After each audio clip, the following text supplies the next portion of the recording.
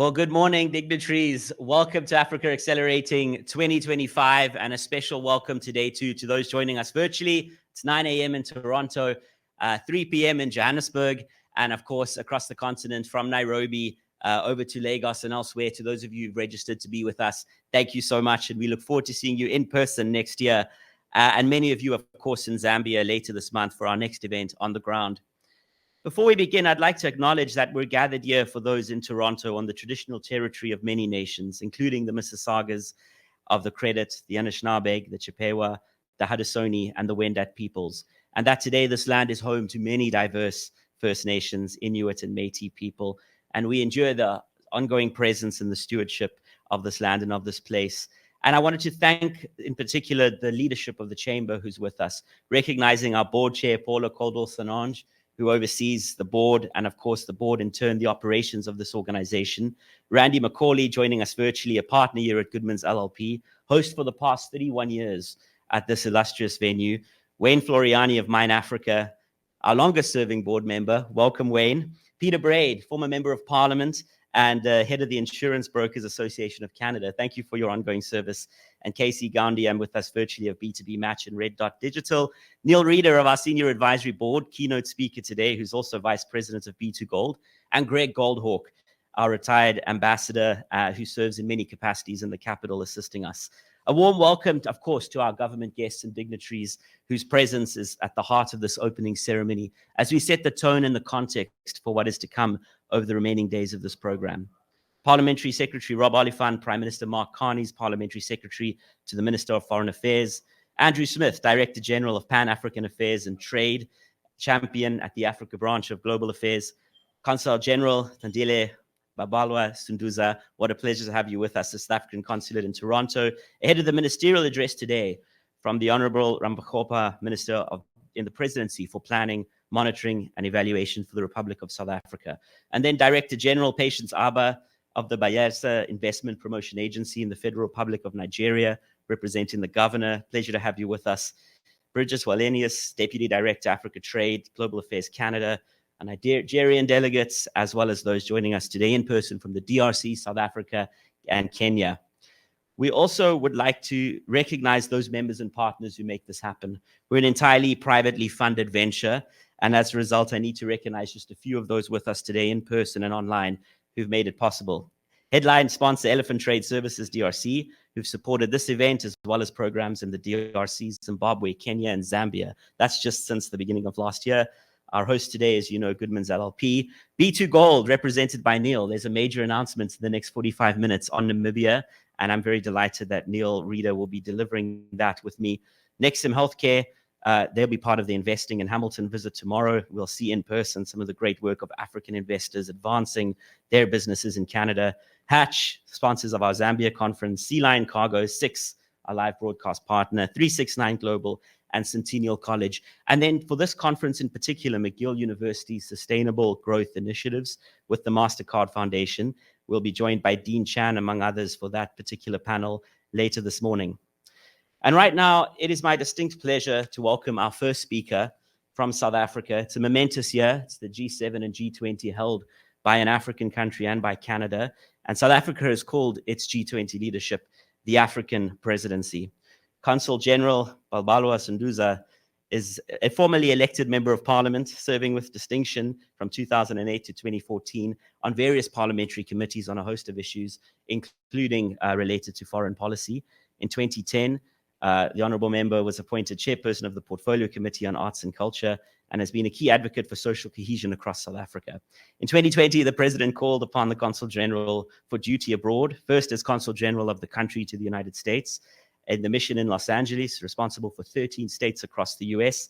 And today we have UCG in Canada, leading several provinces across this great country.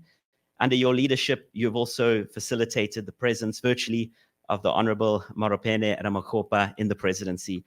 It is my great pleasure to welcome our first VIP speaker for this opening ceremony, the Honorable Consul General of the Republic of South Africa. Welcome, CG.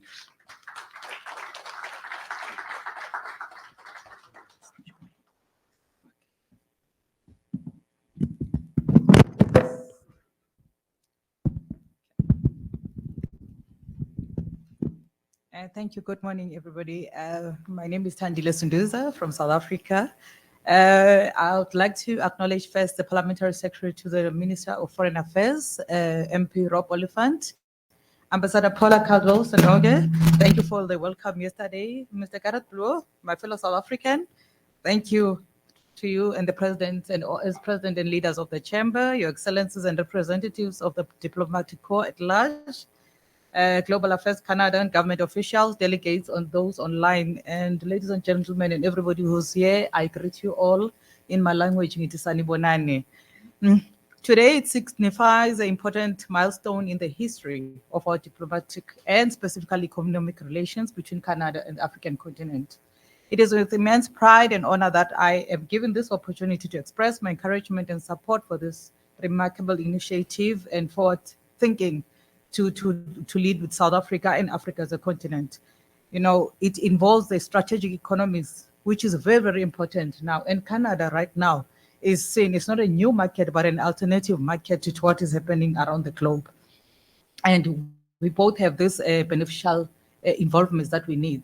I want to say congratulations to the Canada African Chamber of Business today for the unwavering dedication to all businesses and support across nations of Africa. South Africa extends its sincere appreciation to the Canadian government, the Chamber, and all participating countries and members for the opportunity to further enhance commendable efforts spearheaded by the Chamber. Canada has been a prime supporter for Africa, for South Africa from the anti-apartheid movement. They've been there in the globe, and they've been there for peacekeeping and modern relations as well. In this context, I recognize the progressive achievement by the government of Canada and its association with the private sector institutions in advancing the commitment to South Africa and to Africa's developmental agenda. I'd like to take this opportunity to underscore several impactful initiatives that have been undertaken so far. The first thing that in this current global polarization, economic diplomacy is the way. We'll start by saying that economic diplomacy, public diplomacy, and cultural diplomacy is the approach of the 21st century. And the following pointers will assist. Firstly, trade missions between the two continents, between Africa and Canada. And it becomes very, very important because trade missions must not only about seeing and exploring, but also to sign agreements that are binding. As I said, Canada right now, everybody's looking to Canada in the Western countries to be the biggest partner for Africa. And secondly, and you'll forgive me, global affairs, the visa regulations become sometimes a problem. People want to trade, but they'll say the visa regulations are too harsh for us to come to Canada, but it's easier for Canada to come to Africa. I think we have to look at that matter. Secondly, the film industry right now was there at the Toronto Film Festival. It's time for Canadian films to be filmed in Africa. You know, it's time that you sell it to our nations. We would like that. Mining and exploration, which has been there for generations, but city partnerships, President Gareth, because when you do the city-to-city partnerships, it's important for our economy as well. A few weeks ago, I witnessed the Danda Square being named Sankofa Square. To me, it was very, very touching because that is the initiative of cultural diplomacy. And people now started want to know, where is Ghana? You know that they don't know, but now there's a deeper interest. Where does this derive from? As you know, on G20, South Africa holds the G20 presidency. For the first time, the first African country will be hosting the G20 Leaders Summit in November. The theme of the summit is solidarity, equality, sustainability. Our approach is focusing on accelerating, one, sustainable goals, which addresses the UN development agenda, which has to be reached by 2030. Secondly, the digital development or digital economy, which mostly everybody speaks about artificial intelligence, critical minerals, mining as the mainstream for most economies. So we need a further exploration of mining, especially with the AI now. And mostly important, South Africa as G20 summit is aligned with the spirit of Ubuntu, which is inclusive and no one is left, which Ubuntu emphasizes interconnectedness, humanity, and community, which is contrast to individualism, which is important for economic growth. Second, this gives us as Africa to highlight our challenges and opportunities. Our G7 South Africa, on G7 South Africa, they had been invited to the summit with a few African nations, including the African Union. And our President Cyril Ramaphosa, attended the G7 summit here in Canada. They are not yet permanent members all from the African states on the G7, but most of the issues that are discussed there are globally challenges that will leave them for the other side. Today, we're dealing with trade as we address. I would like the chamber in Canada to specifically put their focus on all businesses that are here on the African Continental Free Trade Agreement, which we call it AFTA in short. It was established for a single market across the African continent, allowing free trade on goods and services in the continent. And the goal is to create the largest free trade in the world. This is an opportunity for Canada to strengthen its economic relations with Africa. As I said, Canada is not a new market, but it's an alternative with current global challenges. Trade facilitations must start now. This trade is expected to generate about $1.7 trillion by 2030. Growth in African countries is through small, medium business enterprises, which is SMME, led mostly by young people and mostly in cooperatives.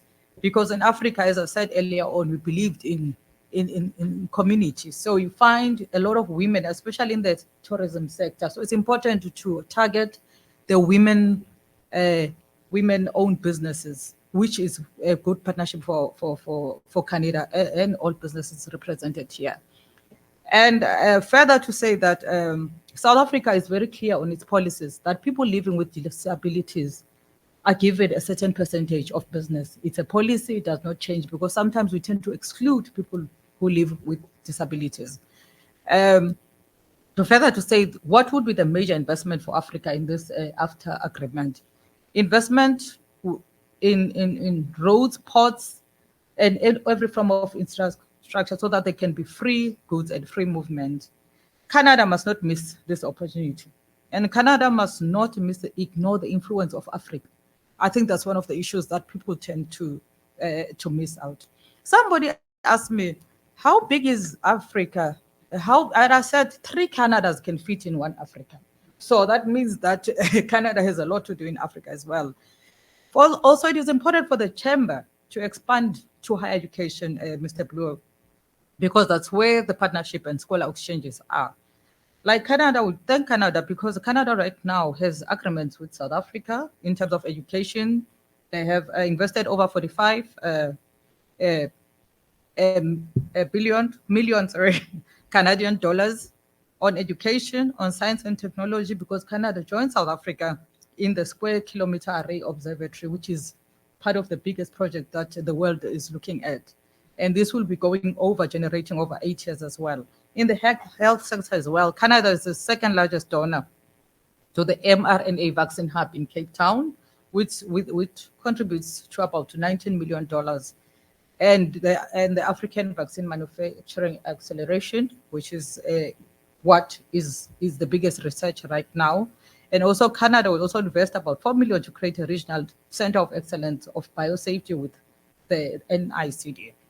On energy and climate change, with everybody speaking about right now, the National Research Foundation received about 92 million Canadian dollars in 2024 for climate change, for research and as an international joint initiative. Canada is committed to 120 billion sovereign loan to support the Just Energy Transition Plan, because there's a big debate whether we are moving from energy to coal, which I don't want to speak about today, but at the end of the day, some people believe in that too. For South Africa, we boast an exceptional infrastructure as a skilled workforce, plentiful natural resources, industrial hubs, and a variety of incentives designed to foster investment. A multitude of investment and partnership and prospects can be found within the realms of renewable energy infrastructure, aquaculture, which is one of the most important developing economies in Africa, information and communication technology, automotive, sports sector, pharmaceuticals, and advanced manufacturing as well. As we know, Toronto will be hosting the 2026 Soccer World Cup, which is very big in our continent. You speak about Africa, you speak about soccer. So it becomes important as an initiative of tourism and sports diplomacy as well, because we tend to ignore diplomacy. I've always been asked this question as I'm about to end, that why is there so much presence of the East, especially in China, in Africa? I always say that they don't wait for the opportunity, they look for the opportunity. They go even to places where there is war. So some people wait for the place to be clean to come in, but you dig when it's still rough, then that's when the opportunities come. So I would like to express my admiration for everyone of you here and those online. Thank you for so much. And my fellow South African businesses representative gathered here for seizing this opportunity to leverage this platform in support of our government's economic growth. Your endeavors are undoubtedly motivated by a fervent desire to advance our economy as South Africa, not only as South Africa, but as Africa.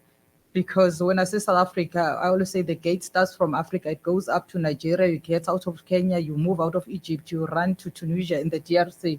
So we are interconnected as Africa. And I'd like to challenge you today, all of you, that at least learn one African language. And that is the challenge I give you. Thank you, ladies and gentlemen, and thank you for listening to me. Thank you.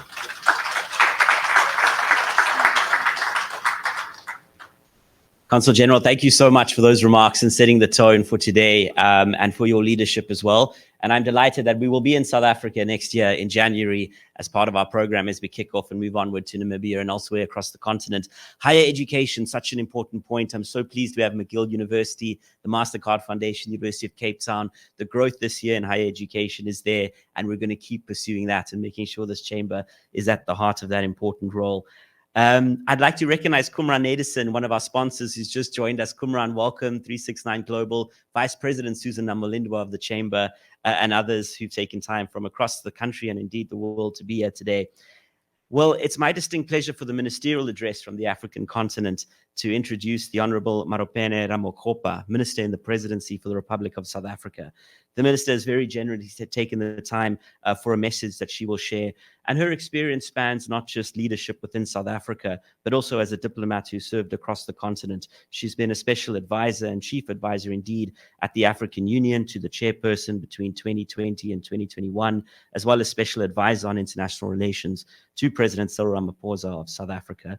Her extensive experience in governance and policy development has also been very much grassrooted in the local municipalities of South Africa, where she began as a ward councillor and as well as serving as executive mayor. It's my distinct pleasure to call upon for the video address the Minister in the Presidency for the Republic of South Africa, the Honorable Maropene Ramokgopa.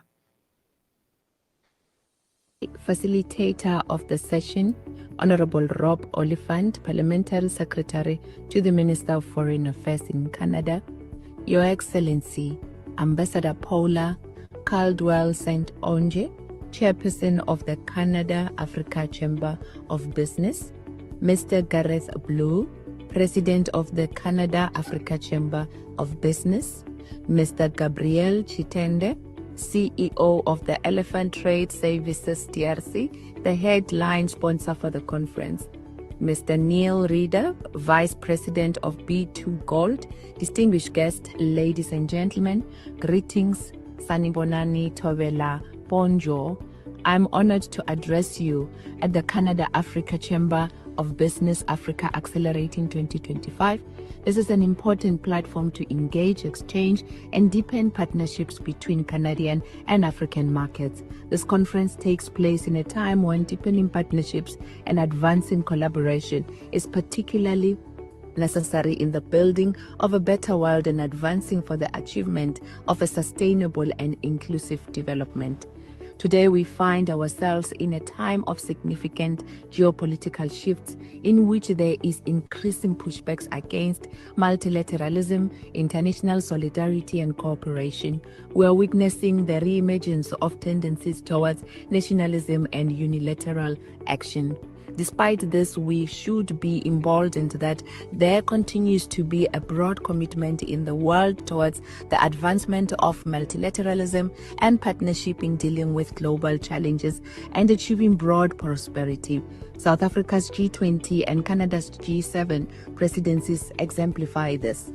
This year, South Africa assumed the presidency of the G20, representing the voice, hopes, and aspiration of our African continent under the overarching theme of solidarity, equality, and sustainability. This theme also resonates with Canada's G7 presidency, which has advanced the importance of partnerships to address global challenges and seize opportunities to drive international peace and security, inclusive economic growth, and accelerating the digital transition. Ladies and gentlemen, South Africa's G20 presidency underscores that the African continent is integral in efforts to address the world's most pressing challenges. With the African Union being a permanent member of the G20, there is substantive action in recognizing Africa as not just a participant in global forums and in efforts to build a better world, but as an important decision maker. The working group meetings that took place and engagement of South Africa's G20 presidency, including the Ministerial Meeting of Development, which I had the honor of chairing, have brought together to same platform the world's most advanced economies, developing nations and low-income nations. Our presidency of the G20 has also emphasized the importance of partnerships between government, the private sector, civil society, multilateral institutions, and indeed all of society. In the current context we find ourselves in, we need to find and leverage on opportunities that this collaborative efforts bring. Distinguished guests, with the world's youngest and fastest growing population, Africa is open for business. The African Continental Free Trade Area, a flagship project of the African Union Agenda 2063 to boost the continent's trade positioning, is creating the world's largest single market, uniting over 1.3 billion people in the AU member states with a combined GDP of over $3.4 trillion. With this in mind, there are opportunities for greater alignment and partnership between Canadian and African markets, especially in the following areas: infrastructure development. Africa currently has $100 billion annual infrastructure financing gap.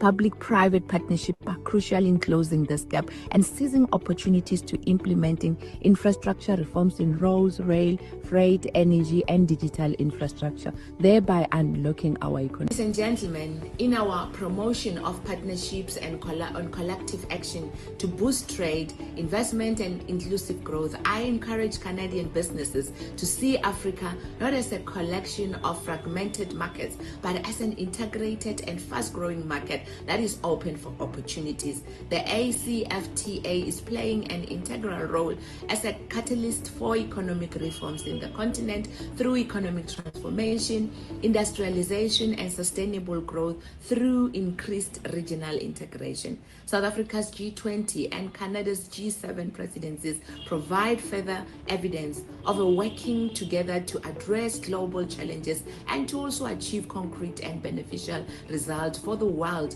through collective action and collaboration in the attainment of our developmental goals. In conclusion, ladies and gentlemen, this is the time of opportunity. Let us build bridges, deepen partnership between Canadian and African markets so that we can unlock these opportunities which will benefit our people and strengthen global stability.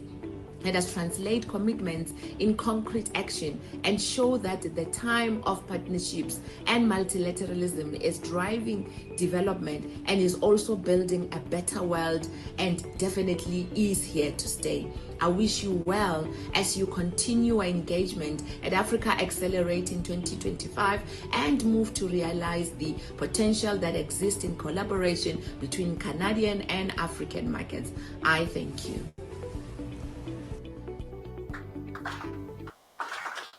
Thank you very much to Minister Ramokgopa and the presidency. And of course, that message very consistent to what we heard from President Ramaphosa in 2022 when he addressed us opening our program in Johannesburg alongside then Prime Minister Justin Trudeau. Well, it's my distinct pleasure to turn now to the government of Canada. Of course, Canada has recently launched an African strategy, and our next speaker was integral to that effort. Rob Oliphant, the Reverend Dr. Rob Oliphant, who has served many functions, but today leads Canada in terms of so much engagement on the African continent. He's a local member of parliament here in Toronto for the riding of Don Valley West, re-elected on numerous occasions, and first appointed as parliamentary secretary to the Minister of Foreign Affairs under Prime Minister Justin Trudeau. He has worked closely with several ministers and championed a number of groundbreaking legislative items here in Canada. No doubt, on a strategic level, the relationship with Africa, as mentioned, has been at the forefront of that. Rob, I want to thank you on a personal note on behalf of the Chamber. I don't believe there's ever been an invitation, a request, or an email where you haven't been incredibly responsive. And so your engagement and culminating, as mentioned yesterday by Paula, in the Africa strategy is something we truly applaud. Thank you for your time and for your leadership, and a warm welcome back to Africa Accelerating.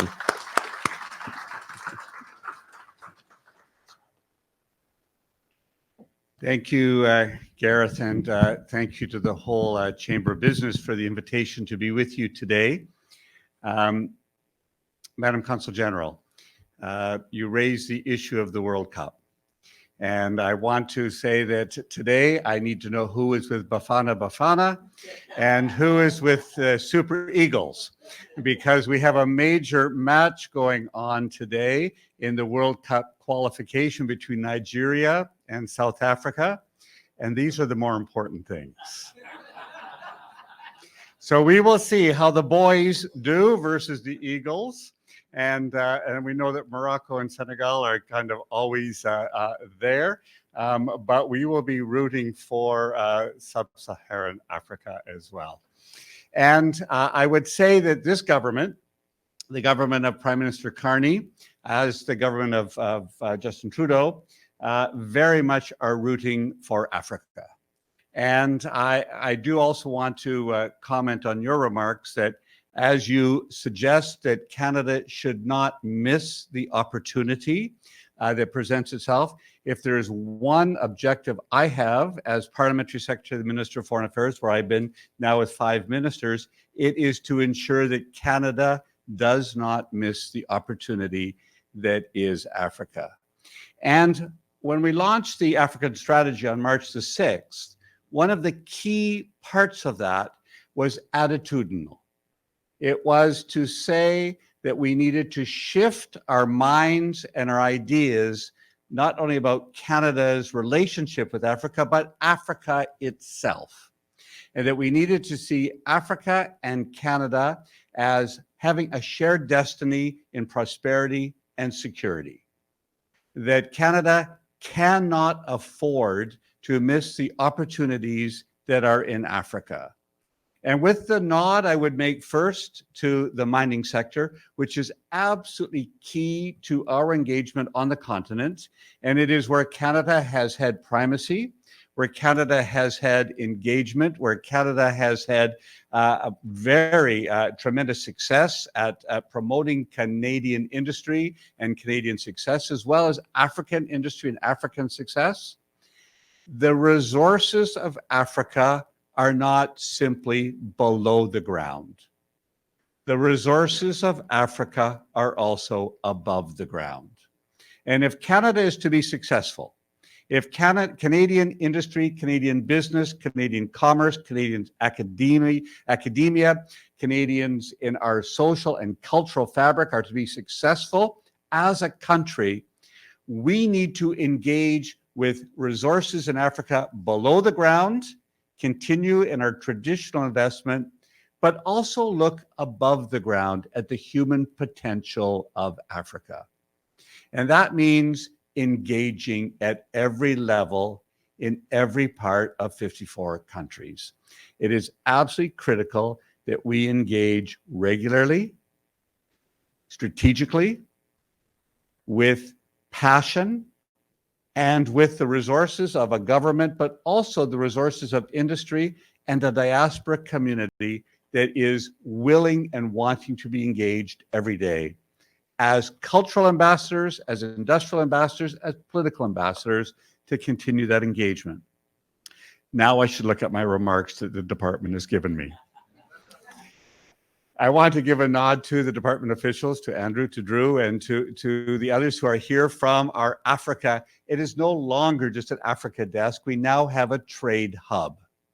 And we have taken our resources and made them laser focused on developing and engaging Canadian businesses and African businesses as we work on our shared prosperity. I want to thank Paula, wherever she went, just ran it out, to Paula Caldwell-Saint-Onge and Gareth Bloor and the board and the staff of the Chamber of Business for their ongoing engagement. The Chamber has been active for many years in Canada, but since Gareth became its leader, there has been a tremendous jump in magnitude of activity. Let's give him a hand. There's an energy here that a government can't do. Government can set the table. Government can put out the priorities of governments as governments will, whether it's the federal or provincial governments, but it is industry and commerce, the diaspora, and people who are actually going to engage in making this relationship successful. So to the Chamber, you have my ongoing support, and you have the Government of Canada's admiration.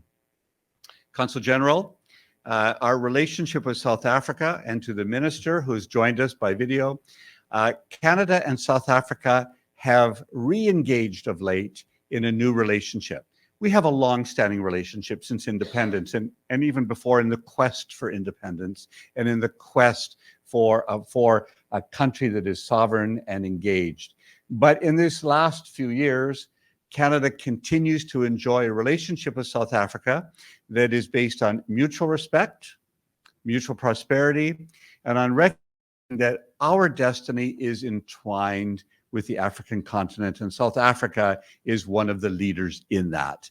Not the only one, and I am often aware that my mother had 4 children, and I learned from her 2 things. You love them all equally, and you love the one you're with the most.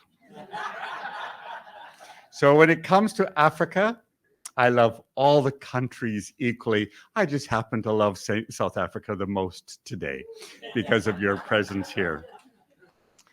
The African voice and the African voices need to be heard. And that is also one of the key parts of our Africa strategy. And that is to say that Africa needs to take its place on the world stage. The African Union needs to be part of the G20. Africa needs to engage with a full voice through UN reform. Africa needs to find its way in the corridors of power where decisions have been made. And I will very honestly say that often when I'm in Ottawa, I will hear someone say, what are they saying in New York? What are they saying in Brussels? What is London saying about that? I say, what is Addis Ababa saying about that? What is the African Union saying about that? To recognize that this whole continent needs to be engaged continually, persistently, and not just on African issues, but on issues that affect every human being on this planet. Because the African nations need to be engaged, not only because it's nice to do, not because it's good to do or charitable, but because we need Africa. We need African engagements and intelligence. We need that massive young population of which you spoke, that youth bulge, which is educated, ambitious, entrepreneurial, and interested. The curiosity of the African mind needs to be brought to fore. I am convinced that the cure to cancer could reside in the mind of a young African scientist who simply needs the opportunity to engage. So Canada needs Africa as much or more than Africa needs Canada. And that is primarily what the Africa strategy, which we launched on March the 6th, a partnership for shared prosperity and security, is about. 2 years of consultations. Some of you were very critical of me at times, saying, when is he ever going to get it done? Over 600 engagements, 600 stakeholder conversations. And this was from academics, business partners, government officials, our missions in Africa, African missions in Canada, and business delegations. And I'm very pleased that right now, I believe there are 3 African delegations in Canada working to establish further relationships. We need to continue to do that.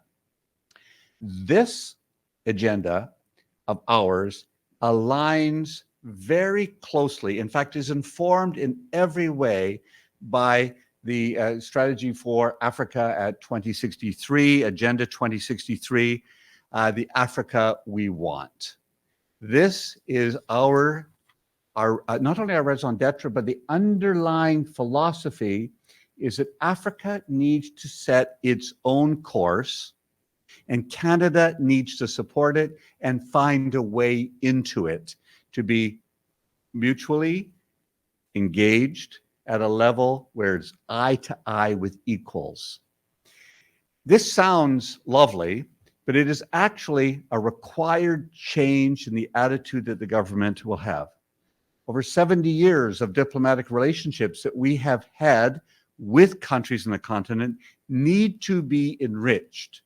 They need to be, in the best way, the best use of the word, exploited, because we have opportunities there that we've not taken. Why? You know it. And the minister has said it, the Consul General has said it, that in Africa, it's the second fastest growing region in the world. It's home to 11 of the 20 top fastest growing economies. It's a hub of innovation and entrepreneurship and those kinds of economies where taking basic economies and turning them into 21st century economies is happening at rapid pace. The green transition, the global green transition, will happen in Africa, and it will help the rest of the world to adapt, to deal with climate change. And as I said earlier, it's the home of the largest emerging young workforce in the world. And as you look at me, you recognize Canada is aging. We're an aging population. When you go to Africa, it's young, it's vigorous, it's exciting. Canada needs that excitement. So two-way trade is up over 30% in the last number of years. We're focusing on key sectors. As I said, mining will always be at the core of what we do, responsible mining. Canadian mining companies are the best in the world at sustainable and engaging with populations and making sure there is local benefit. When you want to look at a mining company that is engaged in the best ways with local politicians, which finds ways to do good labor relations, good community relations, you look to a Canadian mining company. That's what we do towards sustainable mining. And other countries need to follow Canada. But it's more than mining. It's agri-food, it's clean energy, it's aerospace, it's healthcare, it's academic research, it's advanced manufacturing. These are the sectors that Canada needs to be engaged in. And that's why we're doing what we're doing. Now, some of the aspects are very real about the Africa strategy. It's not just ideas. We've appointed 2 special envoys, one for the Sahel and one for Africa, who will continue to work with the trade hub, but also engage with the regional economic communities. We have opened 2 new embassies, High Commission and an embassy, and we will continue to work with our new trade hub to advance the priorities of Canadian businesses and to open opportunities for new markets. We will continue to support the development of the African Continental Free Trade Area. This is something that Canada has expertise at. So we're in Accra. We have been supporting the infrastructure to help that free trade area advance. We know that Canada is one of the leaders in progressive free trade agreements. We have been doing that with the United States, humbly we say right now, but also with the Indo-Pacific, with Europe. And even as I talk about United States, now more than ever do we need to diversify our trade partnerships. Now more than ever, we need to look at how we engage with all of the countries of Africa for our mutual well-being. So I've gone on longer than you wanted. The creativity of Africa is real for us. It is on the radar of our Prime Minister and our Minister of Foreign Affairs, as well as our Minister of International Trade. There will be trade delegations that continue to go to Africa.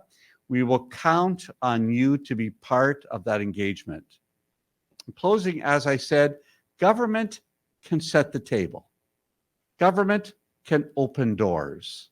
Government can help people engage, but we can't do it.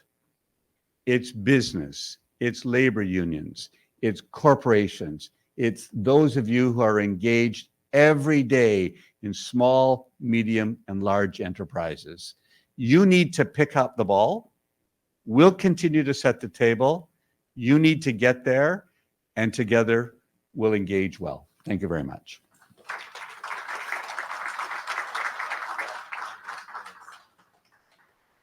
Well, the table has been set. Thank you, PS Rob Oliphant. And one of the key calls that was made the day that Africa Strategy launched, which reverberated across this chamber, was we need more trade missions to the continent.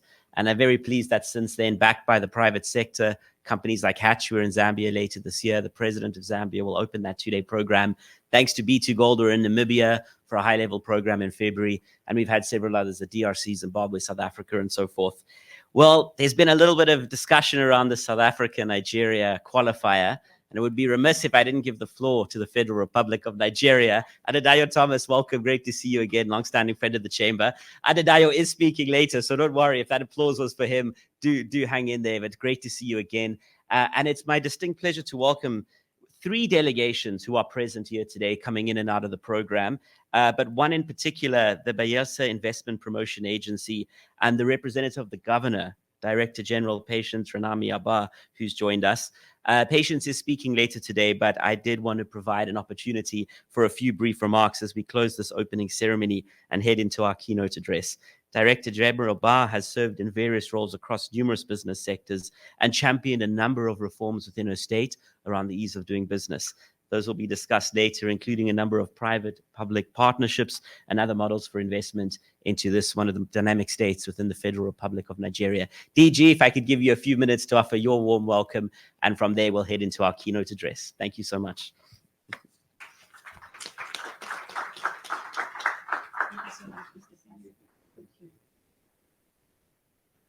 Good morning, everyone. There's a way we handle this in Nigeria, especially when you're the last speaker and people are like, get on with it. So we say, Your Excellencies, the President of the Canada Africa Chamber of Business, leadership, distinguished ladies and gentlemen, allow me rest on the very well established protocols. Thank you. So it is my distinct pleasure and honor to deliver a goodwill message on behalf of His Excellency, Senator Doyediri, who is the governor of Bayelsa State. And he really very much wanted to be here in person. But in the true spirit of intra-African trade, he actually happens to be in Angola at the moment, signing a major agreement for trade between economic cooperation and trade between Bayelsa State and Angola. So we're on the right track. So good morning once more. It is with a heart full of gratitude and hope that I address this esteemed gathering, a convergence of great minds and a testament to the thriving partnership between Canada and the African continent. On behalf of the government and the good people of Bayelsa State, Nigeria, I extend our profound appreciation to the Canada Africa Chamber of Business for putting together this very timely and significant event. The theme of this conference, Accelerate Africa, is one that resonates very deeply with Bayelsa because it reflects the vision that we have for our state. We are a state at a very pivotal moment, poised for a transformative journey from a predominantly hydrocarbon-based economy to one that is diversified and sustainable. Our history is rich in oil and gas. In fact, Bayelsa was the place where oil was first discovered in Nigeria and one of the first places in West Africa.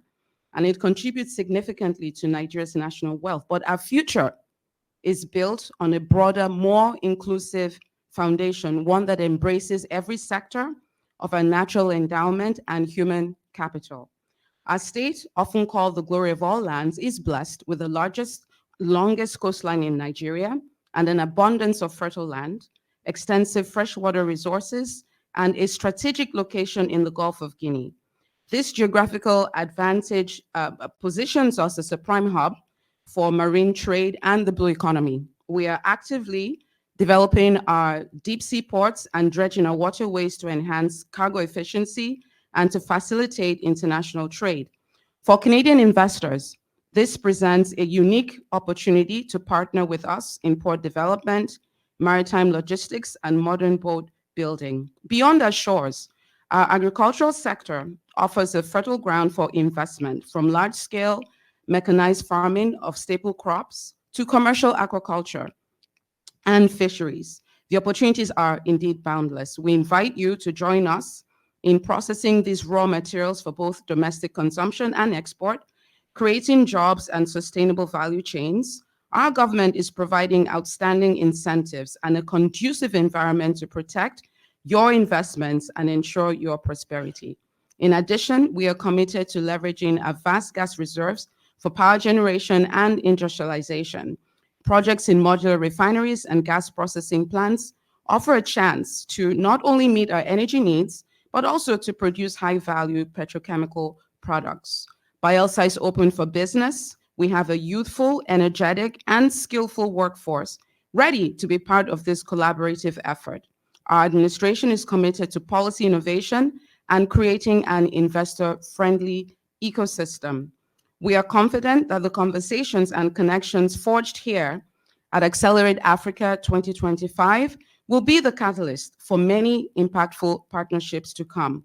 We look forward to that future where Canadian ingenuity and Bayelsa's potential converge to build a brighter and more prosperous future for both our peoples. We congratulate the leadership of the Chamber, and we wish you very fruitful deliberations. Thank you.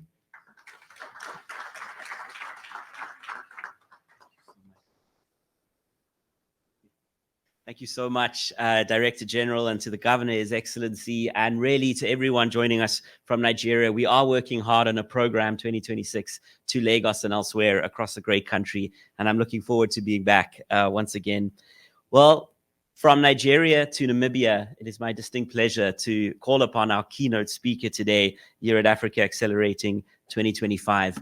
Neil Reeder is a distinguished diplomat who has served for several decades with Global Affairs Canada in a variety of posts. And he's taken that vision for Canada as a country and its role as an equal partner across the continent into the private sector, leading on major investments, specifically in Namibia, but not reserved to that wonderful country. From the 5th to the 7th of February next year, we'll be in Namibia for the Canada-Africa Business Conference, following on the heels of our programs recently in Zimbabwe and upcoming in Zambia.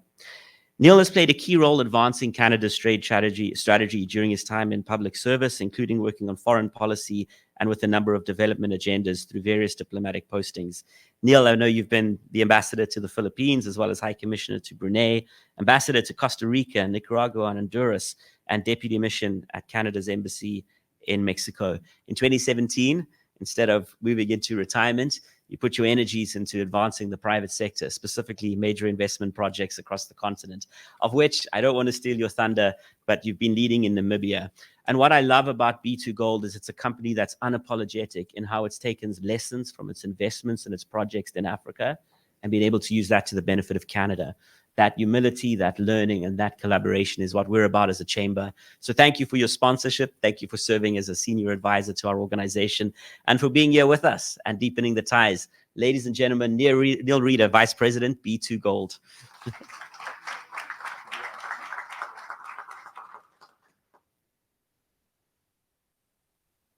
Thanks very much, Gareth. It's a pleasure to be here despite Toronto traffic.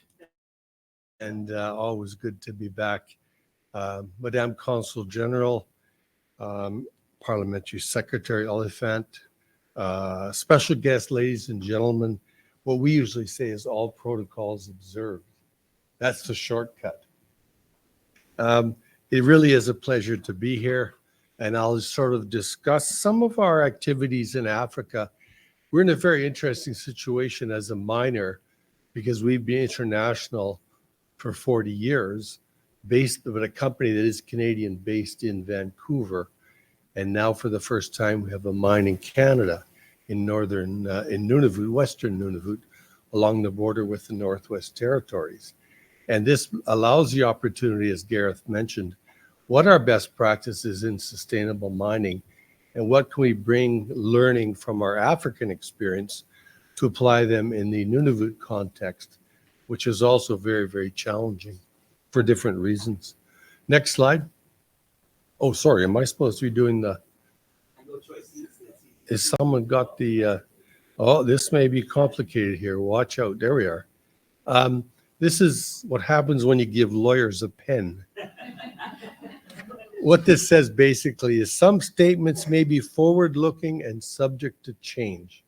So I have to say that because the next couple slides do relate to our production, et cetera, et cetera. So next slide.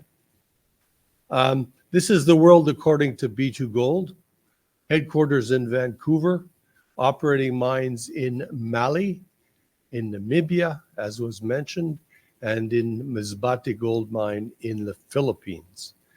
On this mine, we also have exploration ongoing in Finland.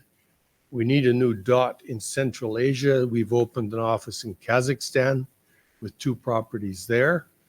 And we've also got equity investments now in a mine or a exploration project in Suriname, and looking very aggressively at Guyana, which have the same geological formations as West Africa.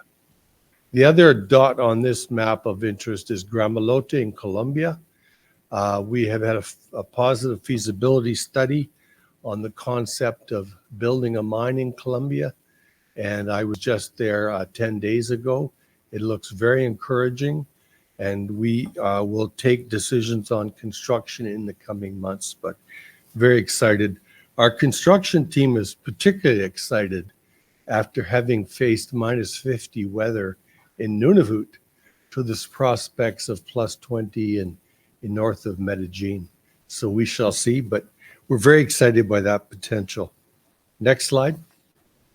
This is the one just projecting our ounce production, of course, which may be subject to change, but the last column you will see as much as 1 million ounces projected in global gold production this year. And the figure above that, the $14.90, that's the total cost per ounce of producing the gold. And you'll see that line has gone up markedly because of across the industry with the increased costs, especially post-COVID. Inflation has taken an impact on the mining sector like everybody else.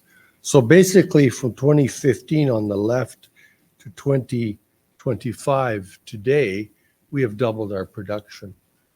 We're considered to be the fastest growing or one of the fastest growing miners in the world. Next slide. So I'm going to talk now across a range of issues, drawing out the theme that learning from Africa, applying that in Canada. And in Canada, I'll say we have just officially opened last week, our new mine in Nunavut. The Premier of Nunavut was there, political figures, representatives of the Kitikmeot Association, which is the governing authority in Western Nunavut. It was a terrific event, strong community support. So that is now our newest mine with production of about 120,000 ounces this year, and next year moving to 300,000 ounces a year. So it's a very prospective mine.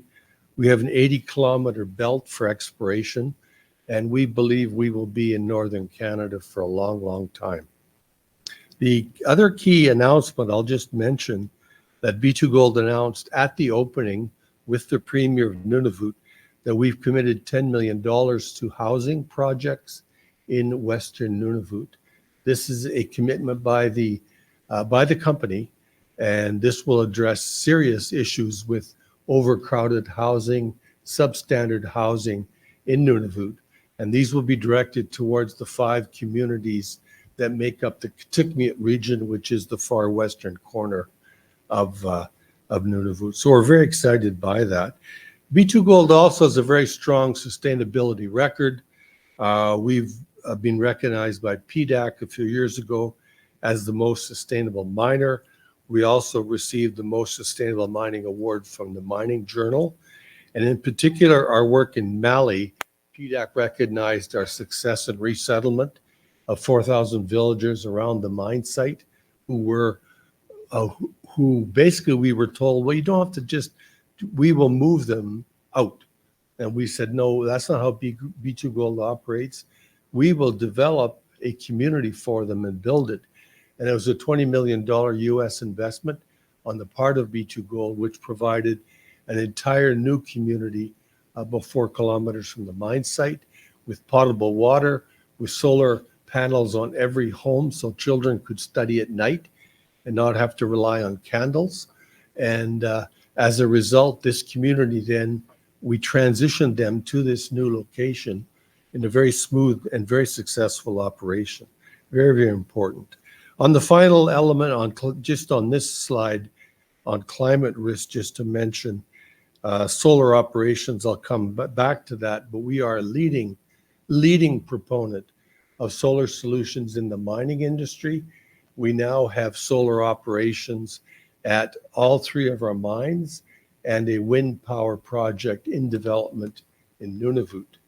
And when we go to the Philippines next month, we will be commissioning, hopefully with the Minister of Energy of the government of the Philippines and the Canadian ambassador, a new solar facility at our mine in Masbate in the Philippines.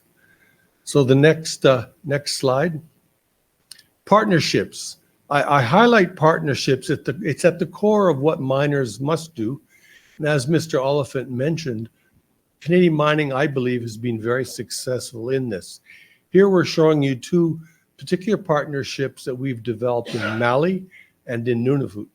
The photo on the right is showing the signing of an MOU between B2Gold and the 2 leaders from the government of Nunavut and the Kitikmeot Inuit Association, which will provide for community benefit, training, etc. That was signed in February. With the Malian government, and we know Mali has had challenges, we recognize that. We've had a very positive relationship with that government for a number of years. And recently, despite some of the issues miners have faced, not particularly B2Gold, we've now concluded agreements to proceed with our underground mining at the Fekola mine.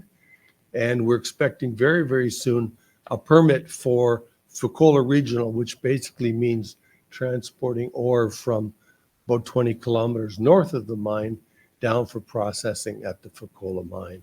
So this, again, reflects collaboration in the Africa context that we have now applied working in Northern Canada. Next slide. Economic value. I think this is an important slide. People, when there is criticism of the industry, it's always, well, you're not giving enough, you're not providing enough. But these numbers are from 2024. That's across 3 operating mines, 2 of which are in Africa. So payments to governments, $564 million, all these figures are US dollars, by the way, not because we have something about the United States these days, but the US dollar is the figure that's used in the mining industry, no matter where you operate. So I'm just pointing out that there are significant payments here, employee wages and benefits, community investments. And the number at the bottom might be a bit hard to see, but last year in Nunavut, we purchased $250 million US, or equivalent value, from qualified contractors who are approved by the government of the Kitikmeot region. That's a massive investment in a very, very tiny economy. The GDP of Nunavut is $4.1 billion. Mining constitutes 46% of the GDP of the territory. So we have tremendous impact. And the Minister of Economic Development of Nunavut, when he was talking about B2Gold, actually said, we can point to increases in our GDP that's a direct result of the spending by B2Gold in developing this mine, which officially now is valued at 1.6 billion Canadian for the total investment in the mine. So these are very large numbers, but we have had a direct impact, and that of course has led to Nunavut having the fastest economic growth of any province or territory in Canada. Next slide. Local procurement is something as well, it's very important. You have to maximize the benefit to the community, to small businesses, micro SMEs, and large businesses in the environments where you operate. So in the case of Mali, if you put those numbers together, 72% of our procurement last year was either local or at the national level. In the case of Namibia, 65% procurement in country. Yes, you can't buy a 777 Caterpillar tractor in truck in Mali. That's true. You have to import some of the heavy equipment. As much as possible, we try to buy locally to support local contractors. Quite apart from our community CSR work, where we have a strong tradition of microfinance for small enterprises to build them up in the areas around the mine site. Next slide. Just a quick snapshot of our people. 200 employees in Vancouver, the rest global. We have some 35 different country nationals working for B2Gold. Our CEO calls us the United Nations of B2Gold. We also have a very strong tradition of taking employees from one operation and moving them to the other. We have Malians working in Nunavut. I'm not sure what they do in the winter, but it is tough. We have Namibians there. And when we were building the mine in Mali, we brought over employees from Namibia, flew them over to Bamako and then out to site and said, here, you can help the Malians with interpretation. You can help the Malians build this mine. We took 150 Namibians who had built Otjikoto and came over to assist their African cousins in Mali. And that's the kind of collaboration that we like to see. Good numbers overall in senior management. 54% of these roles are filled by national employees, that meaning employees of the country where we operate. We're proud of those numbers. What's more challenging on EDI is the overall percentage of the workforce that is female. This continues to be a male-dominated industry. We have to admit that. It is changing, and our numbers are quite good by industry standards, but it remains a challenge. We even see in Nunavut where, living in a camp and leaving your family for 3 weeks while you work 3 weeks at site, it does create issues and tensions, including for female employees. The other element I'm very proud of in Namibia is our program to identify and advance Namibians who come from previously disadvantaged backgrounds where families would have suffered under the apartheid years. And as a result, we have purposely sought and identified and promoted within the mine young Black Namibians who have great potential, but because of their own circumstance and those of their parents and grandparents, may not have had the opportunities to advance in society. So we've done tremendous work at Namibia at our site in Otjikoto in that respect. And I think this is very, very important and something that we're very proud of. Next slide. So now we're going to flip from what we've done on the employment side globally to Nunavut. And these are some of our early indicators and projects that we're developing in Nunavut. We have a tremendous community relations government relations team in the north, and they're now engaged in programs to recruit. We had just had a major recruitment program going across the 5 communities in the Kitikmeot region, basically saying, we would like you to come and work in our mine. It's tremendously well paid. It gives the opportunity to learn technical vocational skills. We will hire as many Inuit employees as we can. Our current numbers are about 20% Inuit. That is quite good by industry standards, but I will admit the retention is challenging because in the Inuit culture, you are on the land, you trap, you hunt, you're mobile, you don't operate by a clock, you don't operate on shift work, you don't operate in a big industrial site like a mine or underground, as we're developing the underground. So for the Inuit, culturally, it's a huge challenge to come and work at a mine site. We're having some success, and we're identifying, again, like in Namibia, that same program is being reflected in Canada. Find those people who are high achievers, who can do well and show potential, and start moving them up in the mine to more senior positions. And those who stay are really enjoying it, have a great sense of pride. And what we see is they're now becoming ambassadors for the mine out to their communities in Western Nunavut. So this is very, very important. And the other funny thing about all this is that all the I won't say all, but many of the Inuit employees want to drive the big trucks.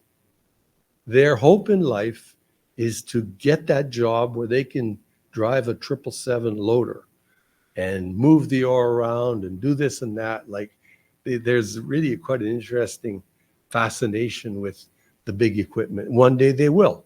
Obviously, you can't start there on the first day, but the point is we're very happy with this, and we're working very hard to retain. And we contact the employees after their first couple of days. We contact their families after the first week or when they go back on the first break. How's it going? What's your impression? Do you like the work so far? We want to keep those numbers up. The common percentage across Nunavut is about, in the other mines, is about 12% Inuit. We want to do better. Next slide.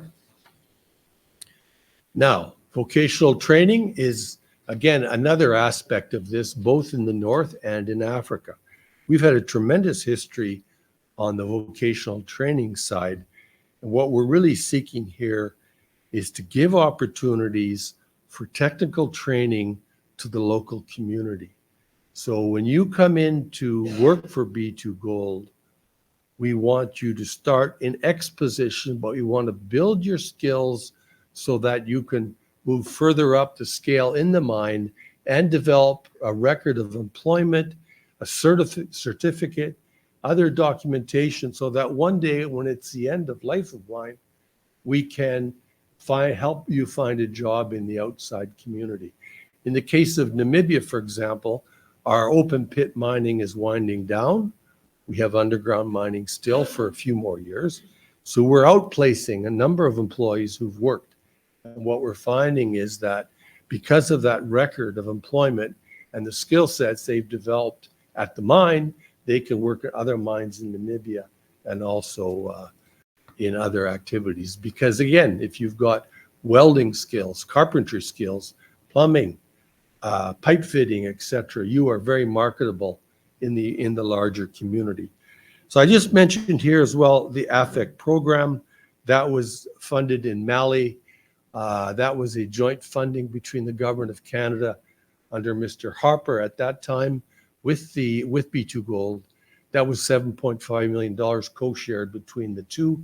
And we trained over 1,000 men and women who were living in the villages around the mine site, but they didn't have any what we would call technical skills.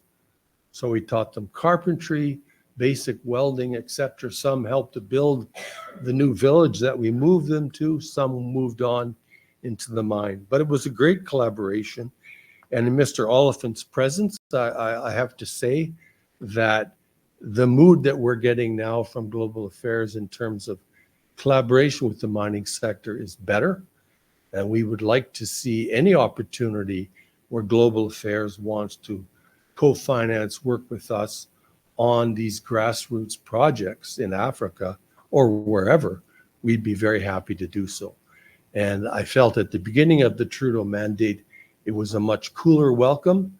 That's changed and it's very positive. That began, I believe, at the end of Mr. Trudeau, and we hope that it will continue with Mr. Carney. The flip side of this, which I didn't have a slide necessarily, so now we're training welders in Nunavut, in the communities. So vocational skills and programs we established in Africa are being replicated in Nunavut. We've established, it's called the Redfish School, and we're taking actually disadvantaged children, young guys. One might say in a good day, they might have ended up in serious trouble with the law. They've had very difficult backgrounds, some of them. We brought them into this center. We're teaching them how to be welders. You will be a welder. You will have the opportunity. We're already giving them work, temporary work programs at the mine. Our intention is that they will get these skills and the certification to work with us or work in the larger community. Because again, we've just announced $10 million for new housing. Cambridge Bay, where this is located, will benefit from at least $2 million in new housing construction, and they're going to need welders. So this program, which we're very proud of, we probably saved these guys from not very pleasant situations in their lives. And as a result, it's working very well. And it's something that we're very proud of. But where did that skill set, where did that programming develop? It developed in Africa. Next slide. This is just highlighting some of our basically community programming, again, that we're very proud of. We want to make the communities better when we leave than when we found them.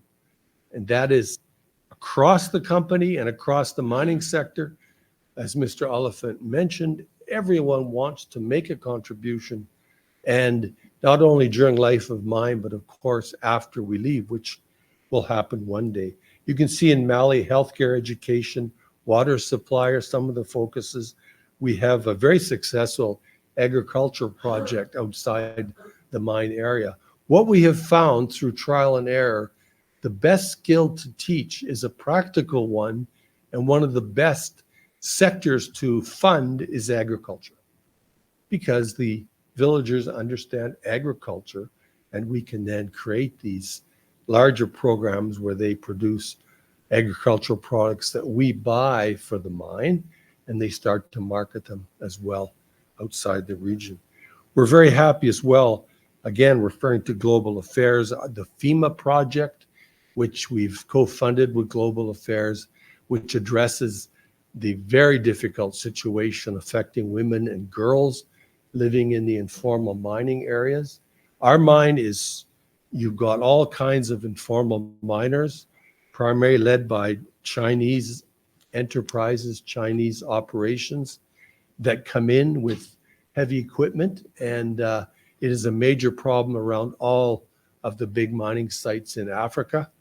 In this case, we've provided safe space for these women and children within the ASM areas. We've provided health care, some elements of education and training for them. It's a very good program.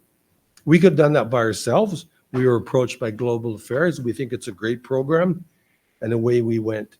In Namibia, I'll just mention the Ombili Clinic in the Otavi School.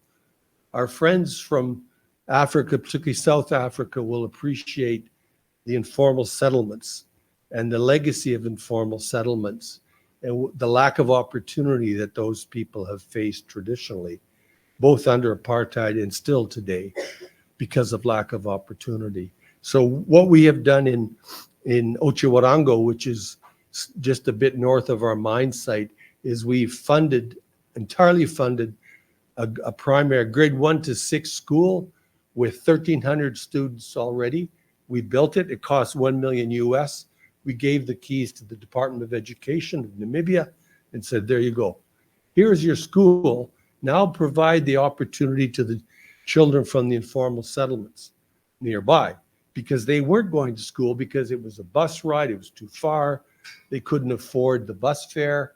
And as a result, we brought education to them. And now I visited that school last year, and it was terrific in terms of what they've done. And we're very excited. The Otavi Health Clinic, again, the women in the informal settlements were uneasy, unwilling to take the bus for a long bus ride to the public hospital. They didn't feel safe. They couldn't afford the bus fare. So they weren't getting proper medical care for women's issues.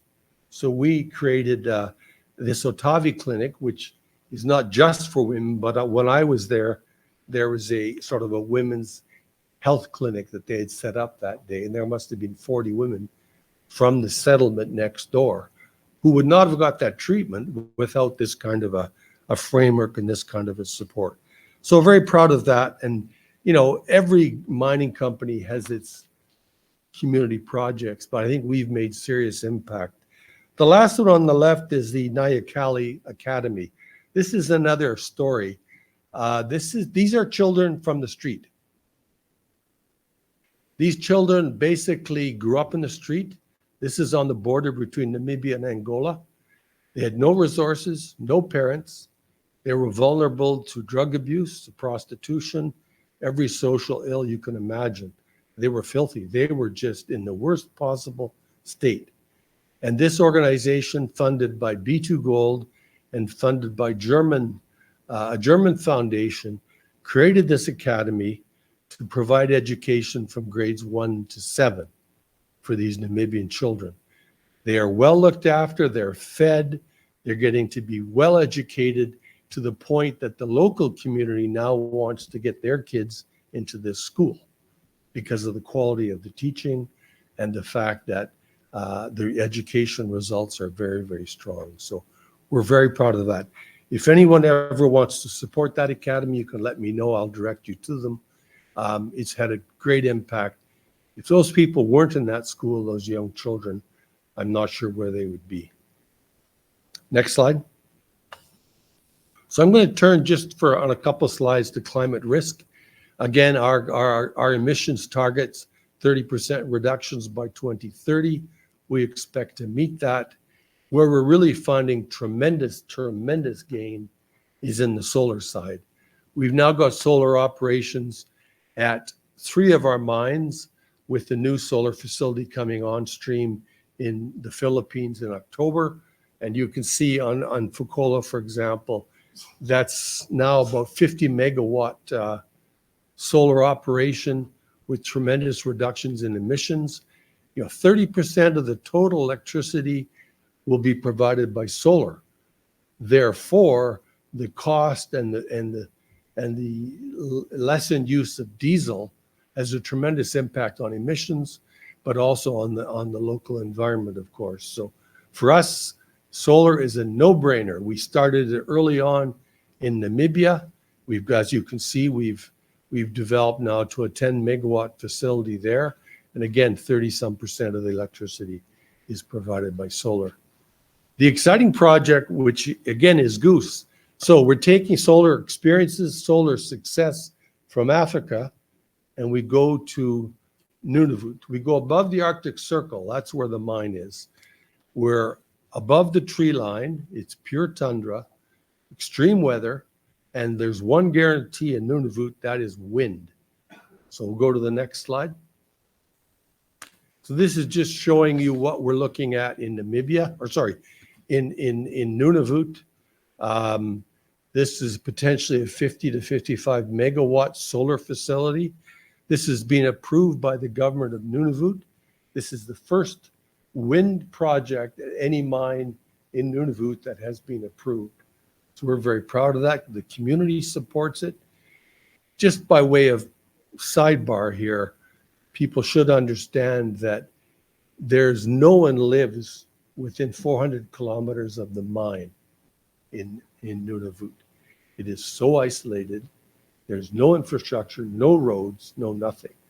So in that respect, there's no community issues with this kind of a project. There's sensitivities on the caribou. How will this affect the caribou? Because there is migration through that area. But this is a remarkable project when you think that Nunavut comprises 40% of the land mass of Canada, and it has 40,000 people. It's one of the least densely populated regions in the world, along with Namibia. And so in our case, the nearest community is Cambridge Bay, which has 1,500 people. Iqaluit, the capital, has 6,000 people. And there's a great debate in Iqaluit is, should we put up a traffic light at the busiest corner, or should we leave it as a four-way stop? That has been an ongoing discussion, and no mayor wants to take the risk of making the decision because he or she would like to get voted out of office. So, sidebar. But anyway, come back to the project here. The point being, there's constant wind. It's a tremendous opportunity to harness the wind and generate, if you're talking 55 megawatts of wind power in a mining context, you could reduce your emissions by 50%. So it's really exciting. And solar power, despite what one might think, is also being considered now on a smaller scale in Nunavut. Because again, you're above the Arctic Circle, you have basically 3 to 4 months of light. There's no darkness. And just as in the winter, there's no light for about 2.5 months, you could have a solar facility that would take advantage of the northern Arctic environment, which allows for lots of light over the course of the summer months. So I just wanted to mention that one. We're very excited. And just to sort of wrap up here, this is one of my favorite slides, the next one, on biodiversity. This is some wonderful work that we're doing. And again, you see a transition from Mali to Namibia to Nunavut. So in Mali, we have had a lot of work dealing with the West African chimpanzee population. It's under threat in our region, in Western Mali, Southwest Mali, because of informal mining. Cutting down trees, polluting the waters, making noise. They're disrupting the habitat of the West African chimps. So we've been studying this with the government, seeing what we can do. One thing we've developed now to keep them off the roads is all the haul roads for the heavy trucks. We're putting tunnels underneath. Tunnels like big. And these are actually being used by the chimps to pass from one area to the next. We've got images now of females with their little ones on their back, and they're going under the tunnels across to feed on the other side of the road to keep them off the road. But the pressure on that population is coming from the ASM, what we call ASM, informal miners. Otjikoto, again, a great success story for B2 Gold. Our CEO, Clive Johnson, decided several years ago that we would donate 1,000 ounces of gold from Otjikoto mine. And we produced these beautiful limited edition rhino gold bars, 1 ounce and ½ ounce bars, with the mountains of Namibia on one side and a rhino and her little one on the other. These have sold out through the Kitco website, which is a big gold website. And we raised funds for rhino protection. The last free roaming herd of black rhinos is in northwestern Namibia along the border with Angola. And this program has provided funding for cell phones, cell towers, Range Rovers, all kinds of equipment for those teams that are up there full-time watching out for poaching.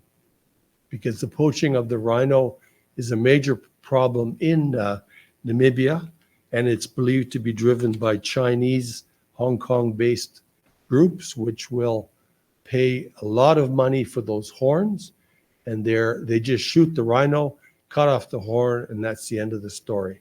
It's tragic, and we're trying to do what we can to help protect them. We also have a very impressive Otjikoto Nature Reserve, 18,000 hectares that we have built outside of the mine. It's full of all kinds of wonderful Namibian wildlife. Namibia has more wildlife than people. And we've managed to build up a terrific nature reserve. And one of the things I'm most proud of is that if you're a Namibian growing up in an informal settlement without opportunity and without the financial means, you cannot travel to the wildlife sites like Etosha in the north because you can't afford the bus, you can't afford the entry, and you can't afford the lodging. So what we're doing is we've brought up 4,500 Namibian school children over a number of years to come up to our site. We bus them up, they see the nature reserve, they visit the mine, and they're introduced to basic concepts of physics. We have a agreement with Colorado State University. It's called Little Shop of Physics, and we teach basic physics concepts to these kids. And I'm getting the yank from Mr. Gareth, who says it's time to go. The last slide, simply to show you a few images from the north.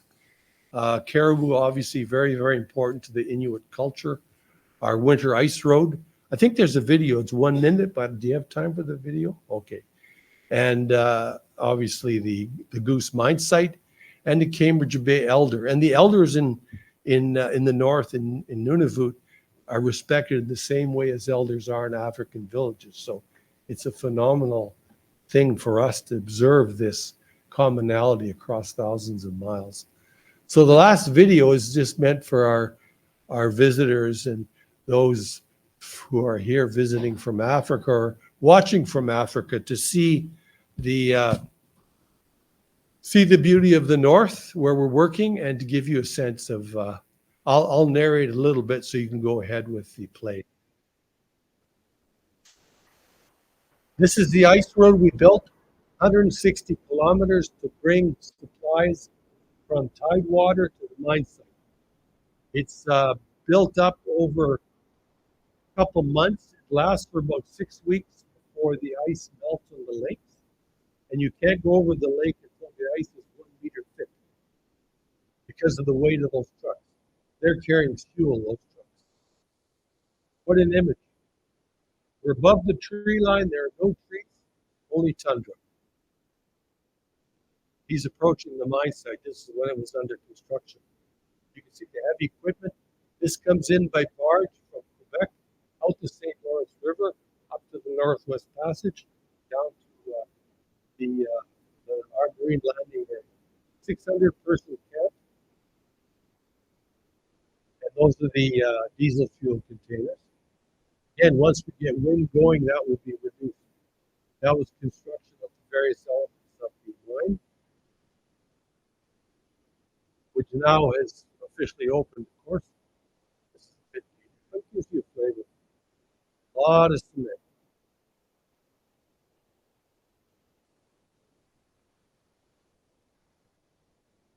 We also have regular herds of caribou that come through, sometimes thousands at a time. And our policy on caribou conservation is that all activity stops until the caribou leave. They go through to they go through to calving zones further north. And as a result, when they cross the ice road, everything stops. We do not want to be responsible for anything affecting the caribou. And we keep the sides of the ice road low so that they can come over the edge, cross the road, and carry on. If you build it too high, they're stuck and they can't follow their natural route that they all know. So a few tidbits from Nunavut. Thank you. Thank you.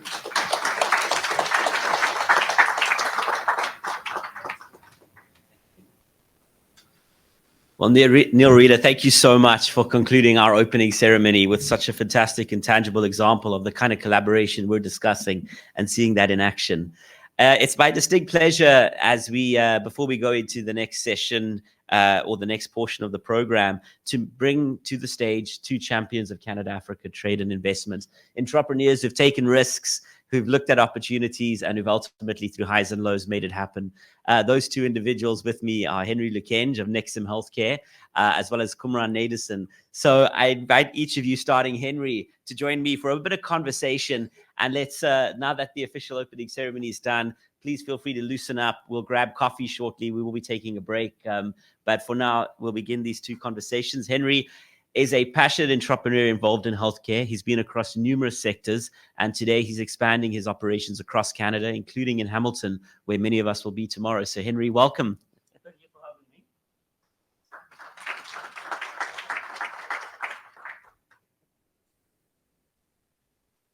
me. Thank you. Perfect. So Henry, thank you once again for joining us. Your story is an amazing one because you've been across the continent and ultimately found your way to Canada by choice. But just in terms of your sector and your background, I want to point out the 2.5 decades you spent as an executive in the finance space, working with the big accounting firms. It took you across the UK, where you were a leading executive. And then you had the opportunity to come to Toronto, where you were involved in a major transaction, also with one involving one of Canada's leading telcos and the Teachers' Pension Union. So in all of this, you looked at Canada and what you see in front of you, and you decided, I'm going to start all over again, and I'm going to set up a business. And that business is focused on healthcare, and of course, seeing what role collaboration and innovation can play in delivering ultimately on Canada's wonderful and important normative vision, which is, of course, universal healthcare for every Canadian and everyone in the country.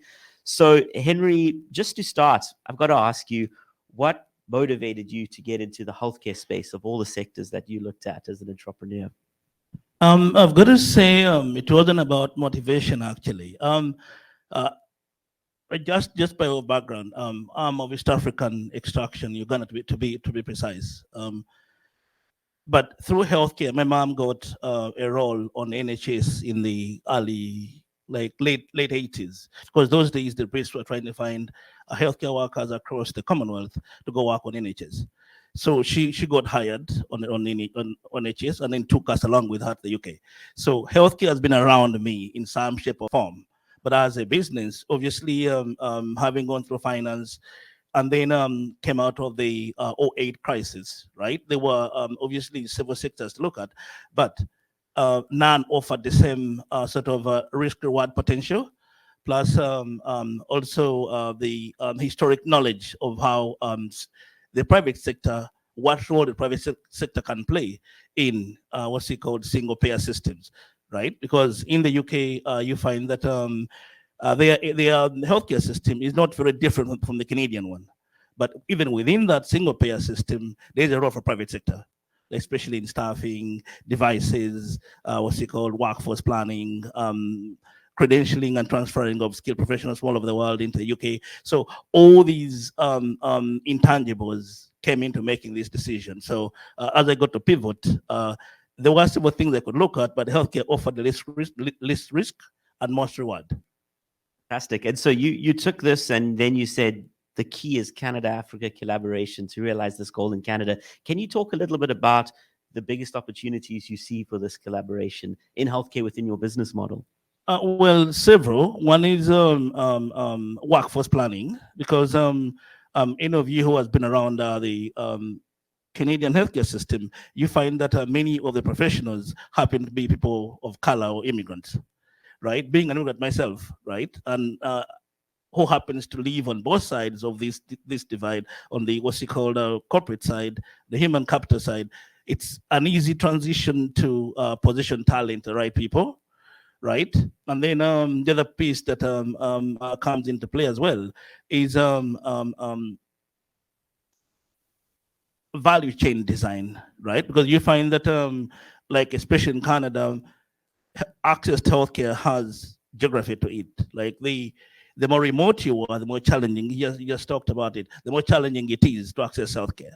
So in the public funded system, it's difficult to make healthcare equal accessible across very difficult geographies, right? Now, the private sector, like in the space we occupy, we are able to design a value chain that, for example, would cater for what's it called, rotation of healthcare workers across geographies, right? So that doctors are not being remote regions 24/7, but those who can be there on demand. Right now, the public sector won't have flexibility to design something like that. That's something we can design.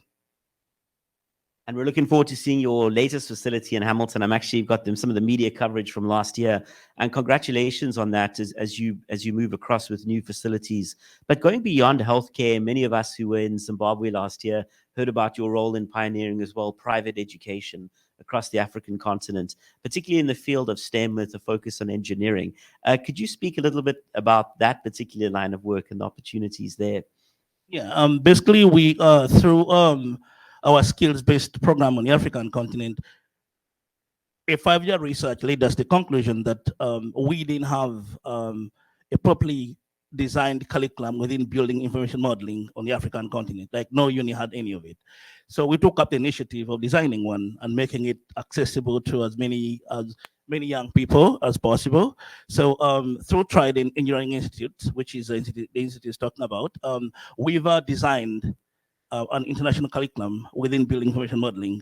People who are in mining and large-scale AECO projects would find BIM skills very essential to their work, because what BIM does for large projects is it ensures that projects are delivered within budget, and within budget, on time, and also built to spec, right? Because what BIM does is it enables professionals within the AECO ecosystem to design the functional, to design and present the function and design features of a building or infrastructure before it's built. So then any errors are eliminated before you break any ground, right? Now, what we found out was that none of the African unis had any credentialing or curriculum in this space. So we've designed it, and now we're bringing it to market. And what we call our goal is to, through a franchise and agency network, make BIM training accessible at both tertiary, like high school, tertiary, and vocational level, so that as Africa seeks to join the developed world through readily developed infrastructure, be it gas pipes and water and sewage and all that stuff, we've got these skills within us to build a economy that we want to build it. And yeah, Trident Engineering Institute, those accreditations, it's just incredible to see how quite literally in building the future, that sort of skills development has been so well received. So, as we look at this relationship, we've heard, of course, from elected officials, we've heard about various strategies and policies. If you look at the policy realm for you as an entrepreneur, Henry, what are some of the challenges that you think are still important to work through, and what role should we be playing as a chamber and as private business and sort of proactively addressing some of those challenges, of course, through the sort of innovation you speak about? Yeah, I think a few of them I would say advocacy, right? Advocacy. That's you tend to be, you get into doors where we guys can't be all the time. So we can arm you with the facts, and you can present those facts to policymakers and decision makers, so that as they get into designing policy and protocols, an input from the private sector is part of that process. And then I think on the government side, especially around around access and around what's it called, access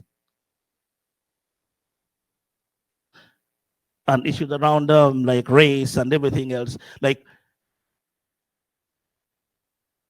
governments have to create avenues in which representation is at the core of service provision, right? That could be initiatives to encourage more people, like a diverse workforce, right? And we can play a role in that, because given the nature of our business, we are always being approached by individuals or corporations, organizations trying to create diversity within the workforce and skills within the workforce and all that stuff. So like governments should consider private sector input when designing, especially policies around how to equitably make services accessible to everyone. And with that in mind, as a business leader from the continent, you're in Canada, what's your vision then, let's say 10 years from now, if policymakers say, well, how can you help us improve our universal healthcare system. What's the change and what's the contribution that you would like to see as a legacy through the business you've set up? Well, I think there are three things. One, equitable. We need a healthcare system that serves all of us, regardless of how we look. And we need one that also is responsive to the geography of the country. Like, you won't have a hospital in Nunavut, as I said, but you can always have a doctor show up on demand or a nurse show up on demand. We can help you solve that, right? And then we need to make sure it's solvent. Like, we don't want to create a system that breaks the bank, provide healthcare. So we need to be solvent doing it. Brilliant. If I can turn it around the other way, there are Canadian businesses, a number of whom are meeting you tomorrow during the investment tour, who've got the question, how do we invest in Africa? And not sort of the how in a theoretical way, but what are some of the best ways that you advise companies to get a soft landing in a market where right now, Henry, they've seen the data, they've seen the opportunities, but perhaps the relationships aren't there. If you could speak to that as guiding now fellow Canadians onto the continent, what advice do you generally give people? Well, I think like three or four things. One, like any business opportunity, you need to solve a problem. Find a problem you can solve at scale. We have many in Africa, like around food security, education, healthcare, green energy. They enormous potential, right? Because of lack of capital, skill set, plus networks, right? Like I'll give you an example. MTN didn't come to Africa to just do phones. No, actually, no, I'm sorry. They came to Africa to sell cell phones and found a banking problem. And then solved it using mobile money and credit. By doing that, invented fintech, right? So you find a problem, solve it at scale. That's one.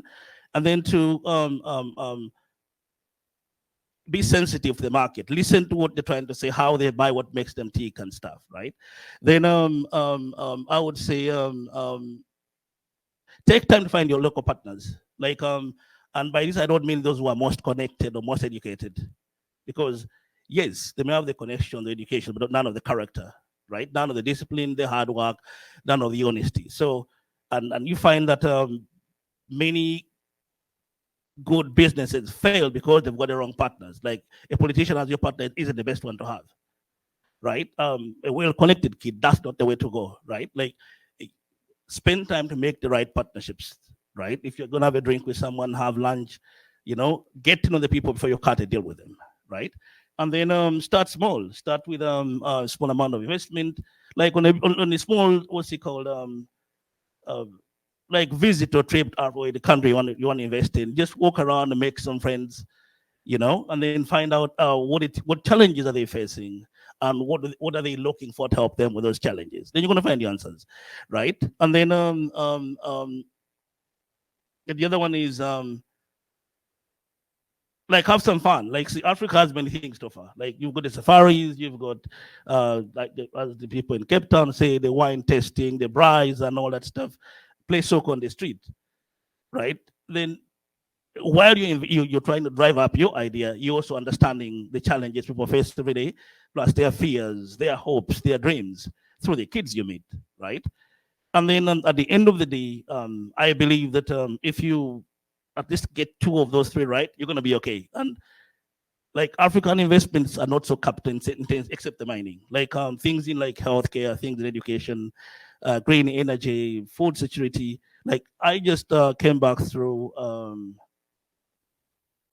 a 20K car drive from Cape Town to Kampala. That's about like a 20-day car drive with a 4-year-old from Cape Town to Uganda. 8,000 kilometers driving, right? From Cape Town along Skeleton Coast. Then we crossed through a place called, what's the name of the place? I forget. Springbok. Small town called Springbok. Showed up at like 1 a.m. in the morning, and we had no place to stay, right? And I just knocked on one of your doors, and the guy let us in, right?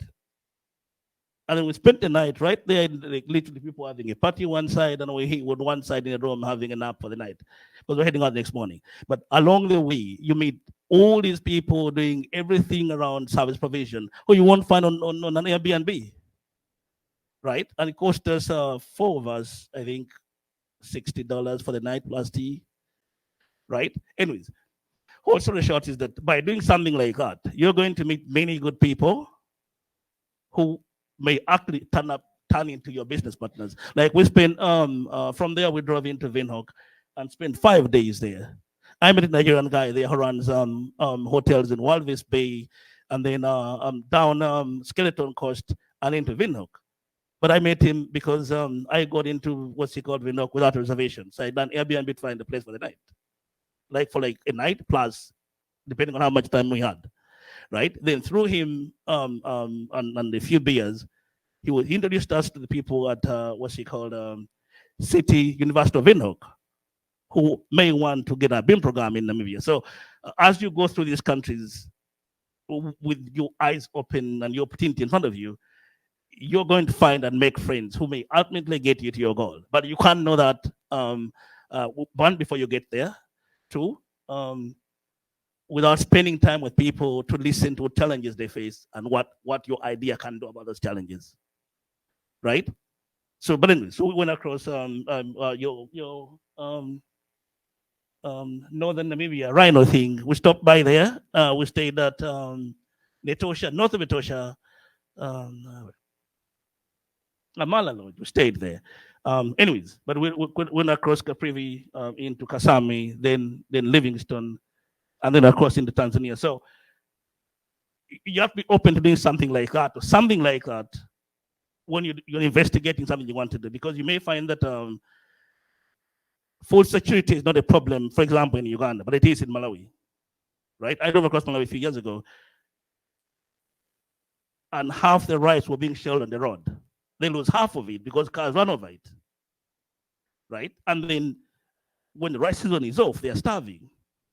So the very simple solutions exist if you move around and pay attention to the problems. Henry Lukenj, thank you so much. I don't think it could be said better. Congratulations and thanks. And I just want to acknowledge Henry, who's very humble, but he is a sponsor of this organization, and your commitment and those of fellow sponsors is massive. You know, we get to welcome heads of state, heads of government, travel across the continent, and there's always people who say, I'm going to step up and make sure you're able to do that. So Henry, thank you for being one of those people. And just to underscore that point, if I may, especially for Canadians, I know who are joining us from other parts of the country, get on the road. We had a wonderful trip with several members going through the DRC last year, driving through Zimbabwe as well, meeting local companies and actually building those relationships. There's no other way, I think, that you could really deepen and build not just business, but a community and a relationship that is embodied in everything we've discussed earlier today. Kumran, I'd like to invite you to the stage. Kumran Edison, Global 369. You can see he's very popular. Feel free to say hi. And as Kumran greets along a good friend and mentor. In fact, I think both of you should come up on stage. Come, you're tempted. You should be on the stage, not me. Kumran, you were with us in Kenya last year.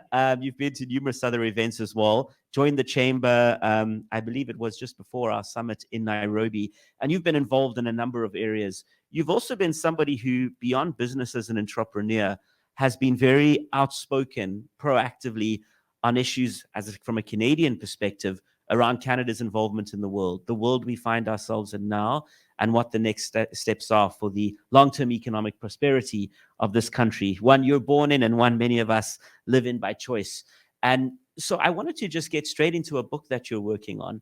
And throughout, your career, starting a business, working in government, you've had a lot of insights. You've got regular columns. Tell us a bit about the book and what are you trying to achieve, and where does Africa fit in through this publication that I know is coming out next year? Thank you, Gareth, for that. And good morning, everyone. Thank you, everyone. Thank you, Gareth, and good morning, everyone. I said good morning. Thank you. Thank you. At the outset, I just want to express my appreciation to you, Gareth, and the Chamber. And I will preface everything that I'm going to say with the fact that I'm new to learning about Africa. I went for the very first time. I mean, I used to backpack as a young man, but went back for the Chamber's conference in Nairobi last year, which is when my more in-depth, I guess, engagement with Africa started. And I have to say that I'm on a journey to learn and to contribute. So I'm here to learn more than share my perspective. And I've been helped with this thanks to the friendship of people like Gareth, Susan Amulindwa, who always very graciously makes time for me in Ottawa and shares insights. The book that I'm working on, it's called The Impolite Canadian, How Playing Nice is Costing Us the Future. And it's, yes, I know. It's a cathartic experience, Gareth. I'll say that. I'll begin with sharing a bit of an anecdote. I was on a Team Canada trade mission to Malaysia and Vietnam last year. And on the sidelines of that, I had my own meetings, ended up getting a meeting with probably one of the largest, if not the largest conglomerate in Malaysia, the CEO, a wonderful old gentleman of Chinese heritage, about 80 years old, still working hard and putting the rest of his colleagues to shame. And we had a wonderful hour-long conversation. At the end of that, I kind of looked at him and said, Mr. Chi, what do you think of Canada? And he kind of like sat back and looked at me quizzically and said, I don't think of Canada. And I'm like, what do you mean you don't think of Canada? I'm like, I don't think of Canada. You guys are a branch under the Great American Oak. So that pretty much planted a seed of anger, if you want to call it, Gareth, of aspiration, of ambition. And the book is really meant to explore those range of feelings that I had in that meeting and in the rest of the trade mission, in fact, where I kept hearing, and I then traveled through other parts of Southeast Asia. I was in the GCC, I was in Kenya, 3 months on the road with my wife and 2 kids under the age of 5, and every single thing I heard, or many of the times I heard about how, like, what is the value of Canada in today's world? Are we serious about engaging with the world? Where is the Canadian? I mean, people appreciate the Canadian in the room, but sometimes we don't shout from the rooftops in terms of our impact. So the book explores all of these themes, Gareth. I'll begin with that. Now, in the process of writing this book, I think even with people's awareness of conversations with you and reading what you've already put online, you spoke to the African Diplomatic Corps at our event that we had earlier this year in Ottawa. And one of the questions that I think you addressed in the room was, how do we understand Canada's engagement with the continent when we compare it with the other engagements to other regions, which you've been privy to? Is there any specific difference in the approach to the continent that exists or that you think may exist? How should we understand it, who always are focused on Africa, certainly as I am, in light of Canada's broader objectives? Do you have any insights there that you would apply if policymakers asked you to Africa that are different to the rest of the world? So I'm not sure if what I'm going to say, I'm bemoaning it, bemoaning the fact, or I'm appreciating it.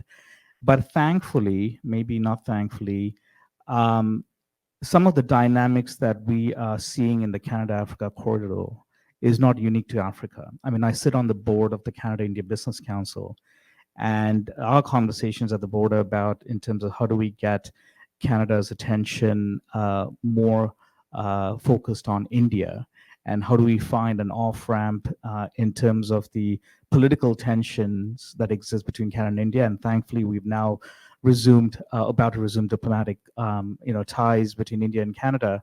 But there is this whole notion of, how does Canada look to engage with the rest of the world? And I think I wrote an op-ed recently that a part of the answer is, as we think about the impact of US-Canada relations, part of the answer does lie in Europe. But I take a more sort of extremist view that we can exchange Europe or the European Union for the US. I think there's a tremendous amount of potential that exists on the continent. I think the speakers before me have, said that plentyfold. And how do we now figure out how we show up in Latin America, how we show up in the Indo-Pacific, hopefully with India back in the strategy, and how do we show up on the continent? I think, and my three kind of, or a couple of things that I wanted to share with that on that point, Gareth, is one is, I think attention is very important. That works in two ways. One is, how do we really make sure that Africa figures as a practical subject in conversations that happen in Ottawa. We have a trade strategy that has no funding attached to it. That's a bit of an elephant in the room, unlike the Indo-Pacific strategy. And I know, GAC and officials who, with the best of intentions, are working towards those outcomes. But this is where I think, platforms like the Chamber are going to be so important to continue to stress on the fact that, policy and good words and feelings are part of the equation. But the other thing also comes with hard facts like tangibles, like funding and other kinds of mechanisms that actually move the corridor in a practical way.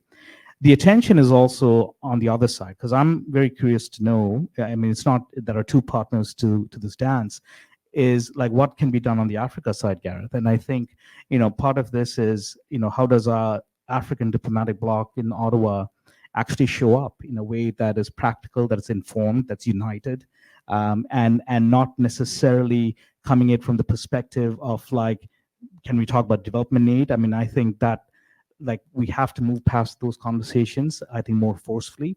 And how can the African diplomatic bloc show up in a more united way in their conversations with the Minister of International Trade and the Minister of Foreign Affairs and the Secretary on International Development and so on. So I think attention on both sides of the corridor, I think, Gareth, is a key point. The second point that I want to mention is also the power of the speed of how we make decisions. I think, as I said before, and we saw that with B2 Gold, there are some amazing best practices that Canada is very well recognized, especially in sustainable mining and so on. But there seems to be an issue in terms of how quickly Canada makes decisions and how forcefully we show up in places. And I'm not suggesting by any stretch of the imagination, I come from Sri Lanka, the vestiges of the old empire of Great Britain. I'm not suggesting an imperial or colonialist attitude in any means. And there's a lot of criticisms about China, for sure. But when China shows up, they show up, and it's they invest, they make all the kinds of things that they need to do to make it a success. So how do we go beyond like the delays with supply chain, with decision making, and show up more forcefully? I think in the world is going to be a very important part. And now in a world that is, I think this particular era is for the history books, Gareth. You have US doing what it does, and you have the Chinese president, the Indian prime minister, and the Russian president in a photo op. So it's a very different world we are in. And I think as countries, especially on the continent, think about their place and who to navigate relationships with, Canada's brand is still one of values, of respect, of having done these amazing things in our past. I think this is the time that we need to double down on that in a much more effective way, where we can actually make decisions and start taking more risks as a country in how we engage with the rest of the world. Thank you so much, Kumaran. And as we, prepare to take a break and we step into next steps, quite literally, what is your advice coming back to fellow businesses in terms of how they engage with things like the Africa strategy? And secondly, on that, we as a chamber, being 100% privately funded, members and sponsors like yourself among them have sought to respond through the market to the strategy by doing trade missions, by undertaking these sorts of things. But how can we do more? So I guess that's a question, perhaps reflecting as a business owner, as an entrepreneur, and then as a community through the chamber. Thank you, Gareth. Great questions. So I'll answer it in two parts. So we are a small and medium enterprise at best. I don't need to, I think Henry spoke about it as well.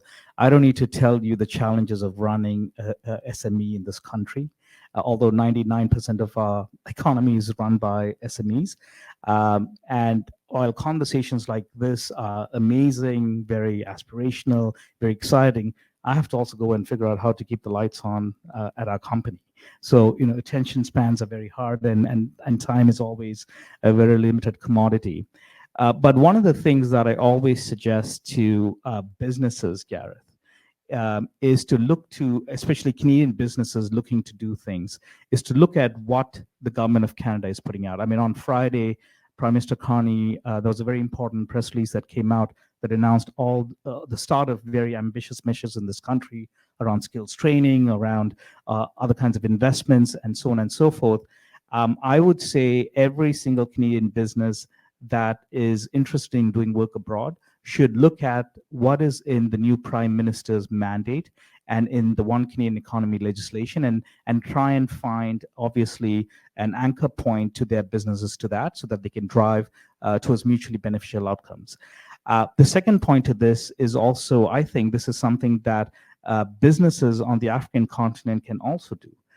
When it comes to, there is nothing to suggest, and this is one of the things that Jim always educates me on, is we can always think about Brussels and Vienna and so on. Like, we have a housing crisis in this country, and our kind of take on this is to look at, housing accelerators and housing tech coming out of like Europe and other places. Maybe there is a tech startup in Lagos that's got the answer to modular housing builds in Canada. So I think that it would be well served for business to understand where government is going and jump on that. The second point is on the chamber itself. I think what is most useful for us, in our engagement with the chamber, Gareth, thanks to leadership, is we are not the Hatches of the world or the McGill universities of the world or the B2 Golds of the world. Is there a place for small and medium enterprises in the corridor? And how do we figure out how can the chamber help us in advancing our business outcomes and CSR outcomes and so on? So I think these are, broadly speaking, my conversations. The last thing I will speak about is, and I think Susan talks a lot about this in her work as well, is about this whole idea of diaspora connectivity. I think that continues to be an untapped resource, and this is not a criticism of the chamber, because I have a lot of love for the chamber, but I've been in other spaces of the African Canadian community where there are young, amazingly bright young African Canadians. And so not to suggest anything about average age in this group, in this room today, but I think there's an opportunity, Gareth, for us to think about creatively in terms of how do we bring more young voices into the chamber. Granted, there is a business mandate to the chamber, which is probably the most important thing that the chamber does. But to the extent that we can bring in young African Canadian entrepreneurs, investors, there are some very smart young people. And on that point, I mean, I'm relatively young. My kids will probably disagree with me. But I know that my knowledge of Africa has been made richer because of people in my office who support me, like Anawa Kwarku, my chief of staff, and Kizito Korawu, who's my EA. And these are, I see in them the third culture kids being young Africans who studied in places, who make Canada home, who constantly go back to the homeland. And their rich insights actually play a big part in terms of our strategy making as well. So to the extent that we can bring even more young voices into the chamber, I think that would really help accelerate, more of what we can do as a bilateral chamber. I'll stop there. Brilliant, Kumaran. And it's not that we've responded this quickly to your assessment, but actually our next panel is going to be focused on precisely that, the role of young people. And I want to thank you, because perhaps, you're so busy you don't even know it, but part of that role of enabling the majority of people who participate in our programs to do so at no cost is because of the cross-subsidization through sponsorship. So thank you. We are working harder, though, in some cases to help and look in things like travel costs. So, we do have people who'd love to be here, but beyond just the program expenditures, there are other things. So we'll look to keep addressing that and to keep welcoming more and more voices into this organization. There are over 12,500 people on the database, and that continues to grow. So thank you to each one of you in this room who's spreading the message. And Kumaran, I just want to wish you all of the best. Starting a business one more is not thing, easy. Gareth, if you don't mind. Go ahead. One go last ahead. thing. I had the opportunity to hear Barack Obama speak in Toronto a few years ago, and he said something that stayed with me since then. It's been a decade. He said that he's a congenital optimist. I am too, and I think and Gareth is too, by choice. And not by choice as president of the chamber. So I think there's a lot to be said in terms of what is working and what can happen. So there is no shortage of that. But I think our interventions in rooms like this, so that we actually get from aspirations to measurable outcomes, is to actually start talking about the things that that may be more impolite, and tracking the progress on that. For me, this is great goodwill, but how do we now get to having metrics like MOU signed, investment capitals that the chamber has drawn in, and so on and so forth. So, we can talk more about that, and I'm looking forward to learning a lot today. But I think it starts with optimism, it starts with respect, it starts with the kind of meaningful learning that needs to happen on both sides of the corridor, and I think the chamber has a tremendous and an even bigger role to play in the decade to come. So thank you, Gareth. Thank you very much, Kumran. Ladies and gentlemen, round of applause. Thank you so much for joining us. And as we break right now, heading off for some coffee, refreshments, and networking, I just would like to share a video from one of our members based in Mauritius, who's just recently got into a major visa accelerator, and just to demonstrate on the continent the rapid growth that we're seeing from members and some of the solutions they're bringing to the table for practical things like transacting, for example, between Canada and all African markets. Mark O'Sullivan, CEO at IPT Africa. Hello, my name is Mark O'Sullivan, and I'm the CEO of IPT Africa. IPT Africa is headquartered in Mauritius. We are an integrated payment platform that supports multinationals that are making payments into Africa, and we're really proud to be a very recent member of the chamber. So making payments into Africa, it sounds quite simple, but unfortunately it's not. Despite the technology we have around us today, Africa still remains one of the most expensive places to make payments into, and that comes from a cost perspective. The cost of making payments into Africa is extremely high. The World Bank estimate up to 15% can be lost when making transfers into Africa. And that's a combination of the actual cost of the payment and the actual price you pay if you're exchanging one currency into another. And there's a couple of reasons behind that. If you can imagine, Africa is just 54 countries. It's not just one single country. So to move money through these countries is expensive. It's highly likely if you're in Canada or if you're operating on the continent and you're looking to make payments, that payment will be routed through 4 to 5 what we call intermediary banks before it reaches the ultimate beneficiary in Africa. So if you can imagine you're making a payment from Canada, it could go through the US, it could then go through to Europe, it could then go down to South Africa, into Kenya, and maybe into the Congo, which is your final destination. Every one of those banks will take a fee for making that payment, and also that payment could get held up by any of those banks, and it's highly unlikely you'll know the reason why. So an average payment into Africa can take up to 10 days to clear. Now you think in the modern world we live in, if you're in Europe, there's instant payments. Even the US and Canada now, payments are clearing same day. But Africa, despite the technology advances, is still way behind.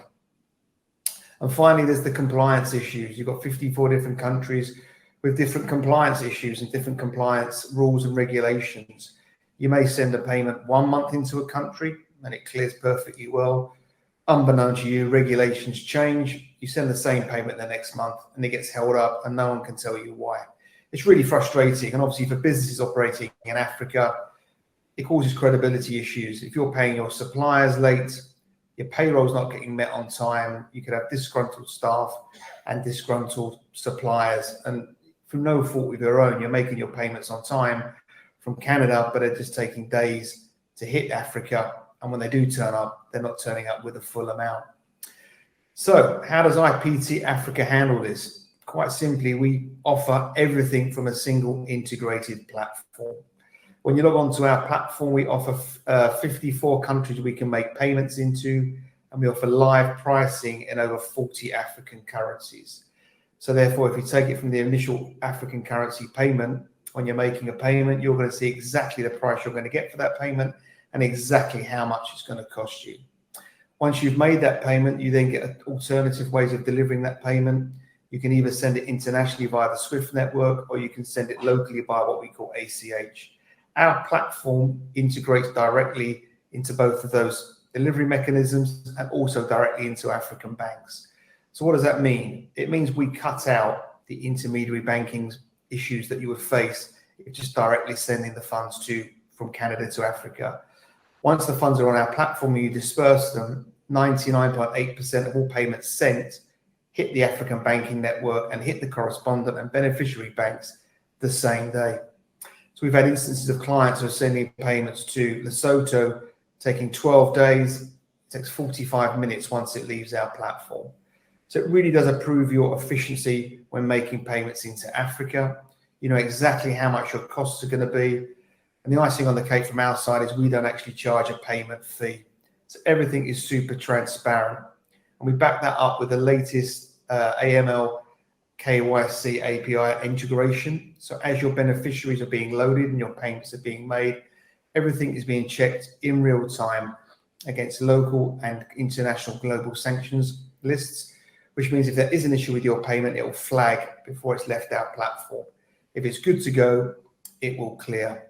So what does that give you? That gives you the chance to really improve your operational efficiencies. If you're working in Africa, hopefully it will bring you a lot more credibility, and also it will bring you a lot more cost savings. Clients of ours are sending up to 10 to 15 million US dollars or Canadian dollars through our platform, a saving between 7 to 10% a year, both on the payment fees and the actual FX costs. So everything is super transparent. We really do specialize in the payroll sector. We work with many multinational payroll providers. We're running thousands of payments through Africa every month. People need to get paid on time, and they trust IPT Africa to do it. Another side of our business that is growing quite rapidly is repatriation of funds.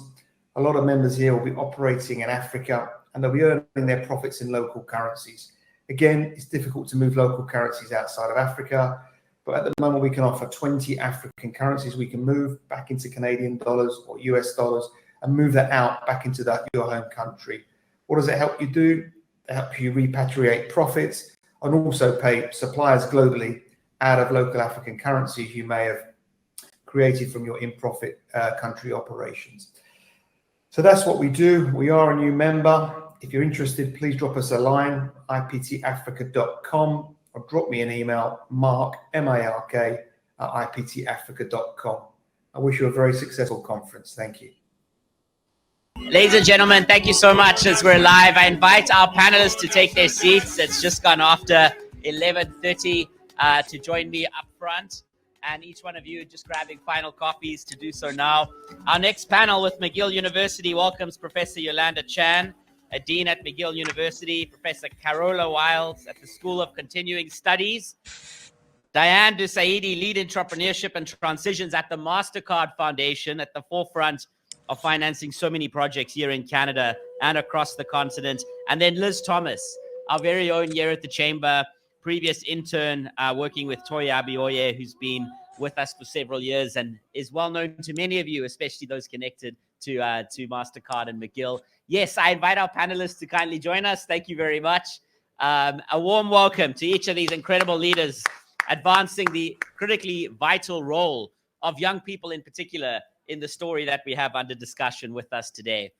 And if I could just ask Kyle and the team on the back end to have the light shine on our guest who's joining us from the university. Of course, not everyone, as we know, can be here for these projects, given incredible time schedules and existing commitments. But we're so fortunate that Professor Yolanda Chan, Dean at McGill University, has been able to join us from the Faculty of Management. And so I'll just invite the Dean to join us on screen, and Kyle's taking care of that. In the interim, I just wanted to say a very special warm welcome to each of you who are here today with us and for your leadership. I had the privilege of sharing and speaking with the MasterCard Foundation just a few weeks ago, and it felt like this conference was still a far way away, but here we are. And a warm welcome to those who are joining us online.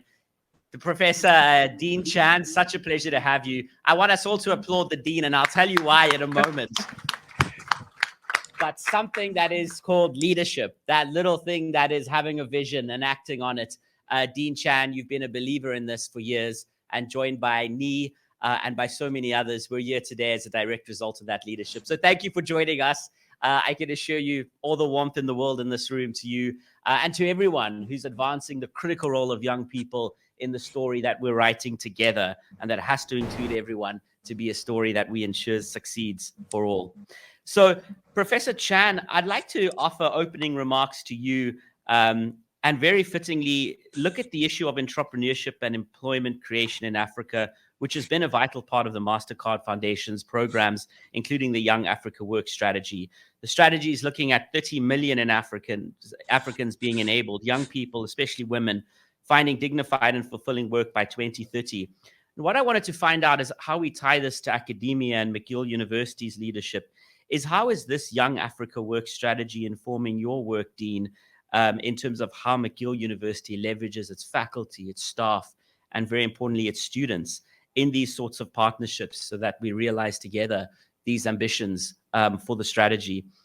So a bit of a loaded question, and Dean, there may be I know you've just left the screen, so in case there's a slight connection issue, I'm going to go to the rest of the panel, but really the sort of focus is similar. Dean, you're back.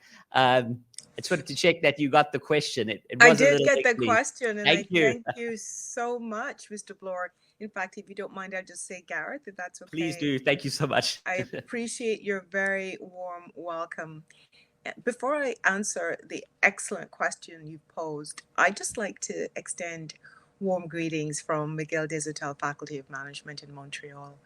And I particularly want to thank the Canada Africa Chamber of Commerce for the invitation to be part of this panel. I commend the MasterCard Foundation and all of its partners for the inspiring and impactful work you're doing. So my congratulations go to you. While I can't be with you today in Toronto, I'm truly honored to be here on the panel, participating in a very important conversation and participating with my wonderful fellow panelists. So the panel discussion aligns very closely with the strategic priorities of McGill, not just of the university, but specifically of Desautels Faculty of Management. And I'm focusing on cross-functional areas such as innovation, entrepreneurship, managing disruption. And these are our priorities of the faculty and of the university. And there's also, of course, a deep commitment to sustainability, to ethics, and to equity. And all of these things apply when we think about how to answer your question. Because at McGill, we are focused on meaningful engagement with Africa. And in fact, the McGill African Studies Program, which was established in 1969, was the first of its kind in Canada. So at my faculty, the Desautels Faculty of Management, our alumni are including business leaders and innovators, policymakers and researchers who have a focus and a tangible impact in and across all of Africa. One example that I'll just point out, just one, is Jeremy. So Jeremy Awori, he's a 1990 grad of our MBA program. He serves as CEO of EcoBank, one of Africa's largest financial institutions. And, you know, he's an example of what we value at the faculty, which is enabling African youth to drive innovation and entrepreneurship and prosperity, and connecting students and alumni to networks of influence, global influence, and of course, sustainable development. I mean, always enabling and supporting that. And if I give you a different example, not just an individual, let me draw the attention of this community to McGill DABI, the Desautels African Business Initiative. Now, it was founded over 10 years ago by 3 amazing African women from Cameroon, Cote d'Ivoire, and Senegal. And, you know, their focus was to showcase Africa as a destination of investment, business opportunity, and innovation. And that's what we are trying to portray and to convey to our community here in Montreal and our global community. And that's the mindset and that we are embracing. And these 3 students, these founders of DABI, the African Business Initiative, they and others really set out to challenge the status quo. And one issue that is still being addressed by DABI is the global imbalance in capital flows and investment. I mean, Africa is accounting today for 17% or so of the world's population, but it's receiving only 1% of global venture capital. So issues like that, we, through DABI and through our networks, are seeking to address. And DABI thrives today, and it has strong participation from the MasterCard Foundation scholars and from the broader African student community at McGill. And many of you know that McGill is a partner of the MasterCard Foundation Scholars Program, and we've partnered for over a decade. And the partnership is a cornerstone of our Africa-focused efforts, and it is aligned deeply with the Young Africa Work strategy. So if you're not already aware, at McGill, scholars from Ghana and other African countries are not only studying, they're launching ventures, they're conducting research, they're mentoring their peers, they're giving back to their African communities. Again, just to be very specific, to give you an example, I will just point to the MasterCard Foundation Dobson Startup Awards.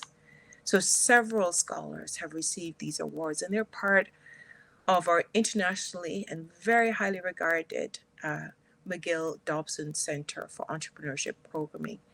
So that incubator, which is world renowned, it's actually one of the top 5 university incubators in the world, is located here at McGill des Hotels.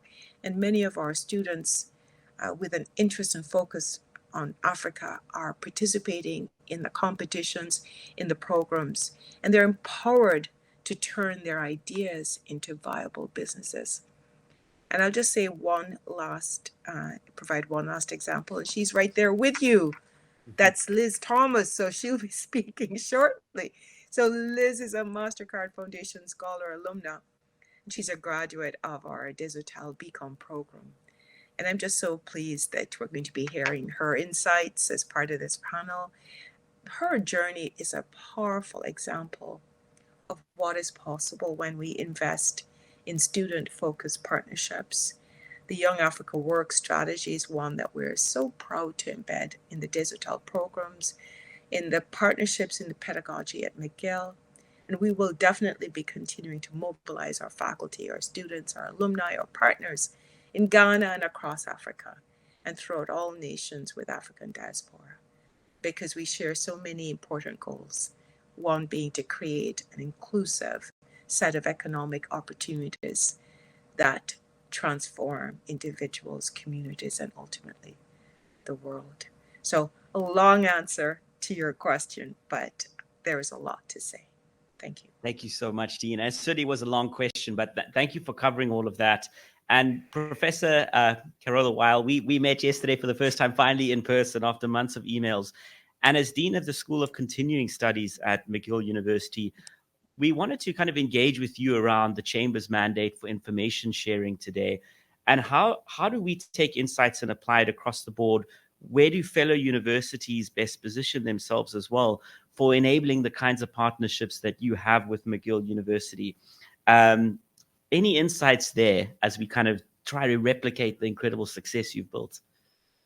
Thank you very much. And I echo my colleague Dean Chan's both gratitude for being here. The Chamber has been a great partner to McGill University and in particular also the School of Continuing Studies. We, in fact, has been a great partner in this effort with the MasterCard Foundation for the MasterCard Scholars. You've hosted a number of interns, and the interns come to the Chamber and other organizations both through faculties like the Des Hotels School of Management, but also the School of Continuing Studies, and we'll talk a little bit about that in a moment. I would just like to point out one reason why we care as universities about Africa and about advancing partnerships such as those that are brokered by the Canada-Africa Business Chamber is when you think about some of the workforce trends that we're seeing. OECD recently released data that showed that 85% of the increase in working age population by 2050 will be in Africa. So nothing will happen globally without Africa at the table. And I think that's something that we have to keep in mind. It is one of the drivers for us being engaged in this kind of work, and I think for the MasterCard Foundation as well. For the School of Continuing Studies, we also have been very committed to being part of this work and sharing in the partnerships that universities can develop with private sector, in part through the Transitions Project that was funded by the MasterCard Foundation, which allows scholars such as Liz, and there are many others in the room, to gain that important work-based experience. We also have been involved in providing internship courses and practical upskilling and reskilling that complements traditional academic work by getting people involved in getting them the skills that they need, for example, in agile project management or in data analytics for business. And my colleague Alejandro Gutierrez is here somewhere, who has been leading that effort. So please talk to him if you want to know more about that kind of work. But I think there really are two key recipes, two ingredients in this recipe to make it successful. One is that we try to identify local and global partners who have knowledge on the ground, who have boots on the ground, with whom we can engage and make sure that we are introducing practice-based understanding and knowledge into our curriculum, and that by exchange, we can also share the longer-term vision. Universities are not, we are beholden to a bottom line, don't get us wrong, and even as public institutions, or even more as public institutions, but we have a longer view. We are here to help businesses and the private sector think about that long-term strategy. So the second ingredient is also listening to the needs of our partners and making sure that we are developing a workforce that can be flexible and that can be resilient, that can respond to those needs. So what the School of Continuing Studies is really about is that we're preparing today's workforce for tomorrow's challenges and for tomorrow's problem solving. And that's a very large part in which how we have worked with the private sector. A good example that I want to bring is that we work closely with the Association of Ghanaian Industries, for example, and which has 1,500 members, more than 1,500 members. And we have worked with them in ensuring that that students who are graduating, who are participating in internships through AGI have access to to these courses, upskilling courses that they might need when they compete in their entrepreneurship programs. We have helped seed and incubate startups as well. The courses that we've served have so far already supported more than 100 scholars and alumni, and the new programming that we've started as part of the collaborative that Dean Chan mentioned will be supporting more than 1,000 individuals over the partnership. So it's really in that way that we are looking very effectively at particular industries also where we can engage. So the School of Continuing Studies has had long time experience in working in parliamentary governance training, for example. So we've had more than 10 years of experience in countries like Kenya and Ghana and Nigeria in supporting newly elected members of parliament and their staff to ensure that we have the appropriate civic spaces and accountability that is such a necessary component for the private sector as well. We work with civil aviation authorities in many countries. And part of the point I think that we would all say is being part of a global marketplace in Africa is that we are supporting the cross-cultural and cross-sectoral movement of young people of the next generation through language acquisition, through the connections that organizations like the Chamber can make. So thank you. Thank you so much, Professor. Dan Desadi, a question I know many have, but MasterCard Foundation's been doing a lot across the continent. You've been leading the fund for alumni startups in transition. When you're identifying partners, what are some of the core MasterCard Foundation goals and objectives that have led you to build now dozens of successful partnerships across the continent?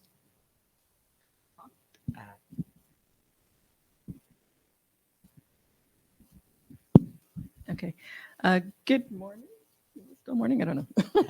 Good morning, good afternoon. Anyways, the foundation, we're used to saying good morning, good afternoon, because we work across different regions or different time zones. First of all, thank you very much for having us. It's really such an honor for us to be able to meet such a distinguished audience and to speak about our work in Canada and our work in Africa. So as you mentioned in your introduction earlier, the MasterCard Foundation is almost 20 years old. Headquartered here in Toronto and works across Africa and also in Canada in Indigenous communities. So our Young Africa Work strategy focuses on enabling youth, 30 million youth by 2030 with work opportunities, entrepreneurship opportunities to really have dignified and fulfilling work. As you know, or maybe you don't know, the MasterCard Foundation works through implementing partners. So the only way we can do that is really through a wide network, as you've mentioned. And how we get them on board is we really, I'd like to say we're a values-based organization, right? We have our values at the core, and some of our values include deep listening. We need to listen to our young people and to the partners that we work with and really identify the needs on the ground and say, okay, how can we work together? So co-creation, listening, and we work together with kindness and respect. We know that sometimes with the name, it comes a lot of grandeur, but we don't know everything, right? Our partners on the ground, our implementing partners really have a world of experience, and we need to listen to them and say, okay, where can you help us extend our impact? How can you help us extend our impact? So really, we start with our values. We're a values-based organization. And as I said, the impact for us, our big goal is 30 million young people by 2030, which is coming up. And I'm happy to say that we're almost there. And then I'm sure once we do that, we will go beyond, because once you dream a dream and it comes true, you dream an even bigger dream. And on top of that, I would say really, we have to put young people at the center. Liz is here in the middle, and I cannot wait to hear from her. But really, as the Dean spoke earlier, the youth are the future, right? So we need to have them in the steering wheel, have them drive us to change. And really, we work with partners because we believe in transformational change at the individual and institutional level.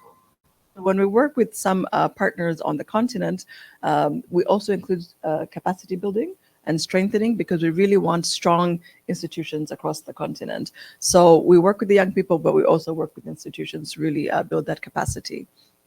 Fantastic. Thank you so much, Dan.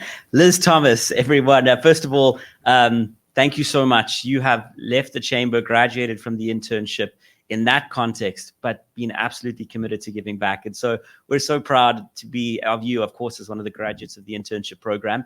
And now I even get to pitch you for funding, but I'll do that afterwards.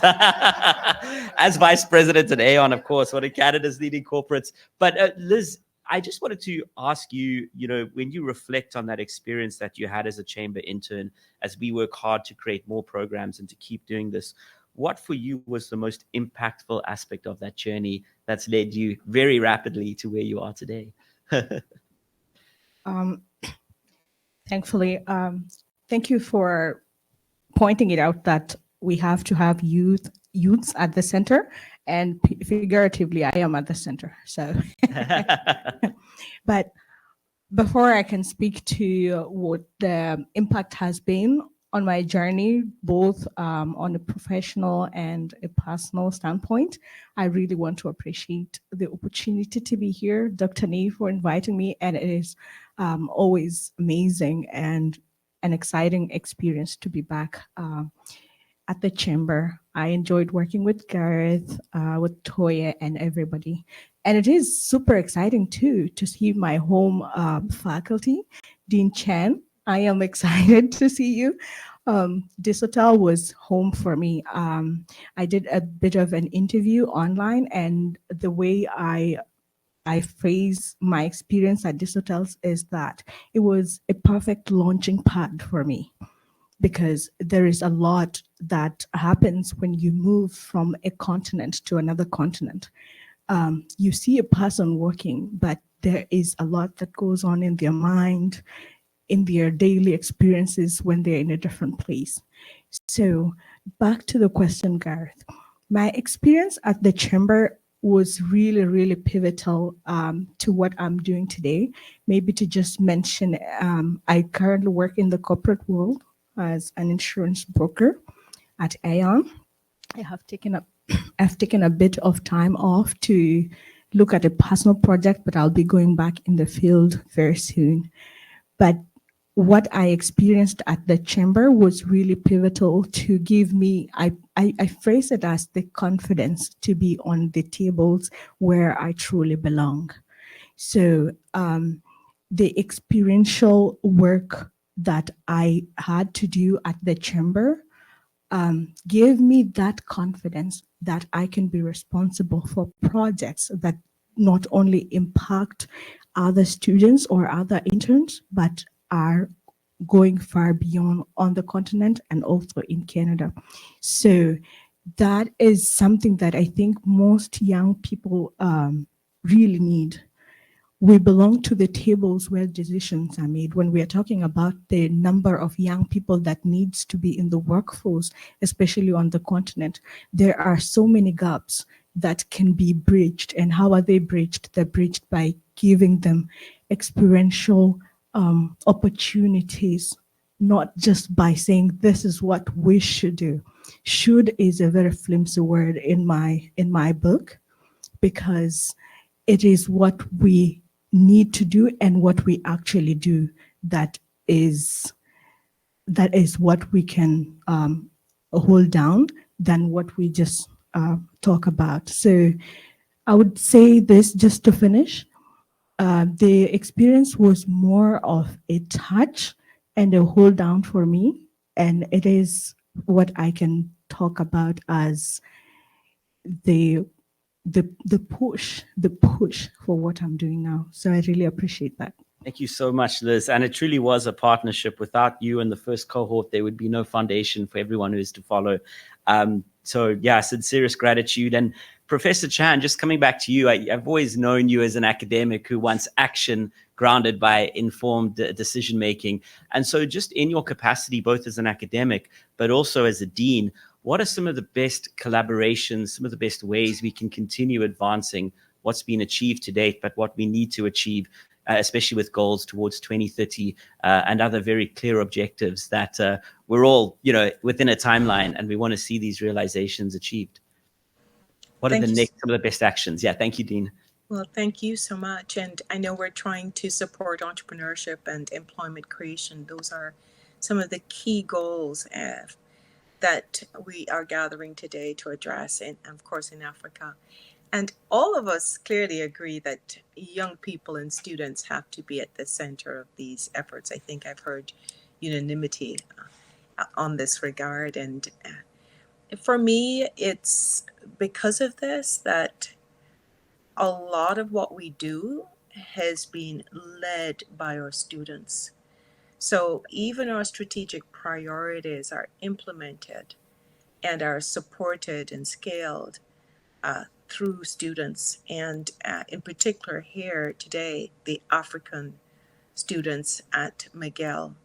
So as I mentioned earlier, the McGill des Hôtels African Business Initiative, or DABI, it was founded by African students to position Africa as a global hub, for investment here in Montreal and beyond, for investment in Canada, for business. And what began as a student-led conference basically evolved into a sustained platform for entrepreneurship, for thought leadership, for community building. And DABI has for many become a model. It's a model of how academic institutions can elevate student voices, the youth, the future, and make their voices and their ideas be the ones that have the tangible long-term impact. It's all about enablement. And to strengthen and scale initiatives like DABI, we focus on building partnerships with our students, partnerships across faculties, partnerships with industry that embrace our students. And I'm going to focus again on a specific example, and it's one that was launched in 2022. So we launched the SGI, that's the Sustainable Growth Initiative at Desautels. And this initiative, which is global, it brings together students and faculty, industry leaders, and policymakers. We're all working together to co-create knowledge and to address challenging problems and to provide real-world solutions. The focus is sustainable development, but it's quite encompassing. And for me, today I just want to emphasize that the SGI is providing our students with real-world experiences, and they are working with corporate partners. They are co-developing business models. They're participating in international case competitions. Our students are leading policy dialogues, and it's exciting. So the SGI traditionally has had three offices: the Sustainable Finance, the Sustainable Mobility, and Decarbonization offices. But today, I am pleased to use this opportunity, this panel, to formally announce our newest initiative. It's the SGI Office of Sustainable Africa. And the big deal. Wow. A very big deal. And I'm also pleased to acknowledge that it is being led by Dr. Nee Addy, who's with you. And let's thank and congratulate Dr. Addy. And the purpose of this office, it's to scale the impact of African student-led efforts like McGill DABI, and to connect these efforts closely with businesses, to embed them in communities and networks that we have and can offer our students. And these networks, including governmental and other stakeholder networks, are in Africa, in Canada, and of course beyond. So, the SGI Office of Sustainable Africa is not just part of Desautels and McGill. It's embedded within a partnership with the Kabom Collaborative, and it's supported by the MasterCard Foundation. So we thank the MasterCard Foundation and the collaborative also. And it is involving a number of McGill faculties, including the School of Continuing Studies under the exceptional leadership of my colleague on this panel, Dean Weil, but also the Faculty of Agricultural and Environmental Sciences and the Faculty of Medicine and Health Sciences. And together we are working to transform Ghana's nutrition and agri-food ecosystem. And our focus is on creating pathways for young people, students, but other young people, particularly women, refugees, displaced persons, and people with disabilities, to access dignified and fulfilling employment. And through this partnership, we're advancing the same vision as the Young Africa Works strategy. And we're ensuring that employment creation is linked to sustainable innovation. Our goal for the SGI Office of Sustainable Africa within the Kabom Collaborative is to train over 500 African youth, offering them opportunities to engage with all the best that McGill can offer: the research, the training, the competitions, the thought leadership initiatives, and to really help them shape practice and policy. And I do know that other faculties at McGill and our Ghana partner institutions are engaging in complementary efforts to transform. Our focus is transforming nutrition and agri-food ecosystem in Ghana. And it's a big goal, but we're going to do this together for several years.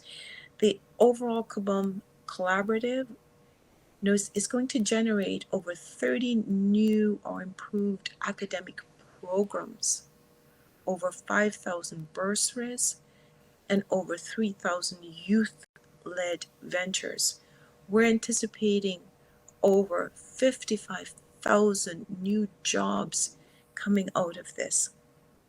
And I'm confident that together we're going to build a new generation of young entrepreneurs and leaders who are going to shape a more prosperous and sustainable future in Africa and beyond. So thank you so much. Brilliant. Thank you so much, Dean. Absolutely powerful. And what a privilege that announcement happens here today, September 9th, right here at Africa Accelerating. I mean, taking all of this incredible activity on the ground, on the continent, and coming back to the work that you're leading as Dean. Dean Weil, when you look at universities and the point you made about still needing to be grounded in the bottom line, but with that long-term view, how have you been leading on responding to the demand for entrepreneurship through ongoing education, particularly in your faculty? I mean, what does that look like, being responsive in that way? So great question. Thank you. And I would say there are a couple of points. One of the first things we have to remember, we keep learning or we die. And at some point we all will die.